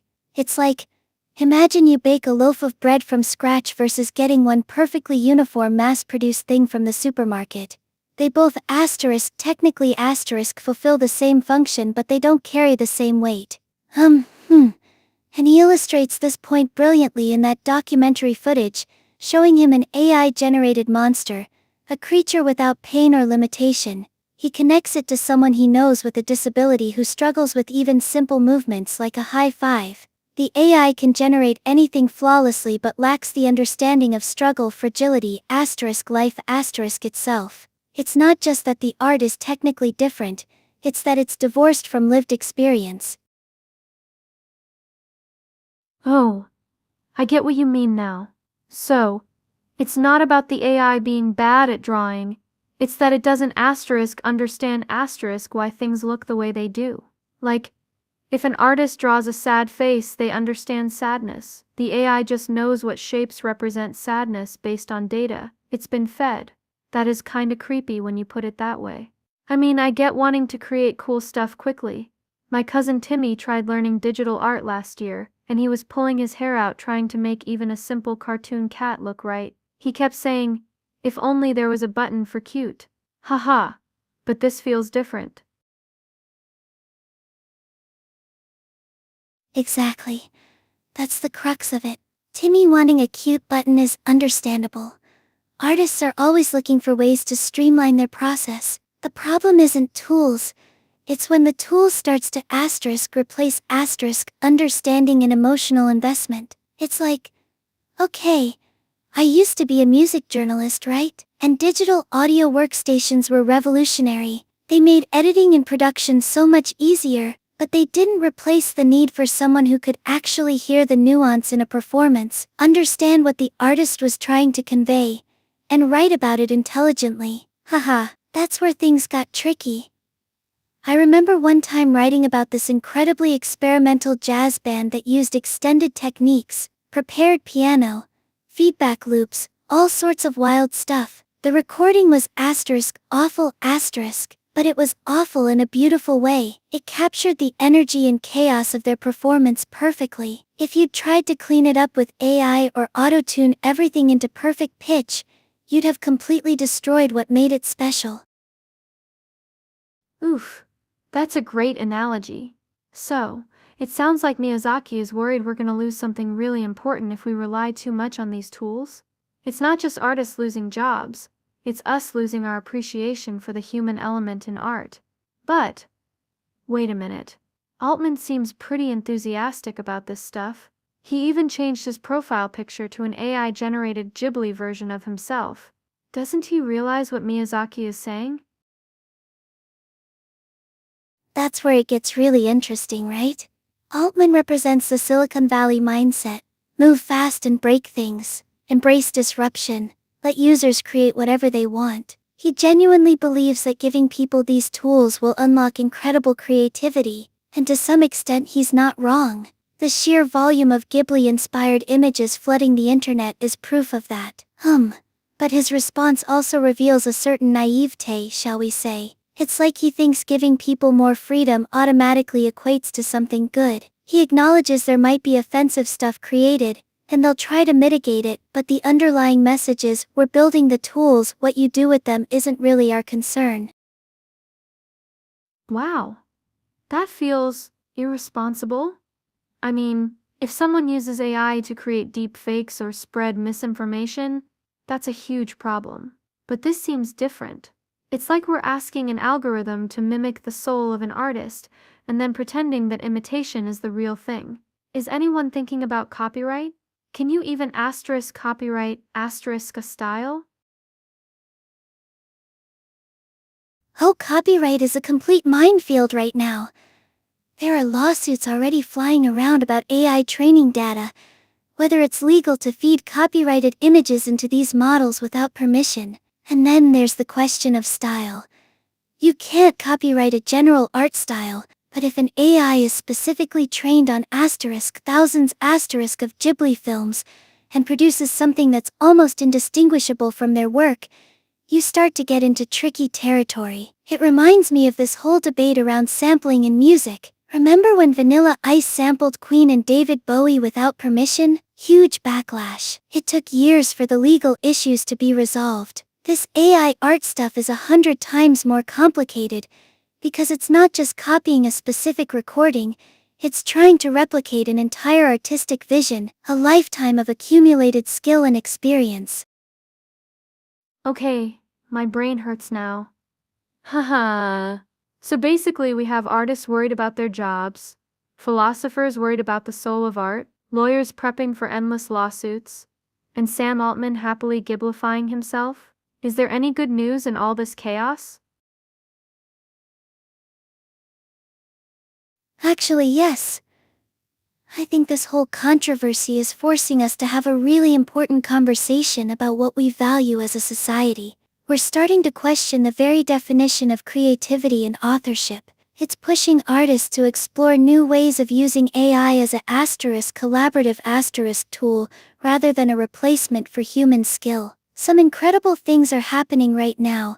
Artists using AI to generate textures, create storyboards, or overcome creative blocks. And frankly, Miyazaki's outburst has been fantastic because it is prompting people to think about these issues. The internet can be such an echo chamber, and he brought attention back to the artistic integrity in a world where everything is automated. It's forcing us to ask, what does it mean to create something meaningful? What do we lose when we prioritize efficiency over artistry? And most importantly, what kind of future do we want to build? It's a little scary, but I think this is all very exciting and needed for the industry. This episode, officially titled The Ghost in the Shell or Lack Thereof, has been so much fun.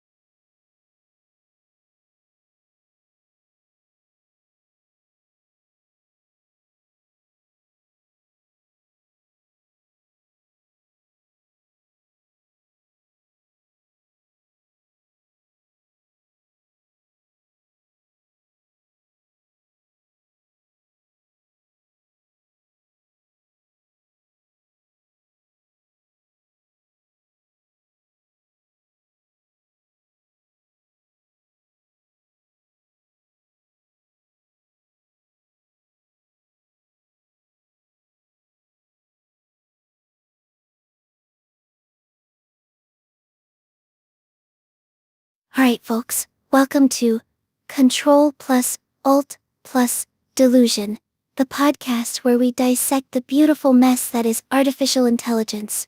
Today's episode, we're calling it The Soul of Creation, when AI meets Miyazaki, because honestly, that's what's happening right now, a full-blown existential crisis for animators and artists everywhere. This all stems from OpenAI's new GPT-4o image generator, which is so good at mimicking the style of Studio Ghibli. It's, well, let's just say people are Ghiblifying everything selfies, memes, even their grandma's cat. And Sam Altman, the CEO of OpenAI, isn't helping things by having an AI-generated version of himself as his profile picture.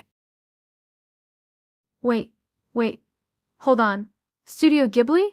Like asterisk, Spirited Away asterisk, and asterisk. My Neighbor Totoro asterisk. Studio Ghibli? Oh my gosh. So, people are making pictures that look like they came straight out of those movies? That sounds amazing, but also kinda weird? Is it actually good, or is it just a cheap imitation? It's unsettlingly good. Honestly, the technology has reached a point where you can almost not tell the difference between something created by hand and something generated by AI. And that's asterisk why this whole thing is blowing up, because people are genuinely impressed and sharing it widely. But it's also resurfaced some really strong comments from Hayao Miyazaki himself, dating back to 2016, where he called AI-generated art an insult to life itself. An insult to life? Wow, that's intense. What did they show him? Like a Terminator movie or something? No, actually. It was a demo of an AI generating character movements for a zombie video game. This character moved in this really jerky, unnatural way, basically using its head as a leg because it didn't have the concept of pain. And Miyazaki immediately connected that to his friend who has a disability, someone who struggles with basic physical actions. He said watching it made him think about how much effort and struggle goes into even simple movements for some people, and how AI just ignores all of that. It's missing the human element entirely. Oh, okay. I see what he means now. Like there's a weight to movement when it comes from an actual body with limitations or experiences. AI doesn't have any of that. It can just make things move but it can't convey the meaning behind the movement. It's soulless, almost? Is that what he was getting at? Exactly. And that's the core of his argument. He believes art is about expressing the human experience, and AI, in its current state, doesn't have a human experience to express. It just mimics patterns it has learned from existing data. He even said he'd never incorporate this technology into his work at all. Imagine telling Hayao Miyazaki to use DALL-E to design a new character. Haha. Haha. Yeah, that would be a disaster. But wait, so is he just being old-fashioned? Like my grandpa who still thinks the internet is a fad and refuses to text? Is this just a generational thing? Because I mean, technology always changes things, right? Remember when everyone was freaking out about photography replacing painting?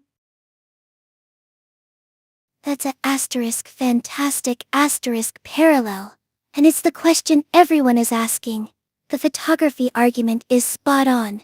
Artists at first feared it would spell the end of painting, but it actually spurred new movements like Impressionism and Cubism.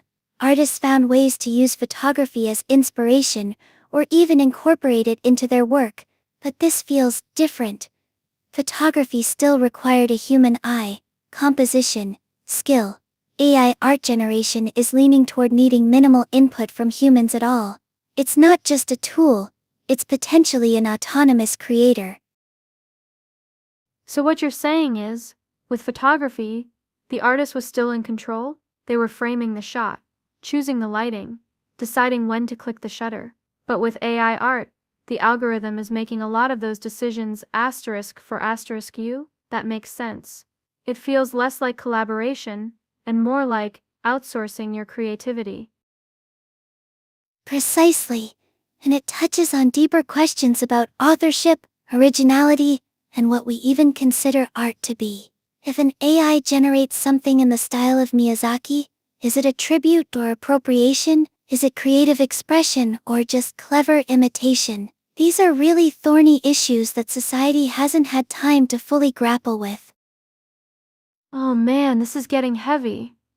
It's like, imagine if I asked an AI to write my novel, and then it became a bestseller. Would *I* be the author? Or would it be OpenAI? Or the person who wrote the algorithm? My brain hurts just thinking about it. Haha, your brain is joining the club. And it's not limited to visual art, right? We're now seeing AI-generated music, writing, even code. It's impacting every creative field. The ethical implications are massive. And Miyazaki's point about pain and lived experience, that resonates beyond just animation. Can an AI truly understand grief, joy, love, or is it all just data points to be manipulated? Okay. Deep breaths. So what's Sam Altman saying about all of this? The guy with the AI Ghibli profile pic? Is he just ignoring Miyazaki's concerns? Not exactly. In his tweet announcing the new features, he acknowledges that people will create amazing stuff and stuff that may offend people. He says they're trying to build a system where users have control over what gets created and that respecting societal boundaries is important, but also, he's pushing forward with this technology regardless. It's classic Silicon Valley optimism. Move fast and break things even if those things are deeply held artistic principles. Ugh, typical. So basically, we'll let you create whatever you want, but we're not entirely sure what the consequences will be. Sounds responsible? Not really. I mean, isn't there a danger of completely saturating the market with AI-generated content? Like if everyone can make something that looks like Miyazaki, won't it devalue his actual work? Absolutely. That's a huge concern for artists. It's already happening in some sectors. Stock photography is being flooded with AI images, and freelance writers are competing against bots that can churn out articles at lightning speed. And then there's the issue of copyright. Who owns the rights to an image generated by AI? The user who prompted it? The company that created the algorithm? It's a legal minefield. So what does the future hold? Is Miyazaki going to be proven right in the long run? Or will AI art become just another tool for creatives to use and evolve with? I'm still stuck on the whole insult to life thing though. It's so poetic. Honestly, it's probably a bit of both. Their will be backlash. And I think we'll see more artists speaking out against AI-generated art, just like Miyazaki. But technology rarely stops advancing, so it's likely that AI will become increasingly integrated into the creative process. The challenge is to find ways to use it responsibly, ethically, and in a way that doesn't diminish the value of human creativity. And perhaps, just perhaps, we need to redefine what art means in the age of artificial intelligence. It's gonna be a messy, fascinating ride, folks.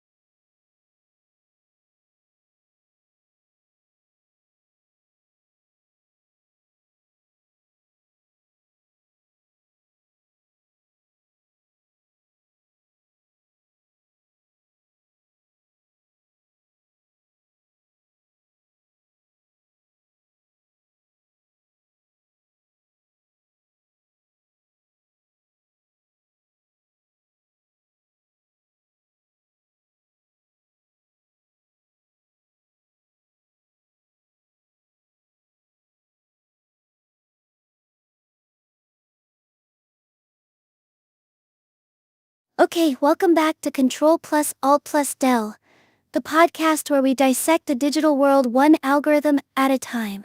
This week? Oh boy. This week is Asterisk Spicy Asterisk.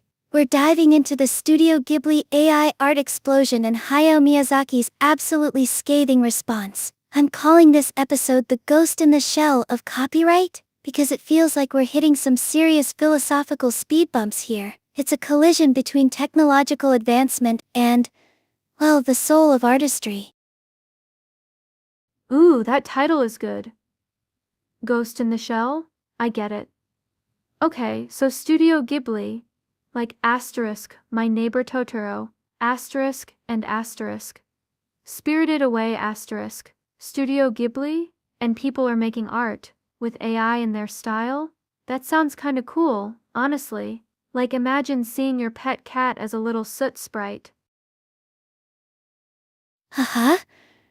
Right. Is asterisk initially appealing, isn't it? And that's exactly why Sam Altman, the CEO of OpenAI, the folks behind ChatGPT, is posting his AI-generated Ghibli self-portrait. He's leaning into this trend, but here's where it gets murky. He frames this as creative freedom, and I think that's a very convenient gloss over a lot of really complicated issues. Look at that tweet. He's practically bragging about the tool being able to generate offensive stuff if you want it to.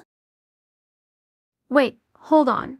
Offensive stuff? Like, what kind of offensive stuff? Is AI just gonna start drawing things we asterisk, Danta asterisk, wanna see? That sounds terrifying. I mean, isn't there already enough weirdness online? My aunt sent me a link to a deep fake Tom Cruise singing sea shanties last week. It was deeply unsettling. Laughs. Oh my god. That asterisk is asterisk unsettling. Deepfakes are a whole other can of worms. But you're right to be worried about the potential for misuse. With this Ghibli AI art though, it's not necessarily about explicitly offensive content, although it could get there. It's more about the appropriation of an artistic style. Think about how long Miyazaki and his team spent developing that asterisk look asterisk, that feeling. Each brushstroke, each character design is incredibly deliberate, and now, someone can just type a prompt into ChatGPT and poof, instant Ghibli imitation. Okay. I'm starting to see what you mean. It's like, if I spent years perfecting a recipe for chocolate chip cookies, and then someone else could just asterisk type, asterisk perfect chocolate chip cookie recipe, into a machine and get something almost as good. That doesn't feel right. Exactly. And it's not just the time invested, it's about the artist's unique vision, their personal experiences informing their work. Miyazaki himself brings so much of his life to these films. His childhood during wartime Japan, his environmental concerns, all of that is asterisk and asterisk those images. When an AI replicates the style, it's stripping away all of that context, reducing it to just aesthetics. So then what did he actually asterisk say? Asterisk about it. You mentioned something about being disgusted. That sounds pretty intense. I mean, people get upset about AI taking jobs and stuff, but this feels more personal.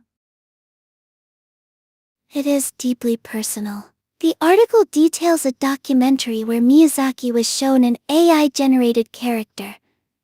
This really creepy, distorted monster that moved in a disturbing way. And his reaction wasn't just, "I don't like it." He called it an insult to life itself. He connected it directly to the struggles of a friend with a disability, saying that whoever created this thing clearly has no understanding of pain or effort. Whoa! That's heavy. I mean, okay, so maybe I was quick to jump on the cute soot sprite cat bandwagon.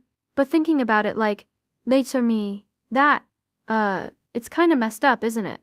It feels really insensitive, like celebrating something that seems to disregard real human experience. Precisely. And I think Miyazaki's point is that art shouldn't be about effortless replication, It should be about expression, struggle, and ultimately connection. AI can create images asterisk that look like asterisk art, but it lacks the lived experience that gives art its meaning. It's imitation without understanding. It reminds me of that old saying, all that glitters is not gold. This feels like digital glitter, pretty on the surface, but lacking substance underneath. Okay, so where does this leave us? Is all AI art bad? Should we just ban it altogether? Because honestly, I kind of want to see my cat as a soot sprite now that I'm thinking about it, but also I feel guilty even asterisk thinking asterisk that. Laughs. It's not black and white, is it? A complete ban seems unrealistic. AI art tools are here to stay, and they do offer some legitimate creative possibilities. But we need to have a serious conversation about ethics and ownership. Altman talks about respecting the bounds society will eventually choose to set for AI. But who gets to define those bounds? And how do we enforce them? Copyright law is already struggling to keep up with this technology. It's like trying to catch smoke with your hands. That's a really good point. I mean, if someone uses an AI to create something asterisk inspired asterisk by Ghibli, but it doesn't directly copy their work, is that okay? Or is everything fair game once you put it through the AI filter? It feels like we need some new rules. My dad always says rules are made for a reason. Exactly. And this goes beyond Ghibli, of course. Think about any artist whose style could be easily replicated by AI. Van Gogh, Frida Kahlo, even contemporary artists. This is about protecting artistic integrity and ensuring that creators are fairly compensated for their work. We're entering a world where distinguishing between human-made art and AI-generated art is becoming increasingly difficult, and that has profound implications for the future of creativity itself. It's like, we've opened Pandora's box, and now we have to figure out how to live with everything that comes flying out.